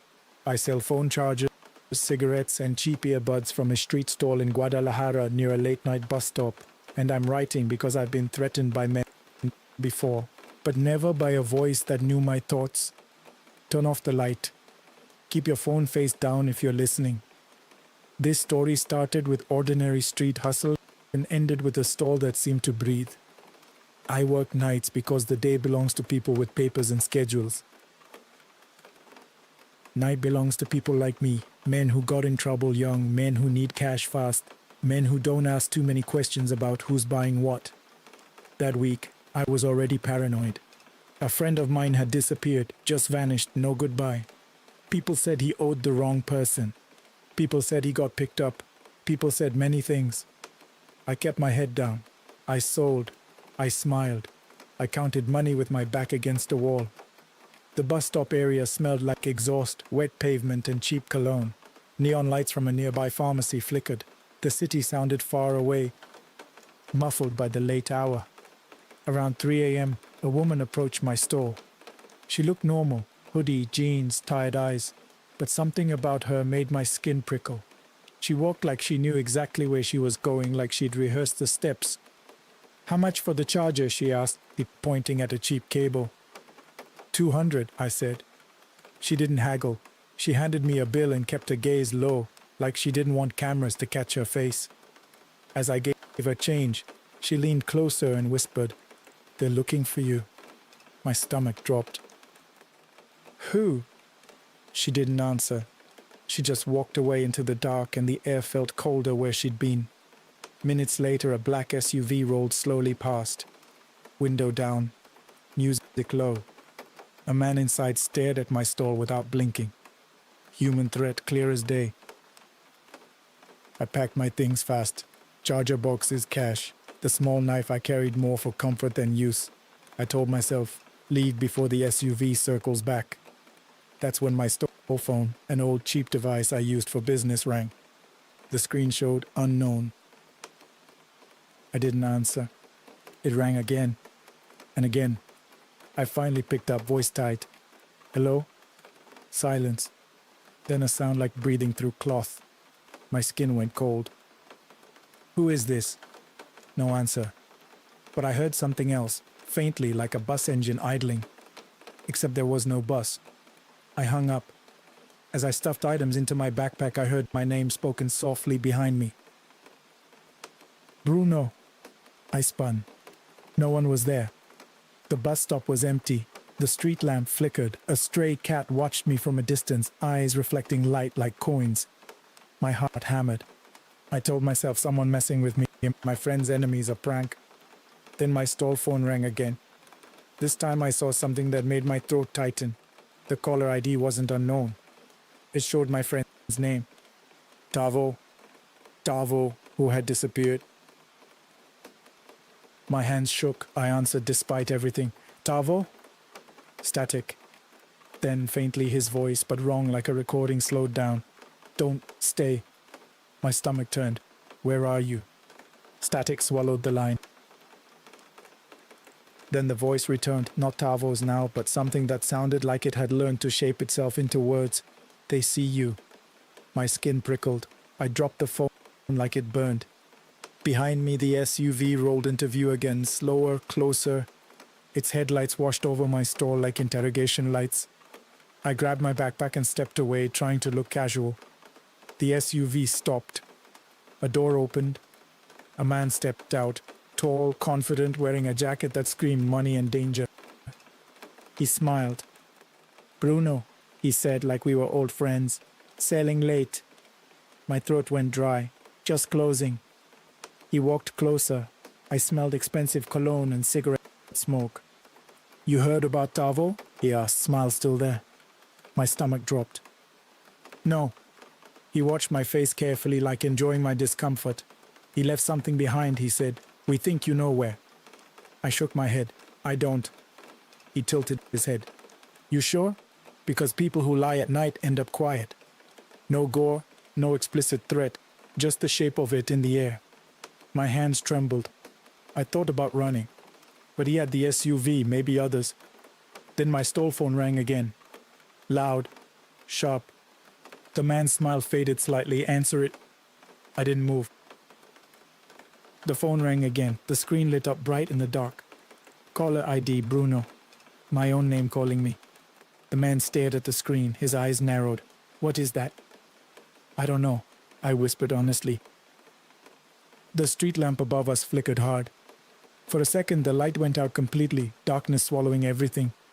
In that darkness, I heard footsteps around us, not one set, many, soft dragging steps like people in sandals moving through wet dirt. The man stiffened. Who's there? He snapped. And for the first time his voice sounded unsure. The light flickered back on. The bus stop was empty, but the ground around my stall was different. The pavement looked dusted with fine dirt, like footprints had been dragged across it. And the smell changed. Wet earth, like a graveyard after rain. The man took a step back, eyes scanning the empty space. His SUV music had gone silent, as if the radio had died. My phone rang again. This time, when the man looked at it, his face went pale. The caller ID showed something else now. Kilometer 126. He swallowed. No, he whispered. Same word, same fear I'd heard in other men when they recognized something they shouldn't. He backed away fast, stumbling toward his SUV. Get in, he snapped to someone inside. He didn't threaten me again. He didn't demand anything else. He got in, slammed the door, and the SUV peeled away like it was running from fire. I stood there trembling, my stall packed half open, my phone still ringing. When it finally stopped, the screen went black. I left. I didn't go home. I walked until sunrise, until the city looked normal again. Later, I tried to call Tavo's number. Disconnected. I don't know what called me. I don't know what the KM126 means or why it scares men who pretend they don't fear anything. But I know this. I stopped selling at that bus stop. I changed neighborhoods. I changed numbers. And sometimes, late at night, my phone lights up by itself. No ring, just a silent glow, like something checking if I'm still there. My advice, if someone threatens you and then suddenly gets scared of something you can't see, don't stay to understand it. Take the exit. Whatever scared them is not on your side. It's just not on theirs. The hitchhiker on La Rumorosa. Buenas noches, Señor Williams, and greetings to everyone in Carreteras de la Oscuridad. My name is Santiago Chago Beltran. I'm a solo traveler, sometimes by necessity, sometimes by stubbornness, and I'm writing because I thought I could cross La Rumorosa at night like it was just a road, not a mouth. Apaguen la luz. And if you ever drive those curves alone, don't stop for anyone who looks too still. I was coming back from a job in Mexicali, broke, tired, and angry at my life. I'd been deported months earlier, and I was living in that in-between state where you don't belong anywhere. My anxiety had gotten worse. My sleep was a joke. I drove because driving kept my mind from chewing itself. The night air in La Rumorosa feels like it has teeth. Wind hits your car sideways. The rocks loom like dark faces. Your headlights carve out only a small slice of the world, and everything outside that slice feels like it's waiting. I was halfway through the curves when my phone lost signal. Of course. The radio searched stations like a blind man feeling walls. Then I saw a figure ahead on the shoulder. A person standing perfectly still, facing the road. At first I thought stranded driver, lost tourist, someone needing help. Then my gut tightened. Because nobody stands that still in that wind. I slowed anyway because guilt is a reflex. I rolled my window down a crack. Cold air knifed in, smelling like dust and cold stone. You okay? I called. The figure didn't respond. As my headlights hit him fully, I saw he wore a jacket too big for his frame. His hair moved slightly in the wind, but his body didn't sway. His face was turned away. Hey, I said again louder. Need a ride? He turned his head slowly. I couldn't see his features clearly, but I saw enough. His eyes reflected my headlights too brightly like animal eyes. My skin prickled. I started to roll the window up. The figure lifted one hand, palm outward. Stop. My breath caught. I hit the gas lightly, intending to pass. As I did, my radio crackled to life on its own. A voice came through, thin and broken, like someone speaking through a mouthful of sand. Don't stop. I gripped the wheel harder, heart hammering. Who is this? I whispered, but my voice stayed inside my own skull. The wind slammed my car. The road curved sharply. In my rearview mirror, the figure was now standing closer to the lane. Too close. Then, impossibly, I saw another figure farther ahead on the shoulder. Same posture, same stillness, like the road had copied him. Panic rose hot in my chest. My mind screamed, keep going, don't look. I focused on the next curve, tires gripping, engine whining. The radio hissed. Then I heard something else, tapping. 3 taps, pause, 3 taps. On my passenger window. I snapped my head and my stomach dropped. There was a handprint on the glass from the outside, fogging it like cold palm against warm air. But the window was nearly closed. I whispered no without meaning to. Another curve, wind, rocks, darkness. My headlights caught a roadside sign, Rumorosa. Then a second later, the same sign again, like I hadn't moved. My throat tightened, fatigue, panic, or something worse. I kept driving. The tapping stopped. The radio went silent. For a brief moment, I thought I'd outrun it. Then my headlights caught something in the lane ahead, a small bundle like a bag.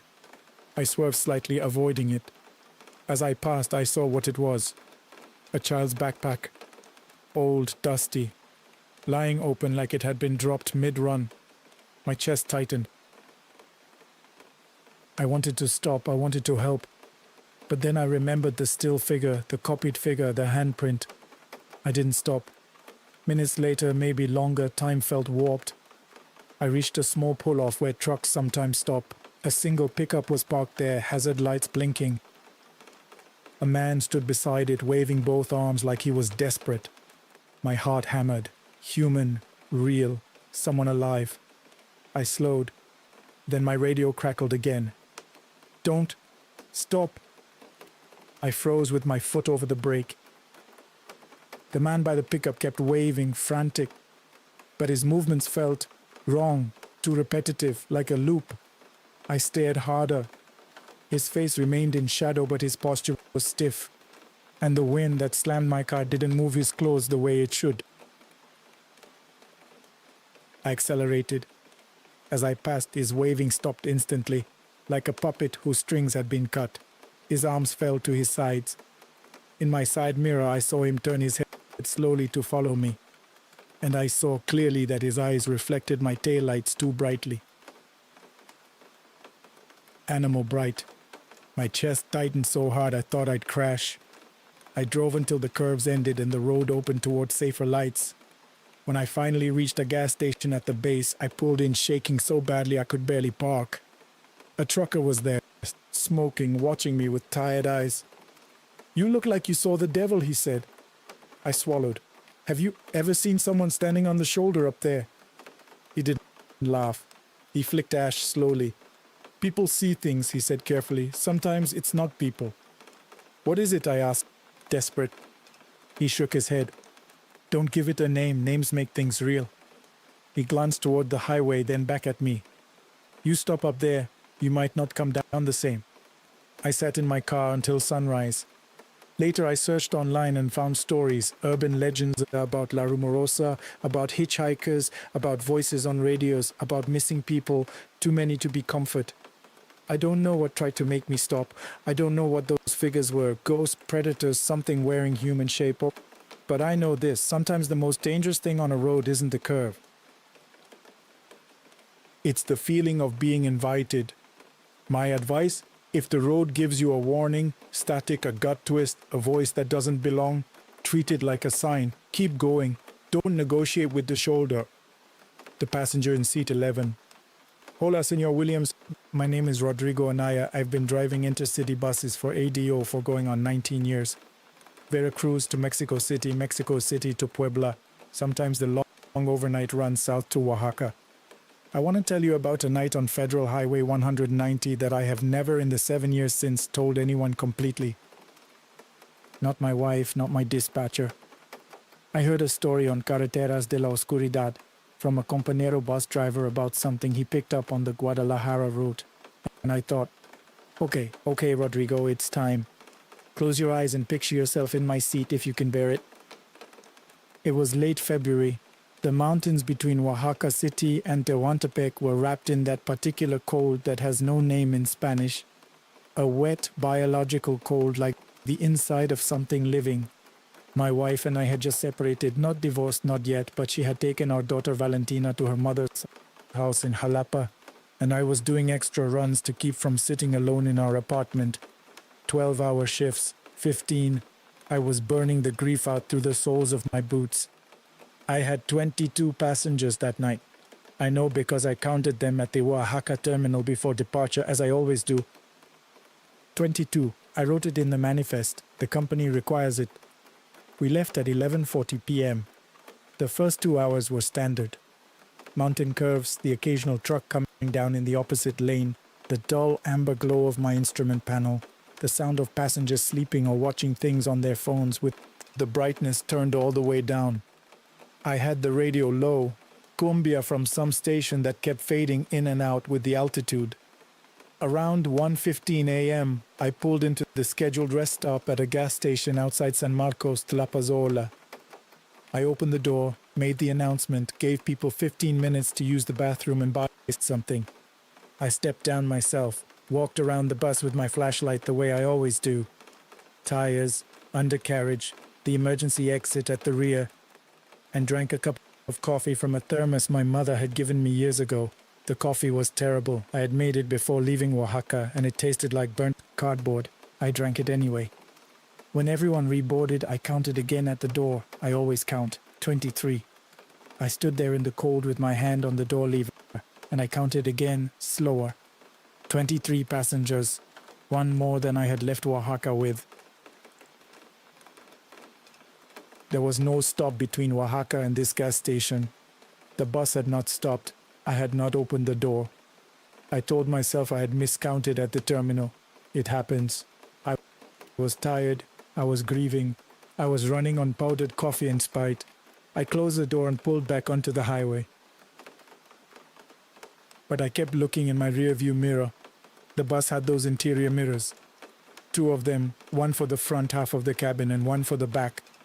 And I kept scanning faces.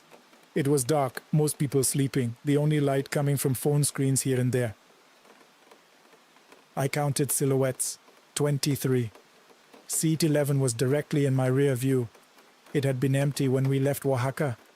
I remembered because an elderly woman had wanted that seat for the leg room, and I told her it was reserved for a passenger boarding in San Marcos, which was a lie I told to keep her from bothering me, because I prefer that seat empty so I can use the mirror without obstruction.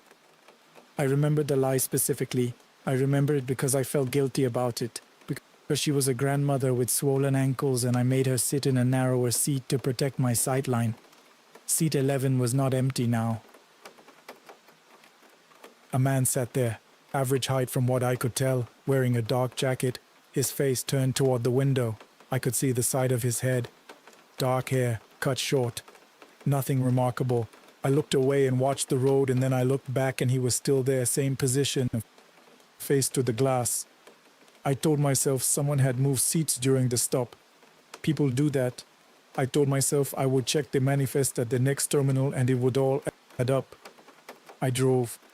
The mountains pulled away and the road flattened toward the isthmus. An hour passed. The radio had gone fully to static, so I turned it off. The bus engine had that particular low throb that you stop hearing after the first 1,000 hours. It becomes your heartbeat, your breathing. I drove in that silence. At some point I glanced in the mirror and saw that the man in seat 11 had turned his face forward.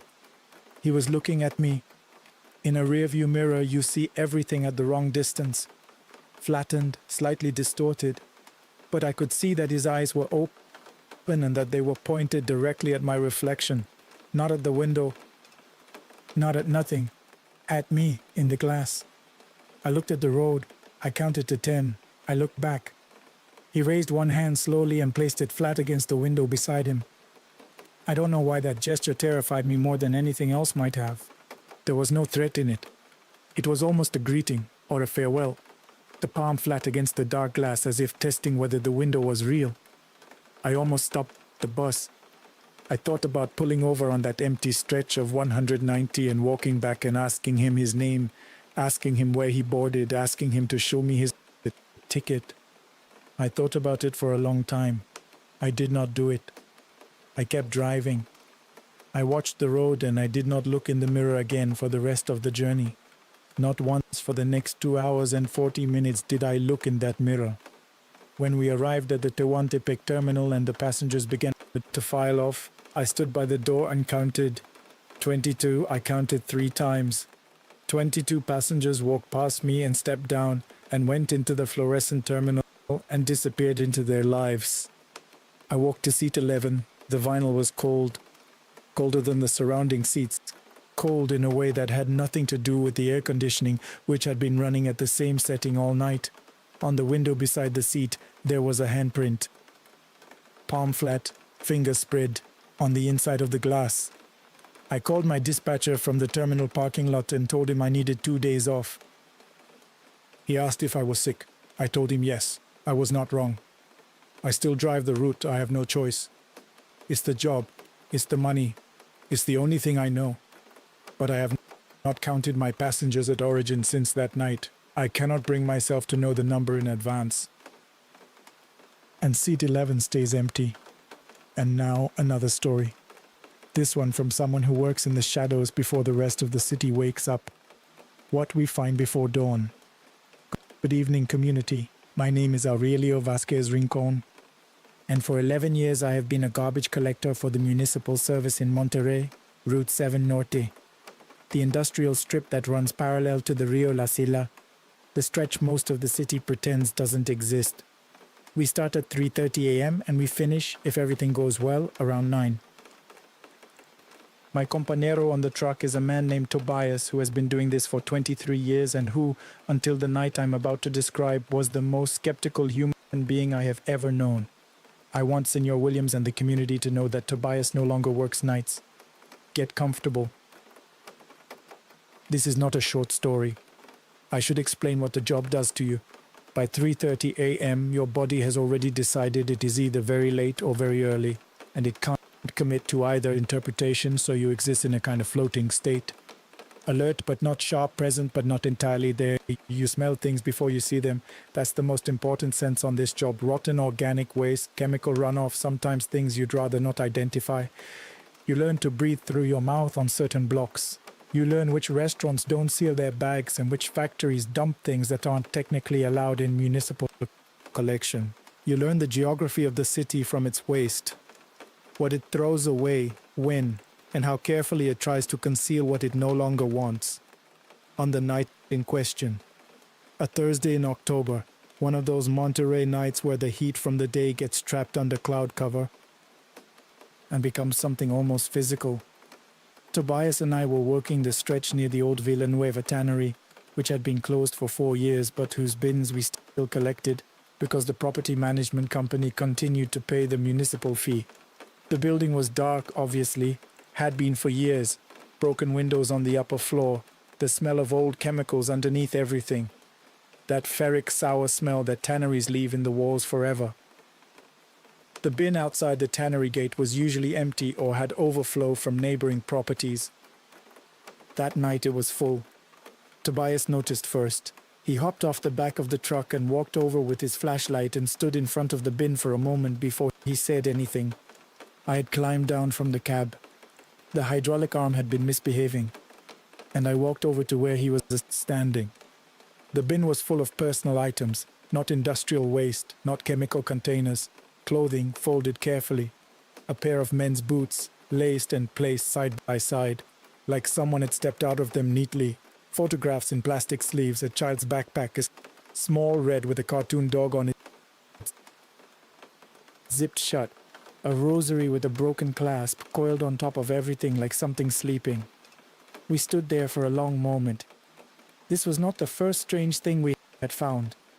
In 11 years, you find things that don't make sense, but there was something about the arrangement. The care of it, the folded clothing, the boots placed just so, that made it feel deliberate, like someone had spent time on it. Tobias said quietly, "Don't touch it." I had already taken one step back. We were supposed to collect and move on. That's the job.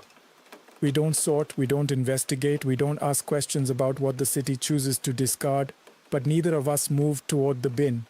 We stood in the sodium yellow light of the street lamp and looked at those boots, and I thought about my son, who was 13 and had a backpack similar to the one in the bin.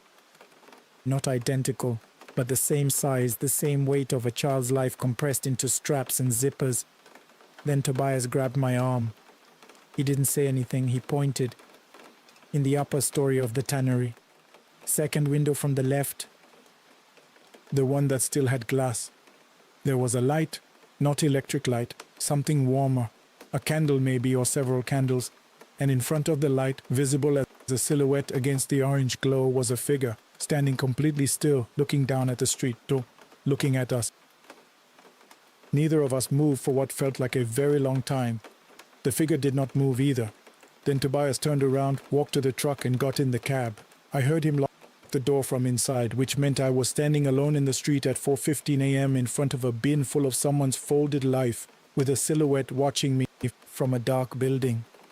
I did not run. I am not sure why. I think I was past the point where my legs would take orders.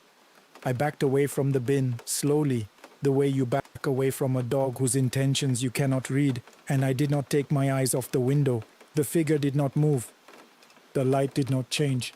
I got into the cab, and Tobias had the truck moving before I had fully closed the door. We drove. Neither of us spoke until we reached the next collection point 6 blocks away, under a working streetlight with other trucks visible in the distance. Tobias called it in.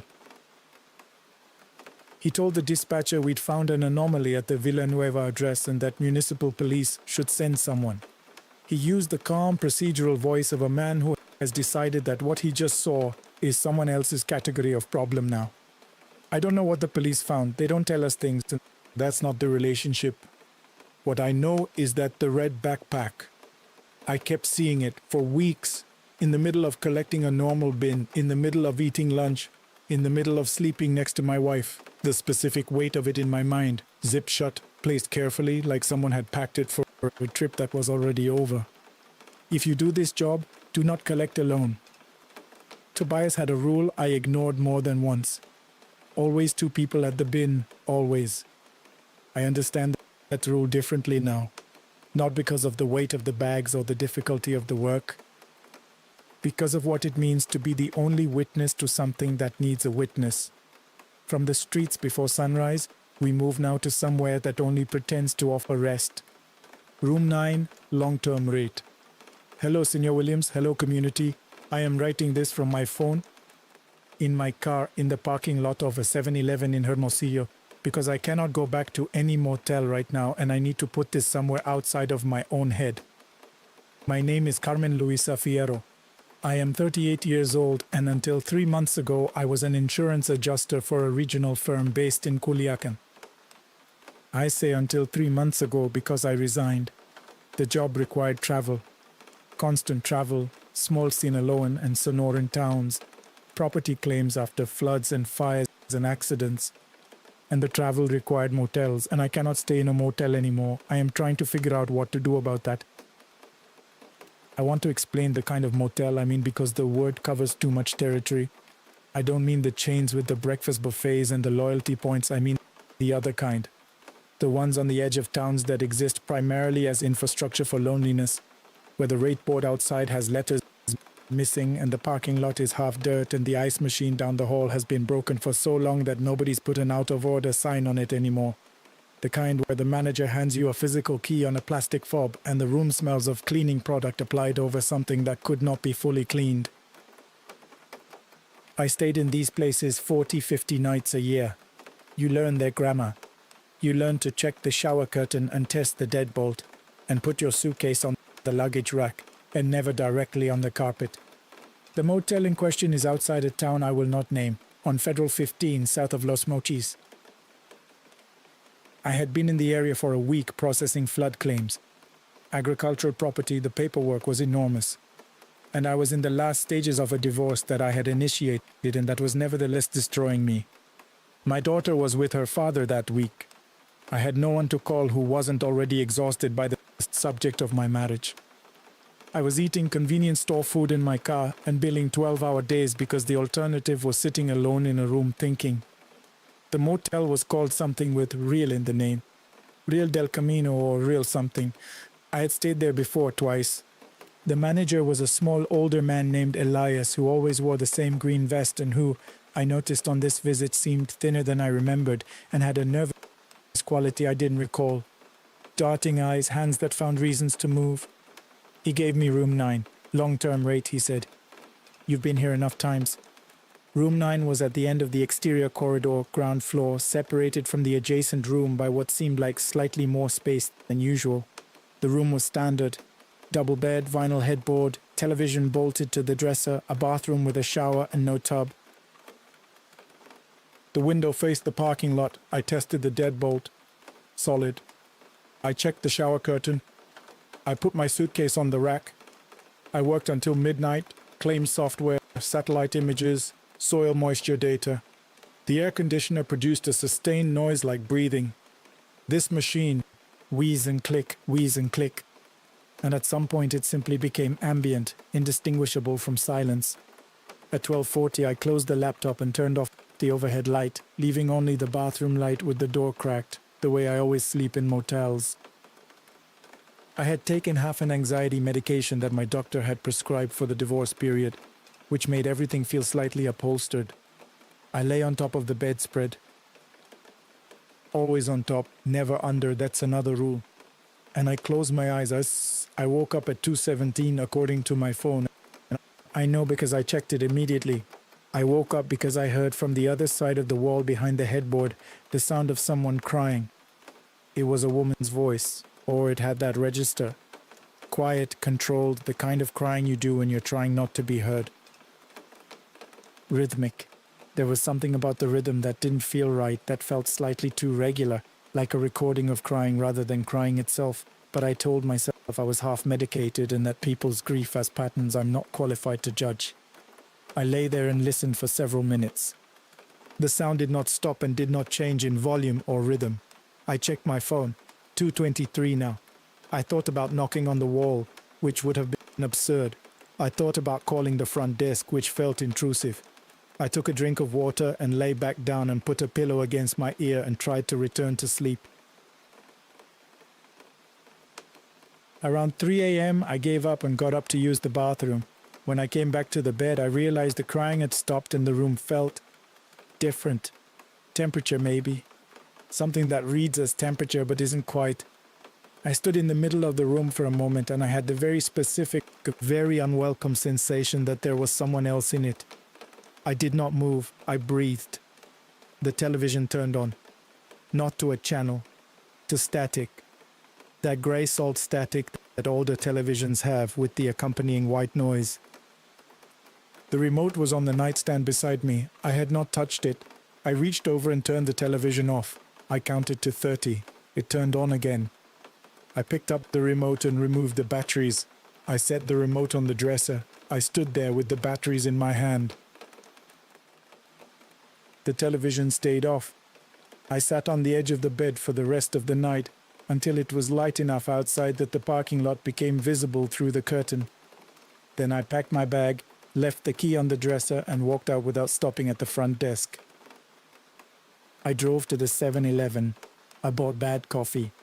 I sat in my car and wrote the first draft of this account in a notes app on my phone. When I finally drove past the front office, I saw Elias through the glass, standing behind the counter in his green vest. He was looking at the computer, or looking somewhere near the computer. He did not look up. I have since learned. I asked a colleague who also works that region that the motel had a fire in that building about 10 years ago, in room 8, which shares a wall with room 9.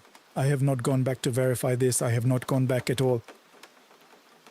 My advice if you travel that route is to keep driving. The next town has a place with functional locks and no long-term rates and a manager who smiles at you like he means it. That's enough. That's sufficient. You don't need more than that. The voice on Channel 7. Buenas noches, community. I am Esperanza Cruz Mendoza, and I worked for 6 years as a long-haul dispatcher for a freight company based in San Luis Potosi. I will not give the company's name for reasons that will become clear. My job was not to drive. My job was to stay in the office from 6 p.m. to 6 a.m., manage the radio communications with our drivers, coordinate with receiving terminals, handle emergencies. I was the voice in the dark for 30, sometimes 40 drivers on any given night. I need you to understand the intimacy of that. You know these men by their voices, by their coughs, by whether they drink their coffee before or after the scales, by how they say your name. Some say Esperanza, the way you'd say a street address, and some say it like they're grateful it's you on the other end and not silence. When something goes wrong on the road, engine trouble, an accident, a roadblock, you are the first person they call. You are, in some cases, the last. I had been in the job for 4 years when my mother was diagnosed. Pancreatic cancer, advanced. I was driving 4 hours to Guanajuato on my days off to sit with her, driving back to take my shift, then back to Guanajuato, then back. I was sleeping in snatches. I was subsisting on vending machine food from the break room and a belief that exhaustion could be managed like a budget. That if you just kept careful track of what you owed, you could defer paying it. The night I'm describing was a Thursday in March. My mother had had a bad week. The doctors had spoken to my sister about options that were not, strictly speaking, treatment. I had taken the call in the parking lot of the office before my shift because I couldn't receive that information inside with the radios and the route maps and the normalcy of it all. I had sat in my car and received the information, and then I had walked inside and sat in my chair and put on my headset and begun my shift. At 3:15 a.m., all 31 active drivers were accounted for. Everything was on schedule. I was updating the Saltillo terminal manifest when something came through on Channel 7. Channel 7 was our secondary emergency frequency. Drivers were instructed to use it only if their primary radio failed and only in genuine emergencies. It was a seldom used, slightly staticky channel that most drivers I knew barely remembered existed. In 6 years I had heard it used maybe 20 times. What came through was not a driver's voice. It was a woman's voice, old or very tired. It was difficult to distinguish, speaking slowly, not in the rhythmic cadence of someone making a report, but in the cadence of someone choosing each word individually as if words were heavy. She said, "Ella ya está descansando. No te preocupes tanto. Ya está en paz. She is resting already. Don't worry so much. She's at peace." I sat very still. I thought, radio bleed, it happens. A personal radio somewhere operating on a conflicting frequency. I thought, I am exhausted and I am misinterpreting a fragment. I pressed the Channel 7 transmit button and said in my clearest dispatcher voice, "This is Central San Luis. Identify yourself and your location." Nothing. Static, then nothing. I logged it. I have the log. I still have it photographed on my phone because I took a photo of it the following morning before my shift supervisor could see it and asked me to explain. Anomalous transmission, Channel 7, 0317, female voice, content, non-operational, source unidentified. My mother died at 3:40 that same morning. My sister called me on my cell at 3:52. I was still at my station. I had not received any other transmissions on Channel 7. I want to be very precise about something. I do not know what I heard. I am not a person who believes easily in things I cannot explain. 6 years of night dispatch will train the mysticism out of you because you need to trust your instruments and your judgment more than your feelings. I know what exhaustion does to perception. I know what grief does. But the voice said she is resting. She is at peace. And my mother was, as far as I knew, still alive when it came through. And the grammar of it was particular, not she will be at peace. She is.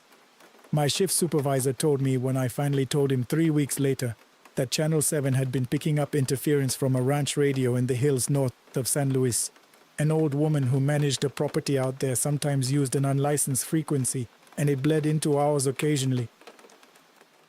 This explanation is available to me. I have chosen not to decide whether I accept it. My mother's name was Graciela. She was afraid of dying alone. I don't think she did. From the radio frequencies of the night, we travel now to a road that shouldn't be traveled at all. The figure at kilometer 287. My name is Oscar Ibarra, and I have driven the Durango to Mazatlan Highway. The Espinazo del Diablo, the Devil's Backbone. More times than I can count in my 12 years of long-haul work. I drive it in both directions. I drive it in summer when the green is almost aggressive, and in winter when the fog sits in the canyon like something settled in and intending to stay. Most drivers I know are afraid of it. The curves, the drops, the blind passes. I used to find the fear amusing. I drove it like I knew it. I drove it like we had an understanding. I am writing to Senor Williams because I heard his story about a trailero in Chihuahua who saw something on the shoulder of the road, and I need to tell someone what happened to me at kilometer 287, because I have not told my wife, because I can see exactly how it would change the way she looks at me, and I need it to be outside of me. The night in question, I was carrying a full load. Home appliances, Guadalajara bound. And I had left Durango later than I wanted because of a paperwork delay at the warehouse. I was on the Espinazo by 11 p.m., which is not ideal. The road at that hour in October is the kind of dark that city people have never experienced. Absolute, directional, your headlights two narrow proposals that the mountain accepts or refuses depending on the curve. You can feel the canyon to your right as a kind of negative presence, a massive absence that the truck respects even when you don't. I had been having trouble with my oldest son. He was 17 and had fallen in with people I did not like, people from a neighborhood I did not like, people who wore their phones face down when I came into a room. There had been an argument the week before, the kind that leaves marks not on anyone's skin but on the interior walls of the house where they stay. My wife had cried after. My son had not come home for 3 days and then had come home like nothing, which was somehow worse. I was driving the Espinazo with all of that in the cab with me. Invisible cargo, heavier than appliances.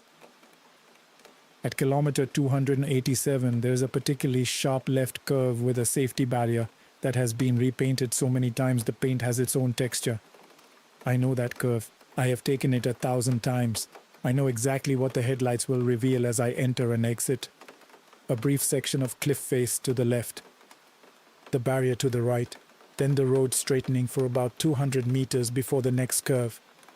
On that night, as I came out of the curve and the headlights moved across the road ahead, there was a man standing on the center line. Not on the shoulder, not walking, standing facing me directly in the lane. I hit the brakes. Controlled, managed the way you brake on that road or you don't brake at all. The truck slowed but did not stop fully before I would have reached him. I was already angling to the right, already calculating. And then the headlights hit him fully and I saw him and I understood in some immediate unspoken way that something was wrong that had nothing to do with physics. He was wearing the clothes of a man who worked the road. Dark jacket, heavy boots, the kind of vest that reflective tape fades from after a few seasons. He was standing completely still. His arms were at his sides. His face was turned toward me. I could see that. But the details did not resolve the way a face resolves when you light it. My headlights should have shown me a face. They showed me the arrangement of where a face should be. I passed him. I did not hit him. I do not know how. The geometry does not work in my memory. The distance and speed don't produce an outcome in which I simply passed him without impact. But I did. He was there and then I was past and I watched in my left mirror and there was nothing in the lane behind me. I pulled over at the first wide shoulder, 2 kilometers further on, and got out of the cab with my flashlight and my heart in my ears. I walked to the back of the truck and checked the trailer and the road behind me. Nothing. No sound except the wind through the canyon and the tick of the cooling engine. I stood there for a long time. A car passed me going the other direction, slowing slightly when they saw me with the flashlight, then continuing. I was grateful for the proof of other people. In the town of El Salto, I stopped at a trucker's stop and drank coffee and told the counter woman I'd had a scare on the road. She didn't ask what kind. She refilled my cup without being asked. In that part of the country at that hour, people understand that there are kinds of scares you don't need to name to receive kindness for. I do not tell my son about the things I see on the road. I don't tell him about the loneliness or the fear or the particular quality of dark that exists between 1 kilometer marker and the next. I wonder sometimes if this is why he has built himself a life I cannot see into. Because I have done the same in the cab for 12 years. I called him from El Salto. It was 2 a.m. He answered on the third ring, groggy, confused. I said his name twice. I told him to go back to sleep. I still drive the Espinazo, but I don't take kilometer 287 at night anymore. I time my runs. I stop in Durango or I stop in Mazatlan. I let the kilometer pass in daylight when the cliff face is just a cliff face and the center line is just paint. The house in Colonia Obrera. Hello, Senor Williams. My name is Michaela Gutierrez Sosa. I am from Torreon, Coahuila, and for 8 years I worked as a domestic employee. Cleaning, cooking, childcare for various families in the nicer colonias. The last family I worked for lived on Calle Nogal in Colonia Obrera, in a house that had belonged to the husband's parents. I worked for them for 2 years, and I am going to tell you what happened in the final 3 months. Please get somewhere comfortable. This took me a long time to write. I should tell you that I came to domestic work after my husband left. Not dramatically, not in an argument, but incrementally the way things dissolve in water, until one morning I noticed there was nothing left. I had 2 children, a rent I could not cover alone, and no formal education past secondary school. A neighbor introduced me to an agency. The agency placed me with the Lozano family. The husband worked in commercial real estate. The wife managed several rental properties. They had 2 young daughters, 8 and 10 years old, good family, orderly, the kind of household where everything has a shelf and the shelves are labeled. The house itself was large for 2 adults and 2 children. 4 bedrooms, a formal dining room that was never used, a kitchen with commercial-grade appliances that the señora was proud of and that I found exhausting to clean. There was a basement, not common in Torreon, but this was an older house that was used for storage and that the children were not allowed to enter. I was told this on my first day. I was given the key. I was told the basement needed to be swept once a month and that I should not move or rearrange the boxes already down there. For the first 20 months, nothing was wrong. This is important to establish because I have told this story to 2 people and both of them focused on the ending when the ending is not the point. The point is 20 months of a normal house. The señora could be difficult, perfectionist, or occasionally condescending in the way of people who have hired many employees and have decided that efficiency and warmth are different categories. The señor was rarely home. The girls were good children, the older one in particular, a serious 8-year-old named Renata who liked to follow me while I cleaned and ask me questions about my children, as if taking an interest in me were itself a kind of game she was practicing. In September, the September of my 2nd year, Renata began talking about someone in the basement. Not dramatically. Children do this. They develop attachments to imaginary figures. They assign them addresses. She mentioned it the way she mentioned anything. Matter-of-factly, a detail in a longer narrative. She called him El Señor de Abajo, the man downstairs. She described him as old, very old, with white hair. She said he stood by the boxes and watched. I did not tell her parents immediately. I should have. Instead, I asked her questions I probably should not have, because I was curious. And because Renata's tone when she described him was not the tone of a child describing something frightening. It was the tone of a child describing something observed. She said he did not speak. She said he smelled like her grandfather's closet, mothballs and cedar. She said once she waved at him and he lifted one hand slowly in response. She had been going into the basement. She had found the key in my jacket pocket where I kept it, and she had been going down alone. I told the señora that night. The señora called it an imaginary friend and moved the key to a hook she kept high. She did not seem concerned. The señor, when told, made a joke about the house having character. 2 weeks later, I went to do the monthly sweep of the basement. Fluorescent light, pull cord, bare concrete floor.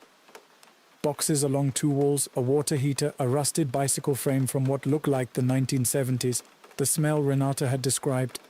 Cedar, age, the particular density of enclosed air.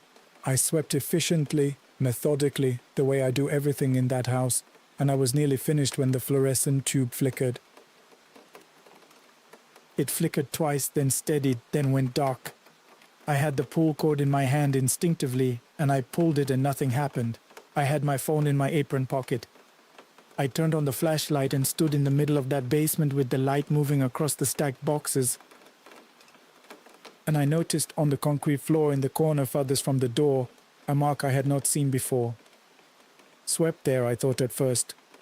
Accumulated dust, shaped by some draft into a pattern. But there was no draft, no obvious source of moving air. The mark was a handprint. Child-sized, pressed flat, fingers extended. Around it, in a rough approximation of a circle, several other marks in the dust that could have been made by many things. The hem of a garment, a dragged object, anything.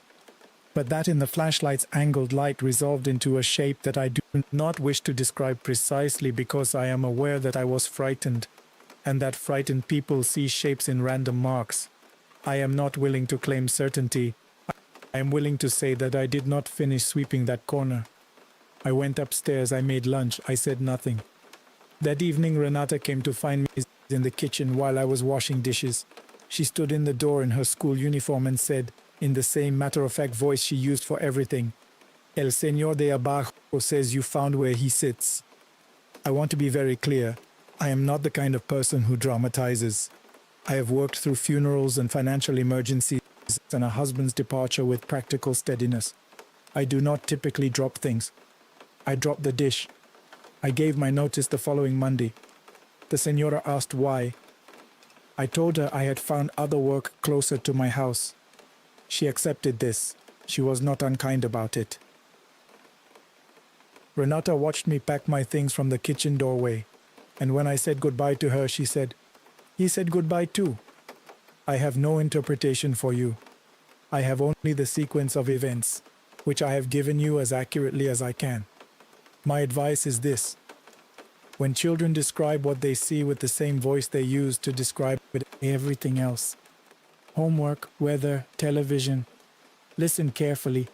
Children have not yet learned which things are supposed to be unbelievable. The night I carried the wrong package. Hola, Señor Williams. My name is Geronimo. I won't give my last name, and I think when I finish you'll understand why. I worked as a courier, not for a proper company. You know the kind of work I mean. You take a package from a person at a location, you bring it to another person at another location, and you ask no questions because the questions are the part that gets you hurt. I did this for almost 3 years in a city in Tamaulipas that I also won't name. I was not proud of it. I had a mother with dialysis 3 times a week. And the machine doesn't pause for pride. I want to be clear that I am out of that work now. I want to be clear because I listen to Carreteras de la Oscuridad when I can't sleep, which is most nights. And I heard someone else describe the same kind of life in another episode, and the way he described the fear. Not fear of any single thing, but a generalized fear that becomes the air you breathe. That is the truest thing I have ever heard described. The night I'm going to tell you about, I was given a package by a contact I'll call Z. Z was not a man you ask questions of. He handed me a black duffel bag, told me an address on the edge of a colonias I had not previously delivered to, gave me a time window, before 2 a.m., and told me to keep it in the cab with me, not in the trunk. The bag was lighter than the bags I usually carried. That was the first thing. It moved slightly when I shifted it in the passenger seat, not drastically, a small displacement like liquid settling. I did not think too much about this. I turned on the radio. I drove. The colonia was on the eastern edge of the city, the kind of neighborhood where the street names stop being names and become numbers, where the lots are large and not entirely fenced and the dogs bark from darkness you cannot see into. The address Z had given me was a single-story house set back from the road with a chain-link gate. The porch light was on. Everything else was off. I was 50 meters from the gate when the bag moved again. This time not a settling. A shift. Directional, like something reorienting itself. I stopped the car in the middle of the street, engine running, and I sat very still and looked at the bag in the passenger seat, and I said very quietly, "No."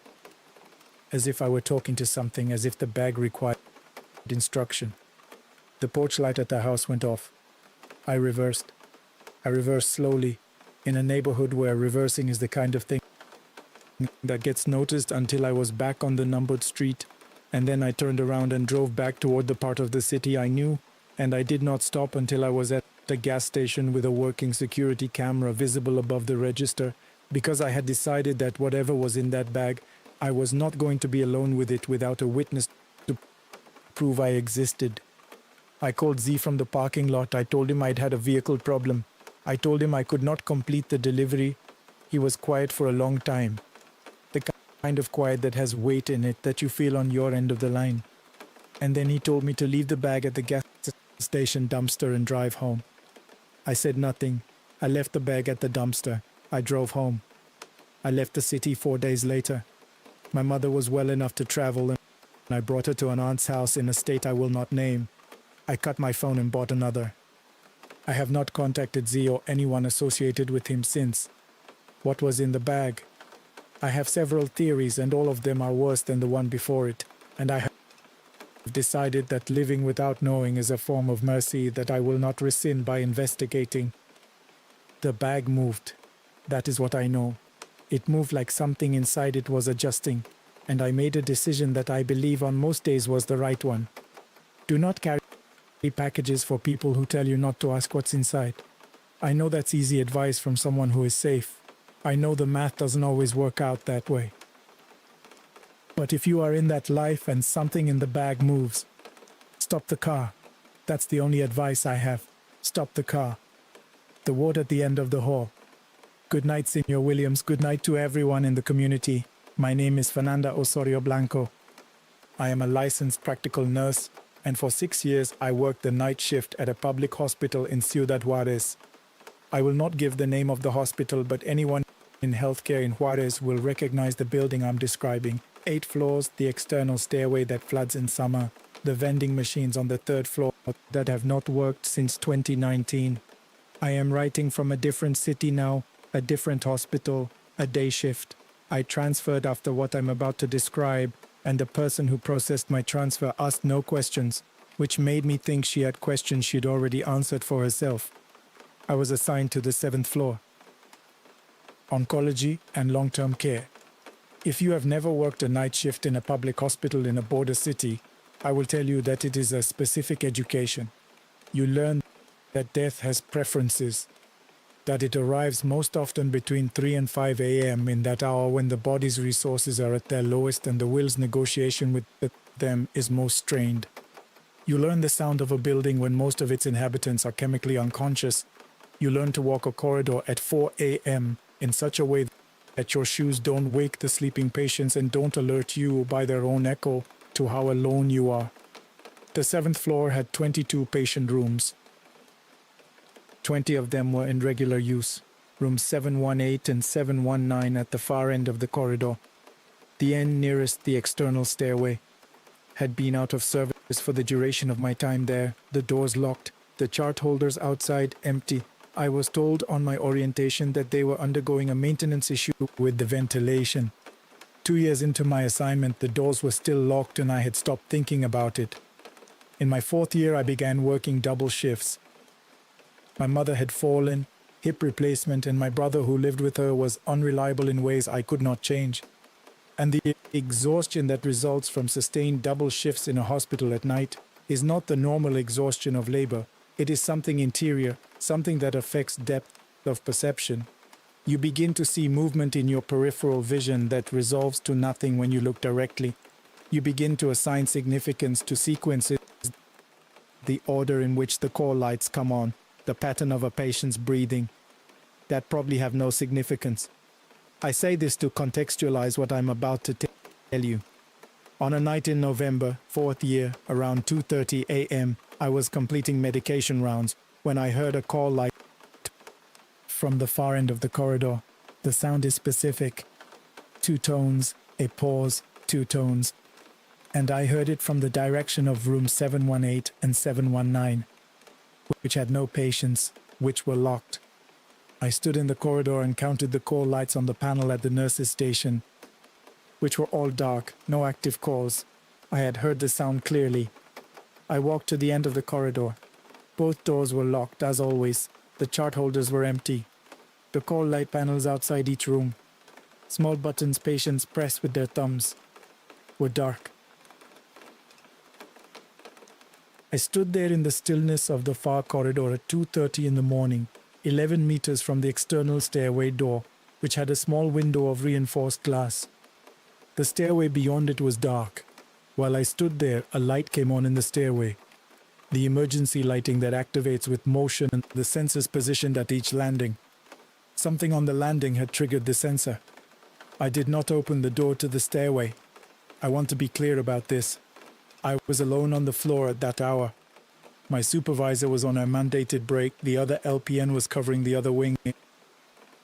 And I made the decision, deliberately and consciously, not to open the door.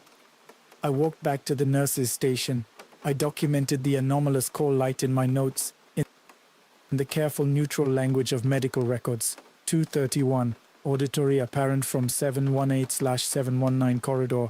No active call registered on panel. No source identified. I have that documentation. I kept a copy when I transferred. The light in the stairway stayed on for 11 minutes. I watched the window from the station and then went off. Nothing came through the door. When I told a colleague, a woman who had been on the floor for 12 years, she listened without expression and said, "The rooms were used for isolation during an outbreak in 2017. 3 patients died in there the same week." She said it in the same tone she used to discuss supply shortages. That is the other thing that night shifts in hospitals teach you. That some information gets sorted into operational awareness rather than feeling. Because the feeling has no place to go that doesn't compromise your function. I transferred 5 months later. I told my supervisor the commute had become difficult. She processed the paperwork without questions, as I said. My mother recovered well. She lives with me now. On the nights when I can't sleep, she sometimes comes to sit in the kitchen with me and we drink tea and she tells me stories about her own work 40 years ago in a factory that no longer exists. Her stories are ordinary and I'm grateful for them. If you work nights in healthcare, you already know what I'm describing. You have your own version of the far corridor. My only counsel is this: document everything you cannot explain. The language of medical records is flat and precise and it will hold what you need it to hold. And when you transfer, keep a copy. Thank you for listening, community. These voices came to us from roads and corridors and rooms where most of us will never go. And yet something in them recognizes something in us. The horror that lives in the ordinary.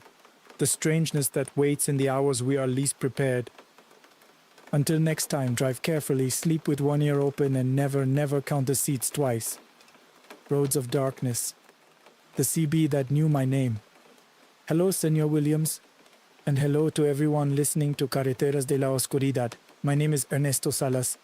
I've been a long-haul trucker for 15 years, mostly running north and center routes in Mexico. I decided to write because I heard a story on your channel about a driver who got warned by a voice that shouldn't have been there, and I kept telling myself that kind of thing doesn't happen until it did. Turn off the lights and come with me. I hope I don't interrupt your sleep, but I need to get this out of my chest. It was the kind of night that smells like burned oil and stale coffee. Federal 57, heading past Matehuala, the road straight as a promise nobody meant to keep. I was hauling packaged food, nothing fancy, nothing worth dying over.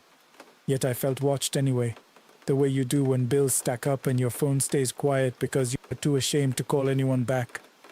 I had just signed divorce papers that week, not the clean kind where people still look each other in the eye. The kind where you argue about a broken microwave like it's the last piece of your dignity. I was driving to avoid thinking, chewing sunflower seeds until my jaw hurt, wiping sweat off the vinyl steering wheel with the sleeve of my hoodie. My unit was an older freightliner, the cabin always carrying that faint sourness of old upholstery. The AC worked when it felt like it. The engine vibration lived in your bones. The radio hissed and popped, and the only comfort was the CB, that scratchy line to the world. Other truckers, jokes, warnings, companionship stitched together by static. I called out on the channel. Any bears ahead? Compañeros? A few seconds of nothing. Then someone answered. Ernesto, don't stop. My hands tightened without meaning to. I hadn't said my name. I never did. You don't put your name out there. Not on that stretch. Who's this? I asked, trying to sound annoyed instead of scared. Static. A crackle that sounded like chewing aluminum foil. Then again the same voice, lower like it was speaking through teeth. Don't stop on the shoulder. Don't open your door. I told myself it was someone playing games. Maybe they saw the company logo. Maybe they knew a dispatcher who knew me. That's what my brain offered because the alternative made my stomach go cold. A few kilometers later, I saw headlights behind me, low and fast. A pickup came up on my left, dark windows, no plates I could read. It hovered next to my cab long enough for me to feel my throat tighten, then fell back, then surged again. Classic intimidation. I'd heard it from other drivers. They'll test you. They'll make you pull over. They'll ask for a quota. If you don't pay, you'll learn the hard way. My palms were wet. The air in the cabin felt thicker. I reached for the CB again. Hey, anyone got eyes on a black pickup near kilometer? The radio cut me off with a sharp burst. Don't talk, drive. The pickup flashed its lights twice like a heartbeat. Then it moved behind me, close enough that my mirrors filled with its glare. Up ahead, I noticed something that didn't fit. A parked trailer on the shoulder, hazards blinking, and beside it, a figure standing perfectly still, not waving, not moving, just a human shape in the darkness, too calm for someone stranded. I slowed without thinking. You see a fellow driver, you help. That's the rule we live by because nobody else cares if we disappear. But the voice came again, quiet, urgent. Ernesto, keep going. I swallowed hard, eyes fixed on that motionless silhouette. The blinkers of the stopped trailer cast an orange pulse over the figure's face. That's when I saw the cloth. A strip of dirty fabric tied over the eyes like a blindfold. My chest tightened so fast it felt like being squeezed. I had heard stories, trucker legends whispered at way stations and diners, about men who stand on the road like that, bait for robberies, but this wasn't the lane, it was the shoulder, and the figure wasn't gesturing, not pleading, just waiting. The pickup behind me honked once, not angry, commanding, like a handler telling an animal what to do. I had seconds to decide. I pressed the accelerator, the engine groaned, the rig vibrating like it wanted to complain, but it gained speed. As I passed the stopped trailer, the blindfolded figure turned its head toward my cab. I didn't see eyes. I couldn't, but I felt the attention like pressure on my skin. My side mirror caught the figure's movement, slow, deliberate, one step toward the road. Behind me, the pickup swerved. Its headlights jolted, then steadied. For an instant, I thought it was going to ram me. Instead, the pickup veered toward the shoulder, toward the blindfolded figure. My mouth went dry. I watched, trapped, because you can't look away from a crash you know is coming. But there wasn't a crash. The pickup's headlights washed over the figure and the stopped trailer, and then nothing made sense. The hazards on the trailer winked out like a candle being pinched. The shoulder went dark. In my mirror, there was only empty road and dust. The pickup was gone too. No tires on gravel, no engine note, no retreating lights. Just absence. My heartbeat was loud enough to drown out the motor. I whispered, "No," like that could correct reality. The CB crackled one last time. A breath, not words, a soft exhale, like someone standing too close behind you. Then silence. I didn't stop until I hit a lit-up gas station closer to San Luis Potosi. I parked under the brightest floodlight, hands shaking so much I dropped my wallet twice trying to pay for coffee. The cashier glanced at my face and didn't ask questions, just nodded in that way people do when they've seen fear before. A patrol car was parked near the bathrooms. I walked up to the officer, trying to sound normal.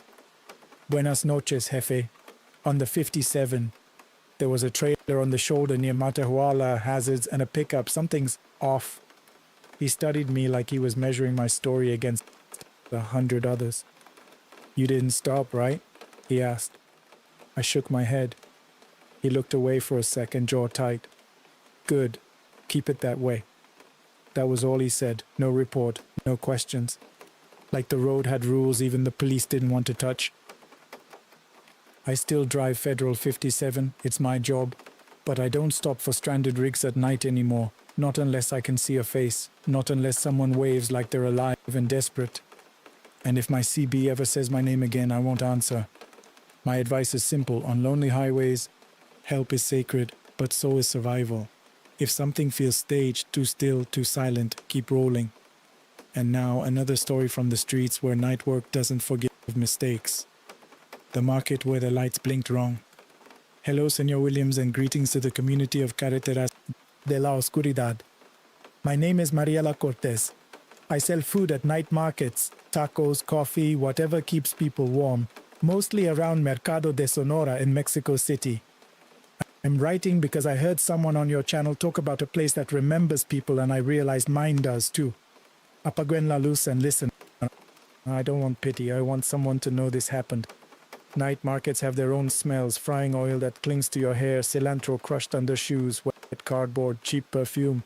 My stall was small, 2 burners, a griddle, plastic stools that wobbled, and a tarp that always collected rainwater like it had a grudge. I'd been working extra because my brother owed money, not bank money, the kind of debt that comes with visits, with men who don't raise their voice because they don't have to. That night I was closing late. The crowd had thinned. Vendors were counting bills under bare bulbs. The air was cold enough to make your fingers stiff, and the streetlights painted everything in a tired yellow. A man came by my store wearing a hoodie pulled low. He didn't order food. He stood near the edge of the tarp just outside the light and stared at my cash box. Store's closing, I told him, trying to keep my voice calm. He didn't answer, just shifted his weight, as if listening to something behind me. I looked over my shoulder. Between the stalls there was the narrow corridor of darkness, stacked crates, hanging cords, the faint glow of a Saint candle someone had left near a post. And in that corridor I saw a child. Not a street kid, not moving like one. This child was standing too straight, too quiet, hands at their sides, face turned toward me. The skin looked pale under the dim light like paper. I blinked. The corridor was empty. My throat tightened. I told myself I was tired, that my mind was mixing shadows with guilt and worry. The hoodie man leaned closer. You know who I'm with, he said softly. His voice was normal, human, but it sent a chill through me because it meant the debt had followed us all the way here. I don't have it, I said. He tapped the edge of my cash box with one finger. Not hard, a reminder. Behind him one of the market bulbs flickered, then another, a ripple of blinking light as if the electricity was breathing. In the dark corridor, the child was there again. Closer. I felt my stomach turn. The child's feet weren't visible under the hanging tarps and boxes, like the darkness swallowed them. The face was angled slightly, as if studying me, and I caught the smallest detail that broke my breath. The child's mouth was open, but no sound came out. Only the faintest whisper of air, like wind through a crack. The hoodie man didn't look back. He was focused on my hands, my money, my fear. Tomorrow, he said, don't make it difficult. He walked away into the market like he belonged there. I wanted to scream at someone, to call the other vendors, to tell them there were men collecting, but shame is a chain. You keep quiet because you don't want to be the one who brings trouble. I packed my things fast, hands trembling as I scraped the griddle clean. Grease popped and the smell of burned meat stuck in my nose. My neighbor vendor, Don Tono, looked over. "Todo bien, Mari?" he asked. "Si," I lied, just tired.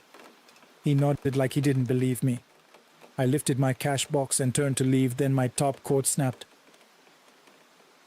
Not a slow tear, a clean snap like it had been cut. The top sagged. Water that had pooled in the fold poured down cold and filthy, splashing my shoulders. The shock made me gasp. In that instant, when my eyes squeezed shut, I heard it. A whisper close to my ear. Not a word, just a breathy sound that made my skin prickle. Like someone trying to speak but forgetting how. I spun around, heart hammering. No one was behind me. But my cash box was open. Bills exposed. I slammed it shut and hugged it to my chest. Suddenly certain I wasn't alone in the dark corridor. I could feel that child's attention again, patient and awful. I forced myself to walk, not run through the market exit. The street outside was quieter, the noise of traffic distant. My shoes stuck slightly to the wet pavement. I glanced back one last time. Between the stalls under the blinking bulbs, I saw the child standing where my stall had been. Not looking at me now. Looking at my cash box. Like it knew what desperation smells like. I never saw the hoodie man again, not directly. But the next week someone left a folded paper under my griddle. No name, just a single line. Don't hide behind the child. My blood went cold. I quit that spot. I moved my stall to a different market, farther, less convenient, fewer customers. I lost money, I lost pride, but I slept. If you sell at night markets, here's my advice. Watch the people who don't buy anything. And if the lights start blinking in a pattern that feels like a warning, don't argue with your instincts. Pack up, leave. Because sometimes the market isn't just a place. Sometimes it's a witness. Now let's move to another job that walks the city when everyone else pretends nothing exists. The route that kept returning my trash. Hello, Senor Williams, and hello to everyone in Carreteras de la Oscuridad. My name is Raul Benitez. I work night sanitation in Monterrey, collecting trash in neighborhoods that look clean during the day and rot quietly at night. I'm writing because I heard someone on your channel mention a smell that shouldn't follow you, like something old clinging to your clothes. I thought of my route immediately. Turn off the lights. If you hear a truck outside after midnight, don't assume it's just the city doing its job. My shift starts when the heat finally lets go of the concrete. We ride in the back of the truck, boots on metal, hands in gloves that never fully lose the stink. Trash has layers of odor. Sour milk, rotten fruit, dog waste, bleach, perfume spilled into diapers. It settles in your nose until you stop noticing it. That month, my mother was sick. Hospitals, paperwork, come back tomorrow, the usual. I was behind on rent. My supervisor was riding me because I missed 2 shifts for clinic appointments. I was tired in a way coffee can't fix. We had a new guy, Kevin, younger, eager, talking too much to cover fear. And a driver named Chewy who'd been on that route long enough to know every pothole by name. We were working the streets near San Bernabe, then moving toward older blocks where houses sit too close together, fences rusting, dogs barking at nothing. Around 2:40 a.m., we hit a street where the lights always felt dimmer. Chewy slowed. "Here," he said, voice flat. Kevin laughed. "What? This place cursed?" Chewy didn't laugh. "Just do your job." We jumped down, grabbed bags, tossed them into the compactor. The machine's groan is like a giant swallowing. I was sweating under my jacket despite the night chill, and my gloves were slick. Then I noticed it. One house on the corner had its porch light on, bright white, like a hospital light. The rest of the street was sleepy yellow. No movement inside, curtains drawn. We've all seen houses like that. People leave lights on for security, or because someone forgets. Still, it caught my eye. Kevin pointed at it. "Bro, someone's awake." Chewy muttered. "Don't look too long." That's when the smell changed. Not trash, not gasoline. Something sharp and clean like chlorine, like a pool, mixed with damp earth. I froze for a second, bags in my hands. The porch light flickered once, and I swear I saw a shape behind the curtain. Not a person moving, a shadow standing still. Kevin stepped closer, curious. "Hey!" he called, stupidly friendly. "We're collecting." No answer.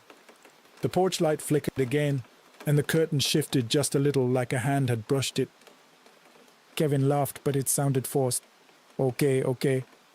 We finished the bins and moved on. The compactor roared. The truck rumbled forward. I thought that would be the end. 2 blocks later, I heard something slide on the truck bed.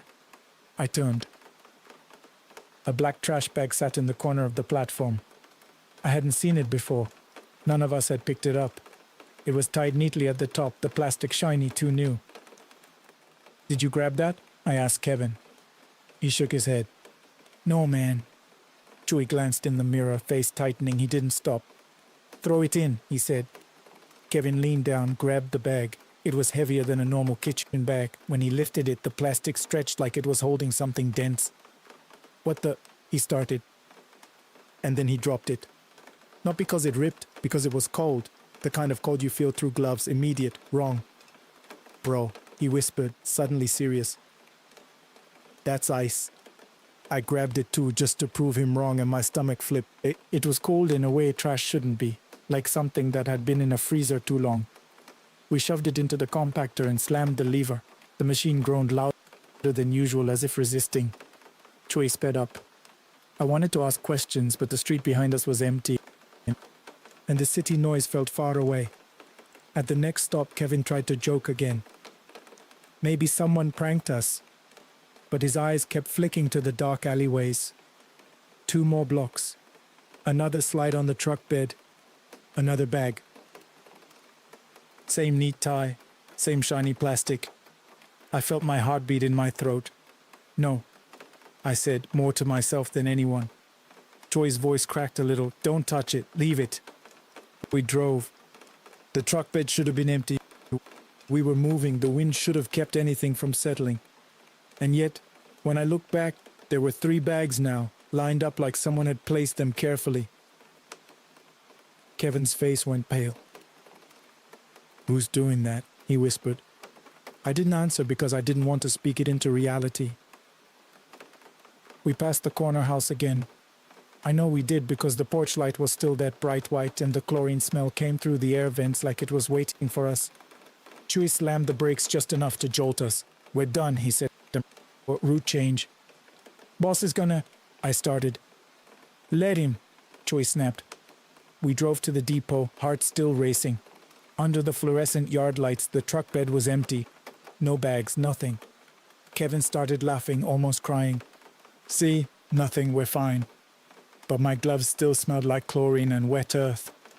The next day, my supervisor called me into the office. He had a complaint form on his desk. He didn't look angry, he looked nervous. "Did you guys skip the corner house on San Bernabe?" he asked. Chewie wasn't there, it was just me. "I don't know," I lied. The supervisor swallowed. "Because the resident called, said you always forget their trash, and it always comes back. That night I requested a different route. I took a pay cut, I didn't care. My advice, if you work sanitation, remember this. Trash is supposed to leave. If it keeps returning, stop asking why. Just stop going back." And now, a story from the border where mirrors don't always show what's sitting behind you. The passenger who didn't appear in the rear view. Hello, Senor Williams, and hello to all of Carreteras de la Oscuridad. My name is Oscar Rivas. I'm a taxi driver in Tijuana, mostly nights because day shifts don't pay enough and because I used to think I wasn't afraid of the dark. I'm writing because I heard someone on your channel talk about a ride that changed their life. Mine did too. Turn off the lights. If you ever get into a cab at 3 a.m., pay attention to what the driver refuses to look at.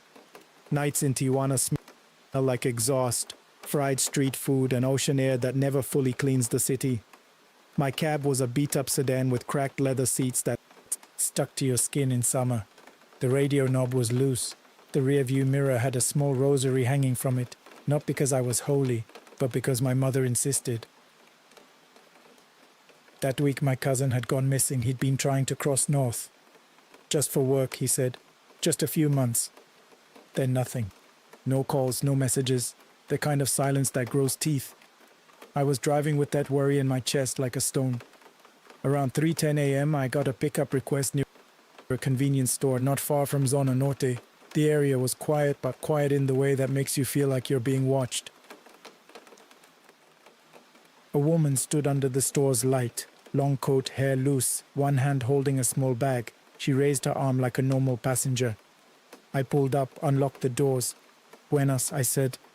She got in the back seat without a word. The air changed instantly, cooler and smelling faintly of wet fabric like clothes left in a bathroom too long. "Where to?" I asked. She gave me an address near Playas de Tijuana. Normal, too normal. I drove, glancing at the rear view mirror out of habit. The back seat looked empty. Not dark, empty. I blinked hard and glanced again, heart thumping. I could hear her breathing. I could feel the slight shift of weight when the car hit bumps. But the mirror showed nothing. My mouth went dry. I told myself the mirror was angled wrong. I adjusted it subtly. Still nothing. I forced a laugh, trying to turn fear into a joke. "Señora, you're sitting right in the mirror's blind spot, huh?" No answer. Just the faint sound of fabric moving, like she adjusted her coat. At the next red light, a police cruiser pulled up beside me. The officer looked at my cab, then at me, eyes sharp. He tapped his window for me to roll mine down. I did. "Where you headed?" he asked. "Playas," I said. "Passenger in the back." He leaned slightly, peered inside my car. Then his expression changed, not surprise, not anger, something like discomfort. "You alone?" he asked quietly. A cold prickled up my arms. "No," I insisted, too fast. "She's right there." He stared at me for a long second, then very calmly he said, "Drive safe," and rolled up his window. The light turned green. He didn't follow. He didn't stop me. He just left. My heart hammered like it wanted out. I kept driving. The streets toward Playas were emptier, darker. The ocean smell grew stronger, salty and heavy. Halfway there, my phone buzzed with a message from an unknown number. "Turn around." My grip tightened on the wheel. Another message came immediately. "Do not go to the water." I glanced at the mirror again. Still empty. But now I saw something else. The rosary hanging from the mirror wasn't swaying with the car's motion. It was perfectly still, like time around it had paused. I swallowed. "Who are you?" I asked, voice shaking despite my effort. No answer. But the temperature dropped so sharply my breath fogged slightly on the windshield. I considered stopping, kicking her out, running, anything. But the road was empty, and fear whispered that if I opened the doors, I'd let something in that I couldn't push back out. We reached the address she'd given. It was near an older building facing the dark stretch of beach road, no lights in the windows, just a shadow of a structure and the distant sound of waves. I stopped the car. "Here we are," I said. Silence. Then from the back seat, I felt, not heard, felt a movement, as if she leaned forward. The air filled with that wet fabric smell, stronger now, mixed with something metallic, like coins in a damp pocket. My neck hairs rose. I couldn't see her, but I knew she was close behind my shoulder. I whispered, "Please get out." The rear door clicked. Not opening, just clicking. Again. Click. Like someone trying the handle without pulling. My hands trembled. I reached to unlock again, even though it was already unlocked. The clicking stopped. Then my phone buzzed again. A photo. It was my cab from behind parked where I was now. In the photo, the backseat window showed a faint outline, like a face pressed against the glass. Below it a message. "Don't look back." I felt my stomach flip. The waves sounded louder suddenly, like the ocean was closer than it should be. I stared straight ahead, refusing to turn my head. Minutes passed, I don't know how many. Then the air warmed slightly. The smell faded. The rosary started swaying again like normal. I glanced at the mirror. The back seat was still empty, this time in a way that felt real. I drove away without collecting payment. I didn't care. I didn't even breathe properly until I hit a busy street with lights and people. The next day I checked the address, and it didn't exist. The number belonged to an abandoned building that had been closed after an accident years ago. Locals said someone went into the water at night and never came back. I still drive. I still pick up passengers. But if my mirror ever shows an empty back seat when I know someone is there, I will stop taking rides. I'll sell the cab. I'll do anything. My advice: in border cities, danger comes in uniforms, in strangers, in silence. But sometimes it comes in something you can't see at all. If your instincts tell you not to go somewhere, listen. Pride is cheaper than a funeral. One more before we leave the city lights behind. The house that cleaned itself. Hello, Senor Williams, and hello to the audience of Carreteras de la Oscuridad. My name is Lucia Andrade. I'm a domestic worker in Ciudad Juarez, and I decided to write because I heard a woman on your channel talk about caring for someone who wasn't fully alone in their own home. That hit too close. Apaguen la luz. I'm not trying to scare anyone. I'm trying to explain why I don't take night jobs anymore, even when my rent is late. I worked for an elderly couple in a gated neighborhood. Big house, cold marble floors, too many rooms that stayed closed. The wife had dementia. The husband traveled for business. I came evenings to cook, clean, and make sure she didn't wander. That month I was drowning in debt. My sister needed medicine for her child. My boss paid late, and I kept telling myself, endure, endure, endure. The house always smelled like lemon cleaner and old perfume, sweet, dusty. The kitchen was spotless, but the air never felt fresh. The halls were quiet except for the hum of the refrigerator and the occasional creak of a door settling. One Tuesday, rain hit the city hard, turning the streets into shiny black mirrors. My bus ran late. By the time I arrived, the sky was already deep blue, almost night. The señora was in the living room staring at the TV that wasn't on. Her thin hands rubbed the armrest like she was trying to remember what it was. Buenas noches, señora, I said softly. She turned her head slowly. Her eyes looked through me, then snapped into focus for a second. Did you hear them? She asked. Who? I kept my voice calm. With dementia, you learn not to argue. She leaned closer, whispering, the ones in the kitchen. My stomach tightened, but I smiled. No, señora, I'll make you tea. I went to the kitchen. The tiles were cold under my shoes. The sink was empty, the counters clean, but the sponge was wet. Not damp from earlier, wet like someone had just used it. I froze, listening. The rain tapped the windows, the refrigerator hummed, somewhere a pipe clicked. I told myself I must have left it wet the day before.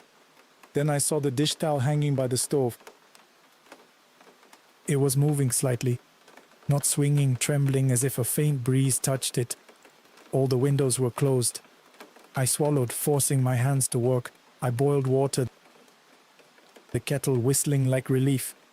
I poured tea, the steam smelling of chamomile and something else. Bleach. A sharp chemical note, too strong, like a hospital hallway. I thought of the clinic nearby where my mother once worked. The smell made my throat itch. I carried the tea to the living room. The señora was now staring down the dark hallway leading to the bedrooms. Señora, I said gently, your tea. She didn't look at me. They're washing, she whispered. I tried to laugh it off. No one is washing, señora. Her hand gripped my wrist suddenly, stronger than I expected. Her nails pressed into my skin. Don't open the door, she said, voice suddenly clear, almost desperate. My heart jumped. What door? She released me, eyes going cloudy again. The one that breathes. I stood there, tea trembling in my hands. Later, when she went to sleep, I started cleaning like usual. Vacuum, mop, wipe surfaces, routine is armor. Around 11:30 p.m., the power flickered. Just once. Lights dim, then back. My phone buzzed with a message from my boss. You can stay later, right? The señor won't be back. I stared at the message. Anger rising. More hours, same pay, always pushing. I typed a reply, then paused because I heard something from the kitchen. A soft, rhythmic sound, like scrubbing. My mouth went dry. I walked slowly to the kitchen entrance, not turning on additional lights. The sink faucet was running. A thin stream of water, steady. And the sponge, my sponge, moved in small circles against the inside of her pot, as if an invisible hand was washing it. No splashing like a real person, just motion, controlled, quiet. The bleach smell grew stronger. My chest tightened. I wanted to run, but my legs felt heavy. Who's there? I whispered. No answer. The sponge kept scrubbing. Then the faucet shut off. The sponge dropped into the sink with a soft, wet slap, and the dish towel trembled again like something had brushed past it. I backed away, heart pounding. I didn't go closer. I didn't touch anything. In the living room, the senora started crying softly in her sleep, but like a child. I called my friend Carla, also a domestic worker. My voice shook. "Carla, I think someone is in the house." "Call police," she said. "They won't come fast," I whispered. There was a pause. Then she said very quietly, "Does it smell like bleach?" My blood went cold. "Yes." Carla exhaled. "Leave now." I didn't even grab my cleaning supplies. I woke the senora just enough to guide her to her bedroom, locked her door gently, and left the house with my key shaking in my hand. Outside, the rain had stopped, the street was empty, the air smelled clean, but my nose still burned with bleach. I never returned. The next week, my boss called angry. "You abandoned her." I almost screamed at him. Instead, I said, "Hire someone else." He did. And 2 months later, I heard the new worker quit after one night.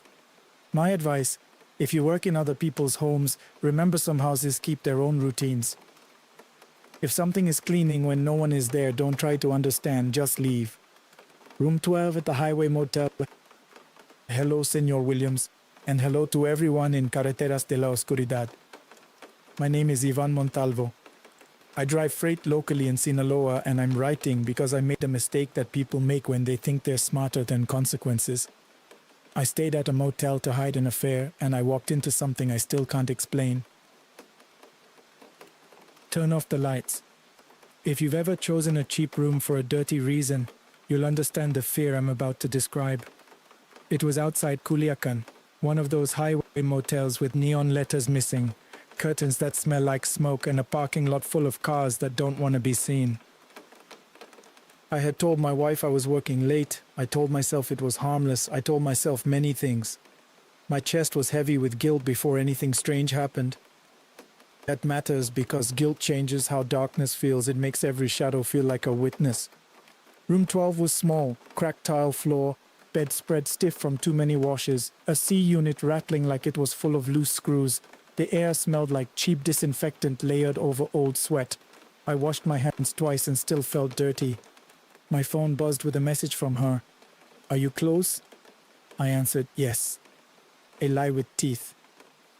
I heard a knock. Soft. 2 taps. I opened the door expecting her. No one. The hallway was empty, lit by a single flickering bulb that made the paint look sick. I stepped out feeling foolish. Maybe the manager. Maybe a mistake.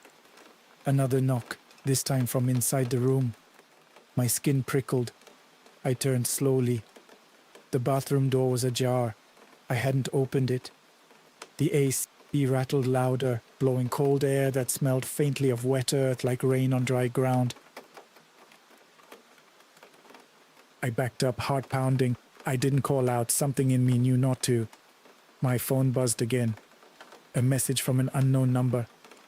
"Don't let her in." I stared at it, confused, angry. Who was this? A prank? Someone watching? Another knock. Not at the door. Under the bed. A soft thump like knuckles on wood. My mouth went dry. I forced myself to breathe, to think logically. Motels have rats, plumbing noises, weird echoes. That's all. Then the neon outside flickered, casting red light through the curtains in pulses. The room seemed to breathe with it. I heard footsteps in the hallway now, real ones. A woman's heels. My heart jumped with relief. "Finally," I muttered. The knock came at the door. I stepped forward, hand on the latch. And the unknown number messaged again. "If you open it, you won't recognize her." My fingers froze. The doorknob turned slightly from the outside, like someone tested it. Then the knock again. Gentle, patient. "Ivan?" A woman's voice called from the hallway. It sounded like her, almost. But there was something off, like the voice had been copied from a recording and played back through cheap speakers. I swallowed. Who is it? I asked, hating myself for asking. No answer, just the sound of breathing on the other side of the door, too close, too steady. The AC blew colder, my breath fogged faintly. The bathroom door creaked wider on its own, slow as a smile. I backed away from the entrance, eyes flicking between the bathroom and the door trapped. In the mirror across the room, I saw movement behind me. I turned. Nothing. But the mirror didn't match the room exactly. The bed looked the same, the curtains, the AC. Except in the mirror, the bathroom door was fully open. And in that dark rectangle, something stood tall, still, just a shape deeper than the darkness around it. Not moving like a person, not breathing, just occupying space. The knocking stopped. Silence pressed against my ears. Then very softly, the voice in the hallway said my name again, like it was tasting it. Ivan. My legs trembled. I didn't open the door. I didn't move. I grabbed my keys, my wallet, my jacket, eyes never leaving the mirror. I stepped toward the window instead and shoved the curtain aside, expecting to see the parking lot. The glass reflected my face, sweat, fear, shame. Behind my reflection, the shape in the mirror's bathroom was closer. Not by footsteps, by sudden presence. I flinched hard, slammed the curtain back and ran. I didn't open the motel door. I ran out through the side emergency exit into the parking lot, breath tearing out of me. My truck was there. I jumped in, locked the doors, started the engine. My phone buzzed again. Unknown number. Good. That was it. No explanation. No more messages after that night. I never told my wife. I ended the affair because fear is sometimes the only thing stronger than temptation. My advice? Don't hide in cheap places thinking they're only dangerous because of people. Some rooms feel like they've held too many secrets. If a place warns you, listen, even if you don't deserve the warning. The bus stop that counted us. Hello, Senor Williams. And hello to the community of Carreteras de la Oscuridad. My name is Sergio Ibarra. I drive an intercity bus route through Oaxaca, climbing roads that cut through the Sierra like scars. I'm writing because I heard stories on your channel about roads that take people without crashing, without witnesses. I always thought that was superstition. Now I keep a list in my head that I never wanted. Turn off the lights. If you've ever ridden a bus at night, remember the driver sees more than you think. That night was damp, the kind of cold that seeps through your jacket. The bus smelled like diesel, wet clothes, and the cheap pine air freshener I hung to fight the odor of tired bodies. We left late. The terminal was noisy. Vendors, announcements, people hugging like they might not see each other again. I was stressed. My son had been suspended from school. My wife blamed me for being gone. Money was tight. Driving nights was my sacrifice and my curse. We climbed into the Sierra. Fog rolled over the road, thick enough to swallow headlights. The bus rattled over rough patches. Passengers slept or stared at their phones. I kept my hands steady, eyes scanning for potholes, rocks, anything. At a rural stop, barely more than a sign and a patch of gravel, I slowed. It was listed on my route, though nobody usually boarded there at that hour. But someone was waiting. A man stood near the sign, facing the road. He didn't wave. He didn't step forward, just stood, shoulders slightly hunched, like he'd been waiting a long time. I opened the door. "Papara," I started. He climbed in without looking at me. He wore a jacket too big, damp at the shoulders. The smell of wet earth followed him. "Ticket?" I asked. He didn't answer. A woman in the front seat looked back, annoyed. "Hey, you gotta pay," she snapped. The man kept walking down the aisle. No aggression, no rush. He sat near the back. I told myself maybe drunk, maybe tired, maybe mute. But then I checked the mirror above the windshield to keep an eye on him. The aisle behind him looked slightly wrong, like the light didn't reach as far back as it should. The passengers around him were visible, but his seat area looked dimmer, as if fog had entered the bus. I swallowed hard and kept driving. 10 minutes later, another stop, another rural sign, another patch of gravel, and another figure was waiting. This one was smaller, maybe a teenager, hood up, hands in pockets, no wave. I opened. He climbed in. Same wet earth smell. No words, no ticket. He walked past me like he didn't see me, sat 2 seats ahead of the first man. My pulse quickened. I glanced at the passenger list sheet clipped to my dash. I kept track for safety, especially at night. My pen hovered. I wrote +1 by instinct. Then my pen slipped. The ink line made a thin scratch like a mistake. The bus lights flickered once. Just once. The aisle seemed longer, darker. The woman in the front seat muttered, "This bus is creepy." I forced a chuckle, just the fog. But my hands were sweating. The third stop wasn't scheduled. That's what made my stomach drop. A bus stop sign I didn't recognize appeared in the fog. The reflective paint caught my headlights, and 3 figures stood there, still, patient, like they'd been counted into existence. I didn't slow. A passenger stirred. "Driver, aren't you stopping?" "No one requested," I said quickly. As if on cue, the bell dinged from the middle seats. Someone had pressed it. I glanced in the mirror. A man near the aisle had his hand down, eyes wide. "I didn't press it," he whispered. The bell dinged again. I felt a cold prickle along my neck. The figures outside didn't wave, they didn't step forward. They just stood, and the fog around them looked denser, almost solid. I kept driving. The bell dinged a 3rd time, and the bus lights dimmed, not fully out, just low, like a breath being held. In that dimness, the back of the bus seemed crowded, more shapes than passengers. I heard murmurs, not words, like a group whispering without language. A soft, layered sound that made my teeth ache. A passenger near the front started praying under her breath. I forced myself not to look too long into the mirror. I stared at the road, knuckles white on the wheel. After several minutes, the lights returned to normal. The murmurs faded. The wet earth smell lessened. I dared a glance into the mirror. The back seats were normal again. But when we reached the next official terminal and passengers filed out, the woman in front paused and asked me, "Driver, how many people got on tonight?" I opened my clipboard, heart thumping. My tally marks didn't match.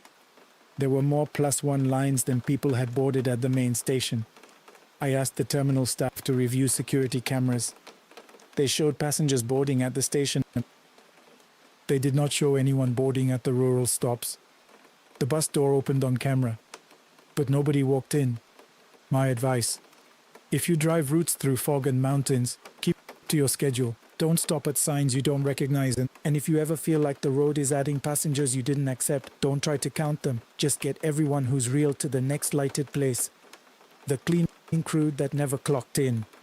Hello, Senor Williams, and hello to everyone in Carreteras de la Oscuridad.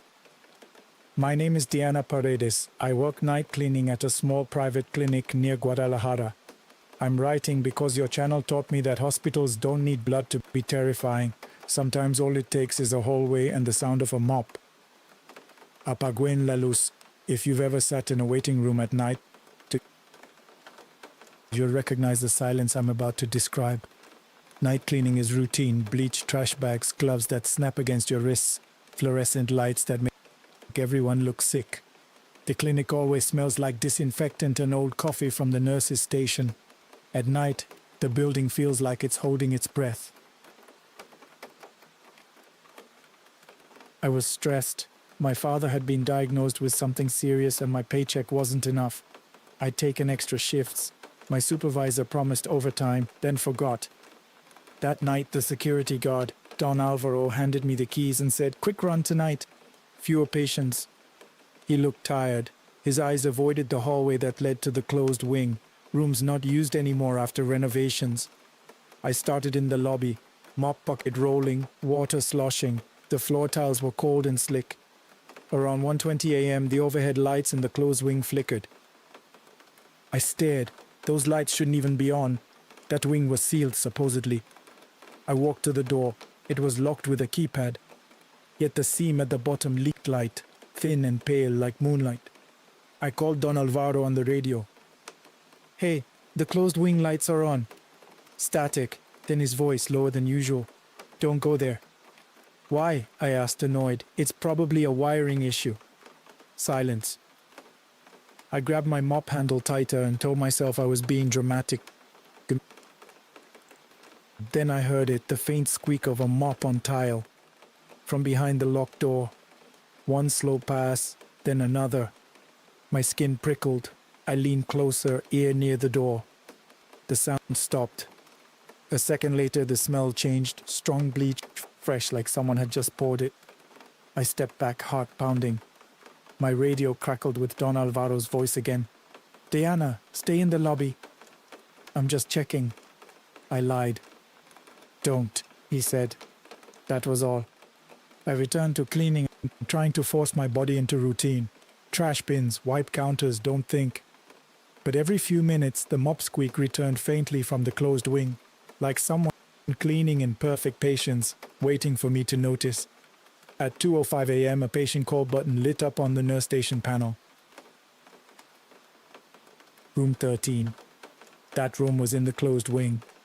I stared at the blinking light, feeling my mouth go dry. The panel beeped softly, insistently. I pressed the intercom out of habit. Room 13, do you need assistance? Only static answered. Then the call light stopped, and the mop squeak stopped too. The silence that followed was heavier than noise.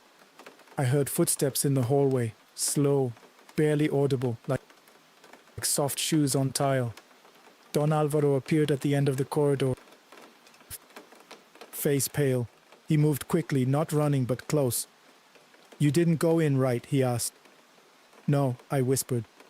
He exhaled like he'd been holding his breath for an hour. Good. What is it? I asked, voice shaking. Who's in there? He didn't answer directly. He glanced at the panel, then at the locked door. Years ago, he said quietly, they used that wing for patients who didn't have family, people who waited. He swallowed. Sometimes the building remembers the routine. I wanted to argue, to demand logic, but at that moment the seam under the door brightened slightly, as if someone had approached from inside and stood right against it. The bleach smell surged, and I heard very close, something like a wet cloth being wrung out. I backed away, heart pounding so hard I thought that I'd pass out. Don Alvaro gripped my arm. Clock out, he said. Now. I didn't fight. I grabbed my bag and left the mop bucket where it was, water still. I walked out into the night air feeling like I'd escaped a dream. The next day my supervisor scolded me for leaving equipment. I almost laughed. I couldn't explain. My advice? If you work night cleaning in clinics or hospitals, respect locked doors.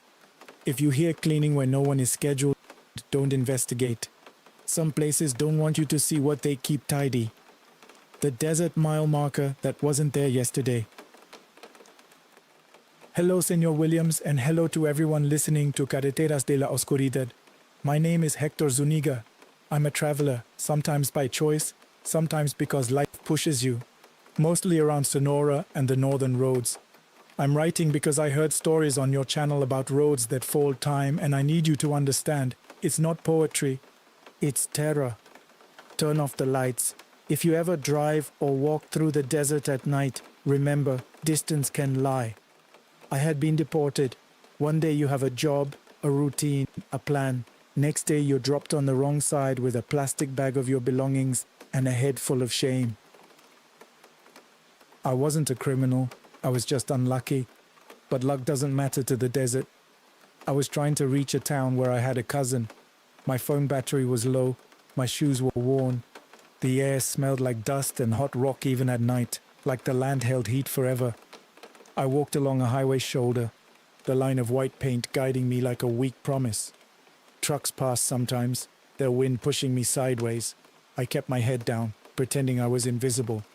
Fear makes you small. Around 2 a.m. I saw a mile marker ahead, reflective, bright in my flashlight. I didn't recognize the number. That was strange because I had been counting markers to track my progress. I approached it and the air changed, cooler, almost damp like standing near a river.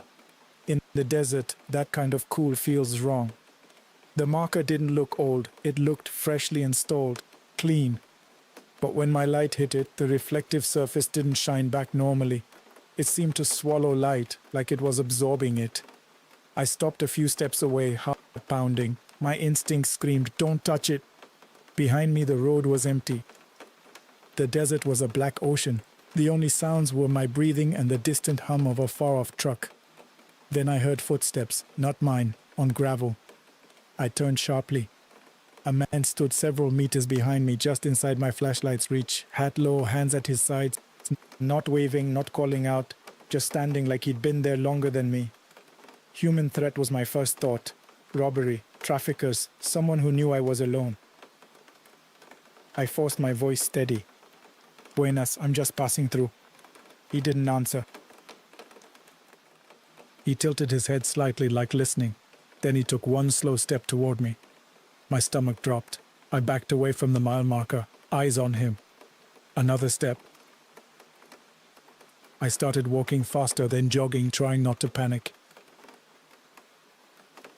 The man followed, not running, but always the same distance, as if the desert itself kept him aligned behind me.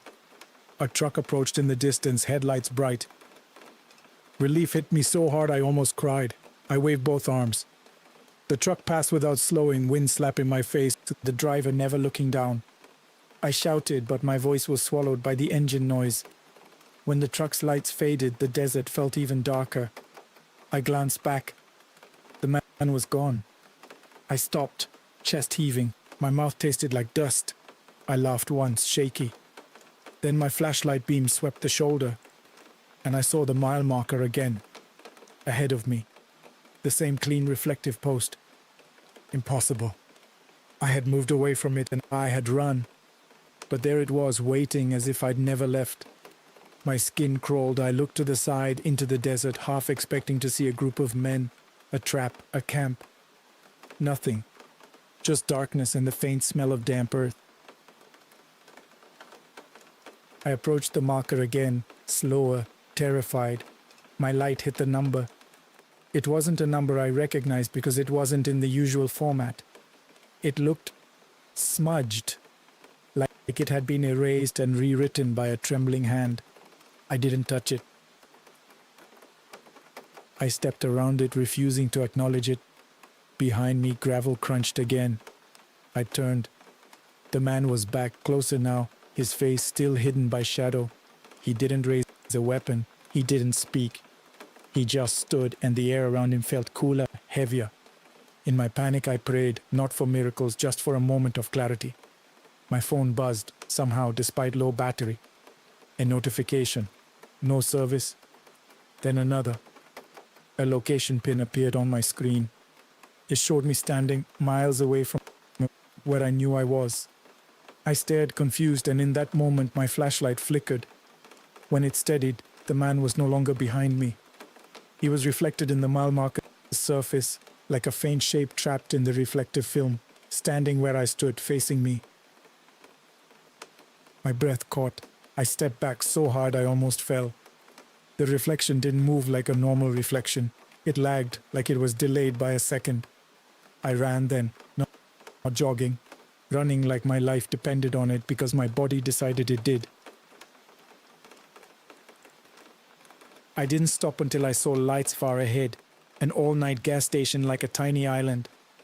When I reached it, shaking, the attendant looked at me and said, "Where did you come from?" "The highway," I panted. He frowned. "No one walks here. Not at night, not from that direction." I never found that mile marker again in daylight. I drove the road later with a friend, trying to prove it was exhaustion. It wasn't there. My advice? If the desert shows you something that doesn't belong, a marker, a person, a sign that feels too clean, don't argue with it, don't touch it. Get to the nearest lights because out there, the road can loop you until you become just another shadow behind someone else. The CB that answered back. "Hello, Senor Williams, and hello to everyone in Carreteras de la Oscuridad.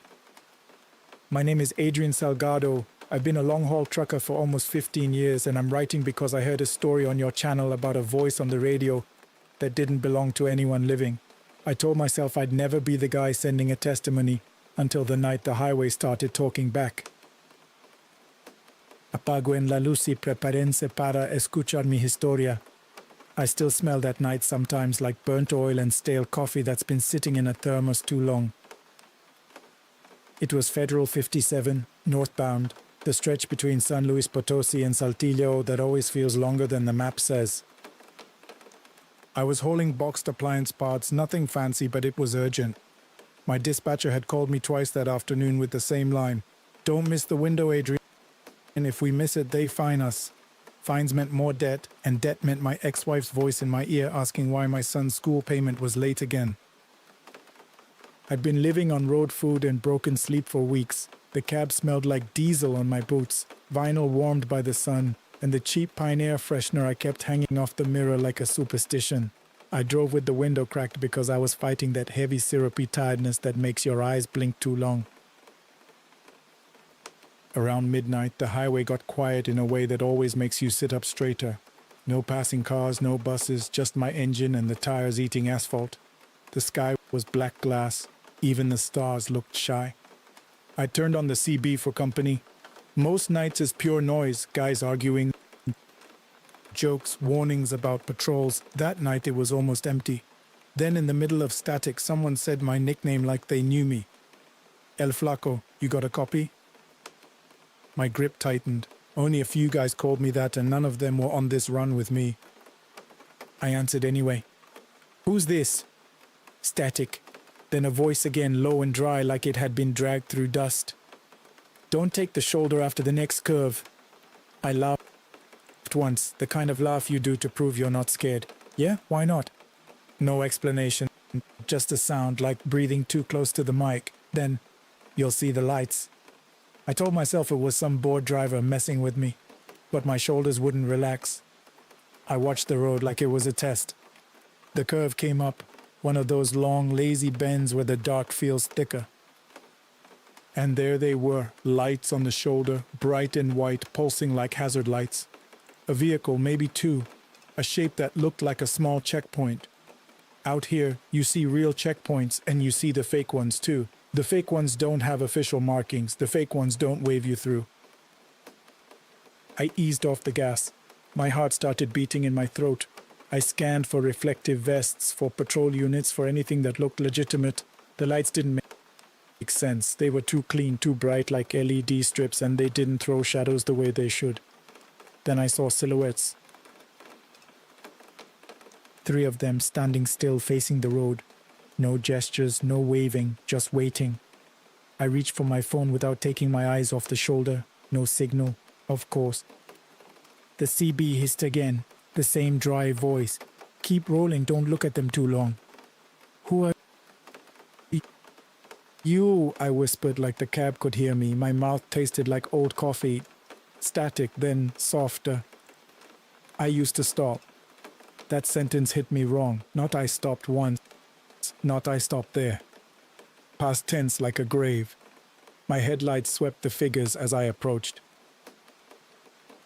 And I swear on my mother's life, Senor Williams, one of them wasn't standing on the gravel. His boots weren't touching. It wasn't floating high, nothing dramatic. Just enough that the gravel beneath him looked undisturbed, like the ground didn't claim him. I forced my eyes forward. My mind screamed at me to stare, to understand. But the voice had said, don't look too long, and I obeyed like a kid. As I passed, the lights flared. The cab filled with white glare. My mirrors caught movement, one of the silhouettes stepping toward the lane, slow, like he had all the time in the world.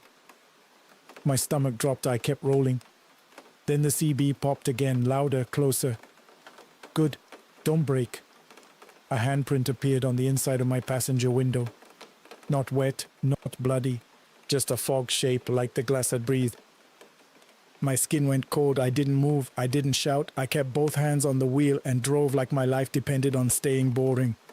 For 10 minutes I watched the mirror, expecting headlights to chase me, expecting a truck to cut me off, expecting anything human. Nothing came. The highway swallowed it all. At the next gas station I pulled in under harsh fluorescent lights and parked right by the front doors like a coward. The smell of frying oil and floor cleaner hit me when I stepped out. 2 other truckers were there smoking, talking low. I tried to sound casual. Hey, You guys see a checkpoint back there? They stopped talking. One of them looked at my trailer, then at my face like he was counting something. There's no checkpoint, he said. Not tonight. The other guy flicked ash and finally spoke. Unless you mean the one that isn't a checkpoint. I felt my mouth go dry. What is it? He shook his head. My cousin stopped for them last year. Said they never spoke. Just pointed, like puppets. He looked away. Cousin sold his rig 2 weeks later. I wanted to ask about the floating boots, about the handprint, about the voice on the CB, but I didn't. Some questions feel like opening a door you can't close. I went back to my truck and sat in the cab, the doors locked, listening to my engine tick as it cooled. The CB was silent. Then, one last time, that dry voice came through, almost gentle. Take the next exit, sleep where there are people. I didn't answer. I took the next exit. Now I avoid that stretch of Federal 57 whenever I can. My dispatcher complains. My wallet suffers. But I'd rather owe money than owe my life. If I can give one piece of advice, Senor Williams, don't trust quiet lights on an empty shoulder. And if the radio warns you with a voice that feels too old to be alive, don't argue, just drive. Y ahora otra historia desde las carreteras mexicanas. The Rosemary Knot. Hello, Senor Williams, and good evening to everyone in Carreteras de la Oscuridad. My name is Mariela Chavez. I sell food at night markets, mostly tacos and atole. And I'm writing because I heard someone on your channel talk about a blessing that felt more like a trap. I thought of my own hands, always smelling like onion and grease, tying and untying things I never should have touched. Apaguen la luz y prepárense para escuchar mi historia. I'm not trying to scare anyone. I'm trying to explain why I don't work nights anymore, even though nights were the only time I made enough to survive. This happened in Ciudad de Mexico, near the crowded markets where the air is heavy with roasting meat, exhaust, and people's sweat. I won't name the exact street because I still live here, and I still owe money to the wrong people. That month I was behind on rent. My sister had moved back in with her little boy after her husband disappeared. We didn't call the police because everyone knows what happens when you call the police for the wrong kind of disappearance. You get questions, you get visits, you get more fear. So I worked harder, later, longer. That night the market felt different. The usual noise, music from cheap speakers, vendors shouting, coins clinking was there, but underneath it, like another layer, I heard soft whispering. Not words I could understand, just a sound like many mouths talking into cloth. I told myself it was my anxiety. My body was tired, my hands were cracked from lime and soap. My head hurt from the smoke. Around midnight, a woman set up a small table across from my stall. She didn't sell food. She didn't sell clothes. She laid out bundles of herbs and little cloth bags tied with thread, rosemary rue, things my grandmother used to hang near the door when she felt the house had bad energy. Her clothes were simple, her hair was braided tight, the smell around her was sharp and clean like crushed leaves and rain on stone, completely out of place in that greasy street. She watched me work, not like a customer, like someone waiting for the right moment. I tried to ignore her, but when I turned to grab more tortillas, I saw she had something on her table that made my stomach tighten. A small cloth bag the size of my palm, tied with red thread. The thread looked old, like it had been handled too much. She tapped it once. For protection, she said. I didn't answer. She looked at my hands. You are tired. You are carrying more than food. I hated how accurate that felt. I'm fine. She smiled without warmth. Fine is a story people tell when they are afraid to say the truth. I should have turned away. I should have focused on my customers. But the market had thinned and my fear had turned into something else. Curiosity, maybe. Desperation. How much? I asked, regretting it immediately. She named a price that was too low. That's how you know. What's inside? I asked. She shook her head. It works better when you don't ask. That should have been my last warning. I bought it anyway. She tied it to my wrist herself, the red thread snug against my skin. Her fingers were cold like she'd been holding ice. When she tightened the knot, the whispering under the market noise got louder for a second, as if something noticed me. "Don't untie it," she said, "and don't let anyone else touch it." I forced a laugh. "What, it'll lose the magic?" She didn't laugh back. She just looked at me like my joke was childish. "It will lose you." I went home at 3 in the morning. The city was damp. My stairwell smelled like bleach and old trash. Inside our apartment, my nephew was asleep on the couch, his cheeks shiny with sweat. My sister was sitting in the dark and staring at her phone. "You're late," she whispered. "I had customers," I said, and I showed her the bag like it was nothing. "Look, a woman sold it to me for protection." My sister's face changed. She reached for it without thinking. I pulled my arm back. She said, "Don't touch." My sister frowned. "Don't be ridiculous." She grabbed it anyway. The moment her fingers closed around the cloth, the kitchen light flickered. Once, twice, then it went steady again, but the room felt colder, like someone had opened a window.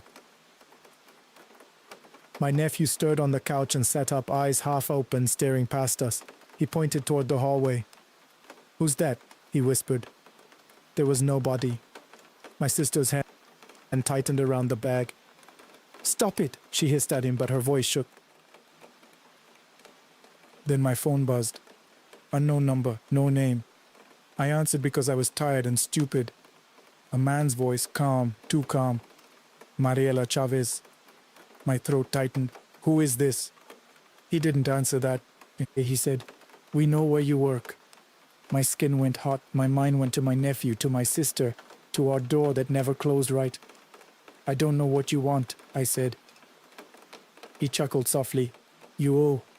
And if you don't pay, you'll stop sleeping." The call ended. I stood there in the dark kitchen, the smell of rosemary suddenly sour. My sister looked at the bag, then at me, and she whispered, "Why did you bring this into our home?" That night, none of us slept. Not because of footsteps, not because of shadows. Because every time we closed our eyes, the whispering came back, clearer, closer, like the market had followed us inside. And every time my nephew woke up, he pointed to a different corner and asked who was standing there. In the morning, the red thread around my wrist was tighter, as if it had shrunk. My skin underneath was irritated, almost bruised. I went back to the market that night to find the woman and return it. Her table wasn't there. I asked other vendors. They stared at me like I'd asked about a ghost. "No one sets up herbs there," one woman said. "Not anymore." I untied the knot anyway, hands shaking. The thread snapped like it was dry. The cloth bag fell into my palm, lighter than it should have been, like it was empty. And yet, when I opened it, there was something inside. Not an object I can describe clearly.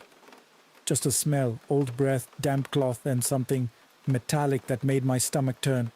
My eyes watered. My nephew started coughing in the other room like he'd inhaled smoke. I wrapped it in plastic and threw it in the trash outside the building. That evening, the trash bag was gone. Now I work mornings only. I don't stay late. I don't accept gifts, charms, or protection from strangers. And every so often, when my phone rings from an unknown number, I don't answer.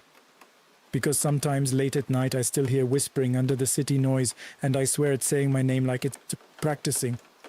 If I can advise anyone, don't buy cheap protection in a place where fear is sold openly. Some knots are meant to keep something with you, not away from you.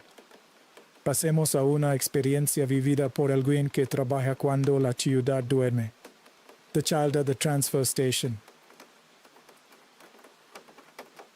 Hello, Senor Williams, and greetings to the community of Carreteras de la Oscuridad. My name is Oscar Ibarra. I work night sanitation, picking up trash and hauling it to a transfer station outside Guadalajara. I'm writing because I heard a trucker on your channel mention a child on the shoulder who shouldn't be there. I told myself, that's just fatigue. Then I met the same kind of impossible. Apaguen la luz y prepárense para escuchar mi historia. The smell alone is enough to bring it back. Wet cardboard, sour fruit, bleach, and the hot breath of rot that clings to your clothes even after you shower. My shift starts when decent people are eating dinner. By the time they're asleep, I'm lifting bags that leak, dodging stray dogs, and listening to my co-worker Rafa complain about his back. That month, I was barely functioning. My wife and I had lost a baby the year before. Nobody tells you how grief lives in your body like a second spine. It changes your posture. It changes the way silence feels. We were finishing a route near the edge of the city, the neighborhoods where streetlights are spaced too far apart and the houses look like they're holding their breath. The truck's hydraulics groaned every time we compacted a load. The radio inside the cab played old rancheras through a cracked speaker, the kind of sound that makes you feel lonelier. Rafa slapped the dashboard. "We're behind," he said. "Boss is gonna chew us up." I nodded and kept driving. The road to the transfer station was mostly dark, lined with scrub and fencing. The air was cool, but the truck carried its own heat like a living animal. That's when I saw the child. At first I thought it was a plastic bag caught on a post. Then it moved. A small figure standing near the access gate to the transfer station, right where the light from our headlights washed the dirt road into pale color. The figure didn't wave, didn't run, just stood there. I slowed down. My stomach tightened so hard it hurt. "Rafa," I said quietly, "look." Rafa leaned forward. "No," he whispered like the word came out before he chose it. The child stepped closer into the light. He was maybe 6 or 7, thin, barefoot. His clothes looked clean enough to be wrong for this place. The transfer station is surrounded by filth and chain link. Nobody brings a child here. Nobody lets a barefoot child stand on gravel at midnight. I rolled down my window a crack. The smell outside was worse. "Hey," I called, "are you lost?" The child tilted his head. His hair was dark and damp, as if he'd been in rain, even though the sky was dry. His face was calm, too calm, like he wasn't cold at all. Rafa grabbed my arm hard. "Don't talk," he hissed. "Just go." "What are you saying?" I snapped, but my voice shook. Rafa's eyes were wide. "My uncle worked this station years ago. He said sometimes you see one. And if you stop, you don't leave alone." I wanted to laugh. I wanted to call him stupid, but my grief was sitting in my chest like a heavy animal, and the child's calmness felt like a knife. Behind the child, past the gate, I saw movement near the shadows of stacked containers. A vehicle with no lights, a low shape like a van, barely visible. Human threat, real threat. My mind split in two. One part said, "Help the kid." The other part said, "This is a trap." The child lifted one hand slowly and pointed, not at us, but at the road behind us, like he was warning us. Rafa whispered, "Oscar, drive." I put the truck in gear and rolled forward, pretending I didn't see the van. The child didn't step back. He stayed where he was, eyes on us, like he was measuring our fear. As we passed him, the cab got colder. Not the air conditioning, something else. My breath fogged the inside of the windshield for a second, a soft plume of white, as if the truck had exhaled. And then, in the side mirror, I saw the child standing in the middle of the road behind us. He hadn't moved fast. There was no time for him to be there. Rafa made a broken sound in his throat. "Don't look," he said, but I couldn't stop. The van behind the gate turned on its headlights. For a second, the light hit the child's back. No shadow. My hands went numb. I pushed the truck faster. The road shook. The engine roared. Rafa muttered prayers under his breath, words so quick they became sound more than meaning. We made it to the station's main lights, where the security guard sat in a booth drinking coffee. I honked, more from panic than courtesy. The guard stepped out, annoyed. "What's wrong with you?" he shouted. I got out and walked toward him, forcing myself to breathe. "There's a kid by the gate," I said, "and a van inside the fence with no lights." The guard's face changed. He looked past me toward the dark. "There's no kid," he said quietly. Rafa jumped out and started talking too fast. "We saw him, barefoot. He was right there." The guard swallowed. "You're not the first to say that." I waited for him to explain, but he didn't. He just pointed at a sign near the booth, old and faded. No loitering, no pedestrians, no children. That didn't answer anything. On the way home, the smell of trash felt like it had crawled inside my lungs. I kept checking the mirrors, expecting the child to appear again. expecting the van to follow. Nothing followed. And that's what scares me the most. Not the chase, not the confrontation, the silence afterward. Because now, every time I drive past a dark gate at night, I think about that child pointing behind me like he was warning me about something I still haven't seen. My advice is simple. If you work nights, don't assume every danger is supernatural and don't assume every danger is human. Sometimes they stand in the same place wearing the same face and you don't get to know which one you're dealing with until it's too late. Y ahora cambiemos de ruta. Una ciudad un volante y un pasajero que no debía existir. The fare to Santiago. Hello, Senor Williams, and hello to the listeners of Carreteras de la Oscuridad. My name is Ivan Contreras. I'm a taxi driver in Monterrey, and I'm writing because I used to laugh at stories about things that imitate people. I used to say, if it has a face, it has an explanation. Then I took a fare towards Santiago, and I learned the difference between a passenger and a predator. Apaguen la luz y prepárense para escuchar mi historia. The inside of my car still smells like that night sometimes. Cheap cologne, sweaty fear, and the rubbery scent of rain on hot pavement. I drive nights because that's when the money is. Days are traffic, tourists, short rides. Nights are longer runs, cash payments, people who don't want receipts. I needed those rides because my father was sick and the medication wasn't cheap.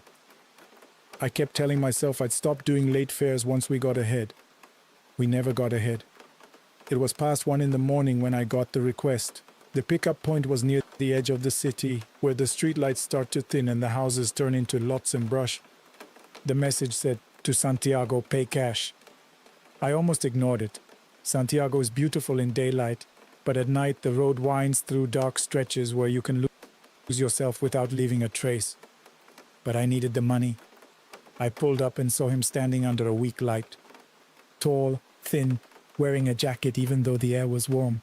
He didn't raise his hand. He didn't check his phone. He just waited like he'd been standing there forever. I rolled down the window. Santiago? I asked. He nodded once. His face was partly shadowed. The light above him flickered, and for a second I thought his eyes reflected wrong like an animal's. I told myself I was tired. He got in the back seat quietly, closing the door with care. No slam, no rush. The car felt heavier immediately, like the air had thickened. I started driving, keeping my voice casual. Long night? No answer. I glanced in the rearview mirror. His gaze was fixed on my neck, on the mirror, on something, not on the road. Traffic's good, I said, stupidly trying to fill silence. We'll be there quick. Still nothing. My hands tightened on the steering wheel. A taxi driver learns patterns. A drunk passenger talks too much. A nervous passenger checks the windows. A dangerous passenger stays too quiet. The first sign something was wrong was the temperature. The AC was off. The windows were up. Yet the air around my shoulders got cold like I'd driven into a pocket of winter.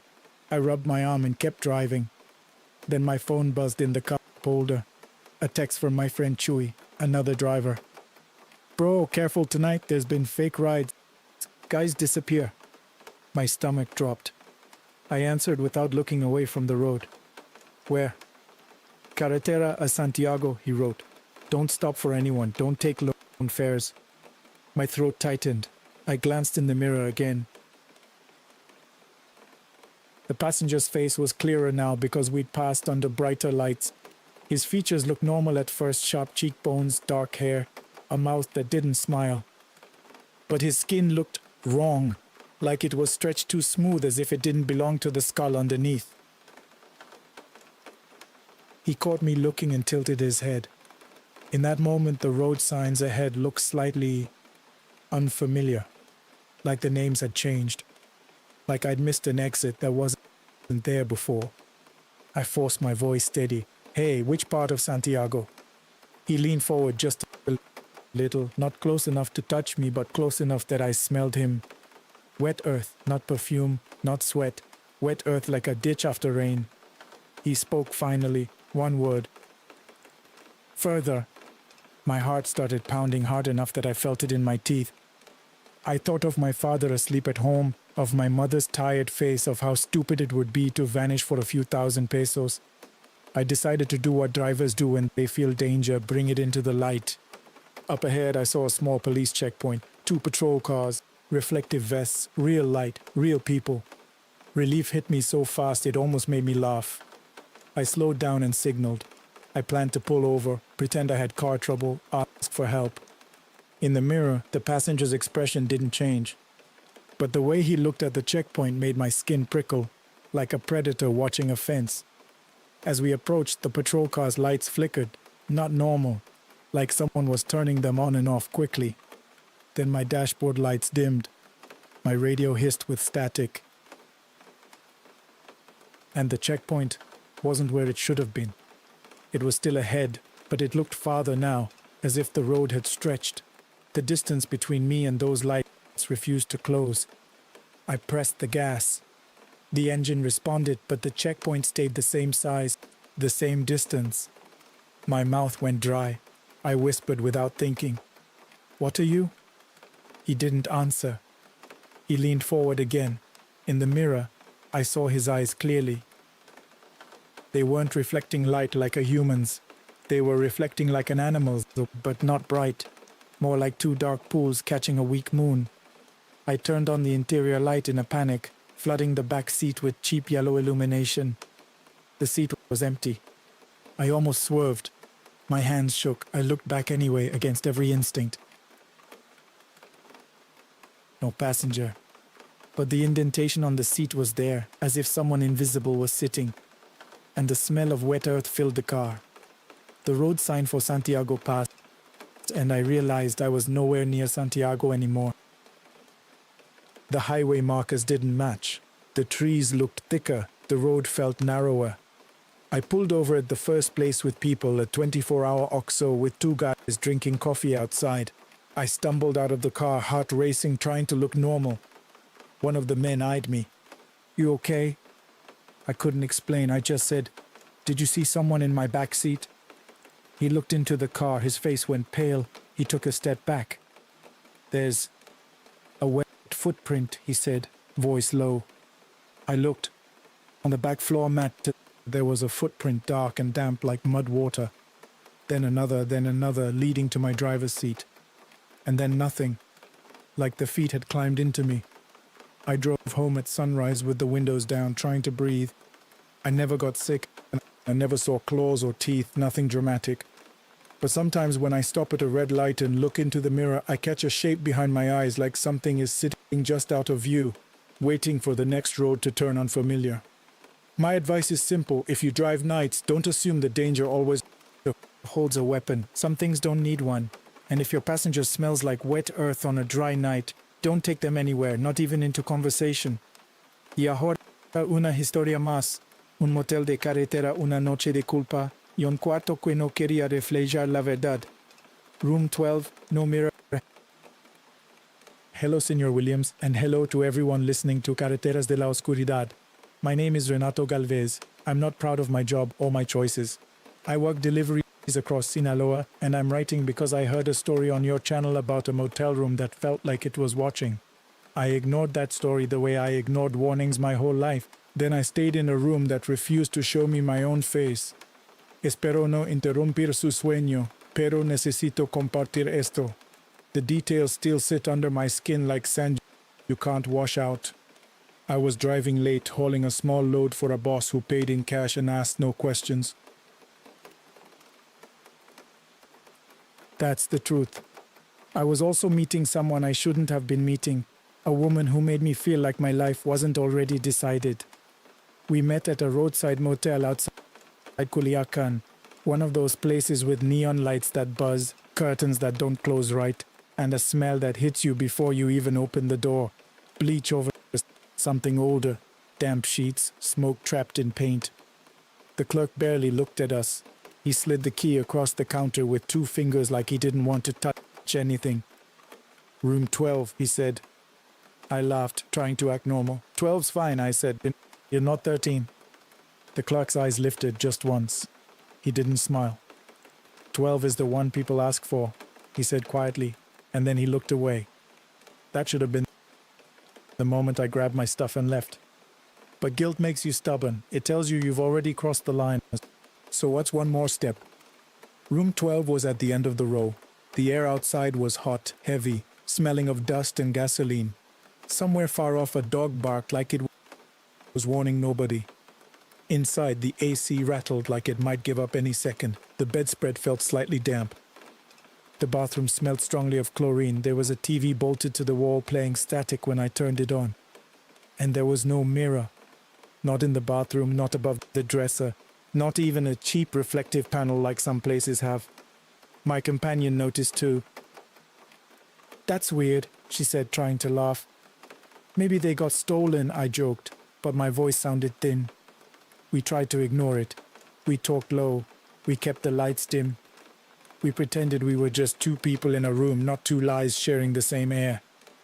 Then we heard the knocking. Soft, 3 taps. I froze. She grabbed my arm. "Did you order something?" "No," I whispered. The knocks came again. 3 taps, patient, like whoever it was knew we'd answer eventually. I walked to the door and looked through the peephole. The hallway was empty.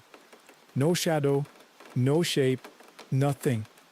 I opened the door anyway, just a crack, because men like me always think we can handle whatever's on the other side. The air outside felt colder than it should have. The motel lights buzzed. Down the row, I saw a man standing near the ice machine. He was facing away from me, perfectly still. I called out, "Hey, you need something?" He didn't react. My companion whispered behind me, "Close it, please." I should have listened. But I stepped out, keeping one hand on the doorframe like that would keep me safe. I walked toward the ice machine. Each step felt louder than normal, my sandals slapping the concrete, my heartbeat thumping like a second set of footsteps. The man near the ice machine turned slightly. Just enough for me to see his profile. His face looked wrong. Not deformed, not monstrous. Just incomplete, like some details hadn't been finished. Like a person drawn from memory by someone who'd never seen a real one. My mouth went dry. I stopped. He lifted one hand and pointed, not at me, but at the ground in front of the ice machine. I looked down. There was a small wet patch on the concrete, dark like spilled water. And in the wet patch, there was a symbol drawn with something powdery, like salt or ash. A circle, lines, a messy shape that made my eyes slide away when I tried to focus. I stepped back fast. The man didn't move closer. He didn't speak. He just stood there watching, like he didn't need to hurry. I turned and walked quickly back to room 12. My companion had locked the door behind me. She opened it just enough to pull me in, eyes wide. "What did you see?" she whispered. "I don't know," I said. And I meant it. The lack of explanation was the worst part. There was no logic to fight, no story to comfort myself with. We tried to sleep. We failed. Every time we turned off the light, we heard soft movement outside the door, not footsteps, something like fabric dragging slowly across concrete. At one point, the AC stopped rattling and went silent. The room got hot and heavy, then cold again suddenly, as if the temperature dropped for no reason. My phone buzzed. No service. Still it buzzed. A notification with no sender, no number, just a blank. And the message was one word. "Look." I stared at the screen until my eyes watered. My companion whispered, "Renato, I feel like someone is inside the room." I didn't want to believe her, but my skin was prickling like it does when you're being watched. I turned on the bathroom light and opened the door. The bathroom was normal, chlorine smell, wet towel, cheap soap. And on the wall where a mirror should have been, there was a clean rectangle like the outline of something removed recently. Too clean for this place. I leaned closer. In that clean rectangle, faint as breath on glass, I saw a reflection. Not of my face, of the hallway outside. And in that reflection, behind where I'd be standing, there was a figure in the room. Tall, thin, head tilted, watching me from over my shoulder. I spun around. Nothing. My companion started crying quietly, covering her mouth so no one would hear. We left before sunrise. No argument, no goodbye. I threw the key on the counter and didn't wait for the clerk to notice. On the way out, I glanced toward the row of rooms. Room 12's curtain moved slightly, like someone inside was parting it to watch us go. I've never gone back.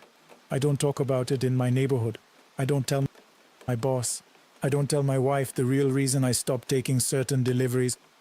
But I will tell you this, Senor Williams. Some rooms are built to hold secrets, not people.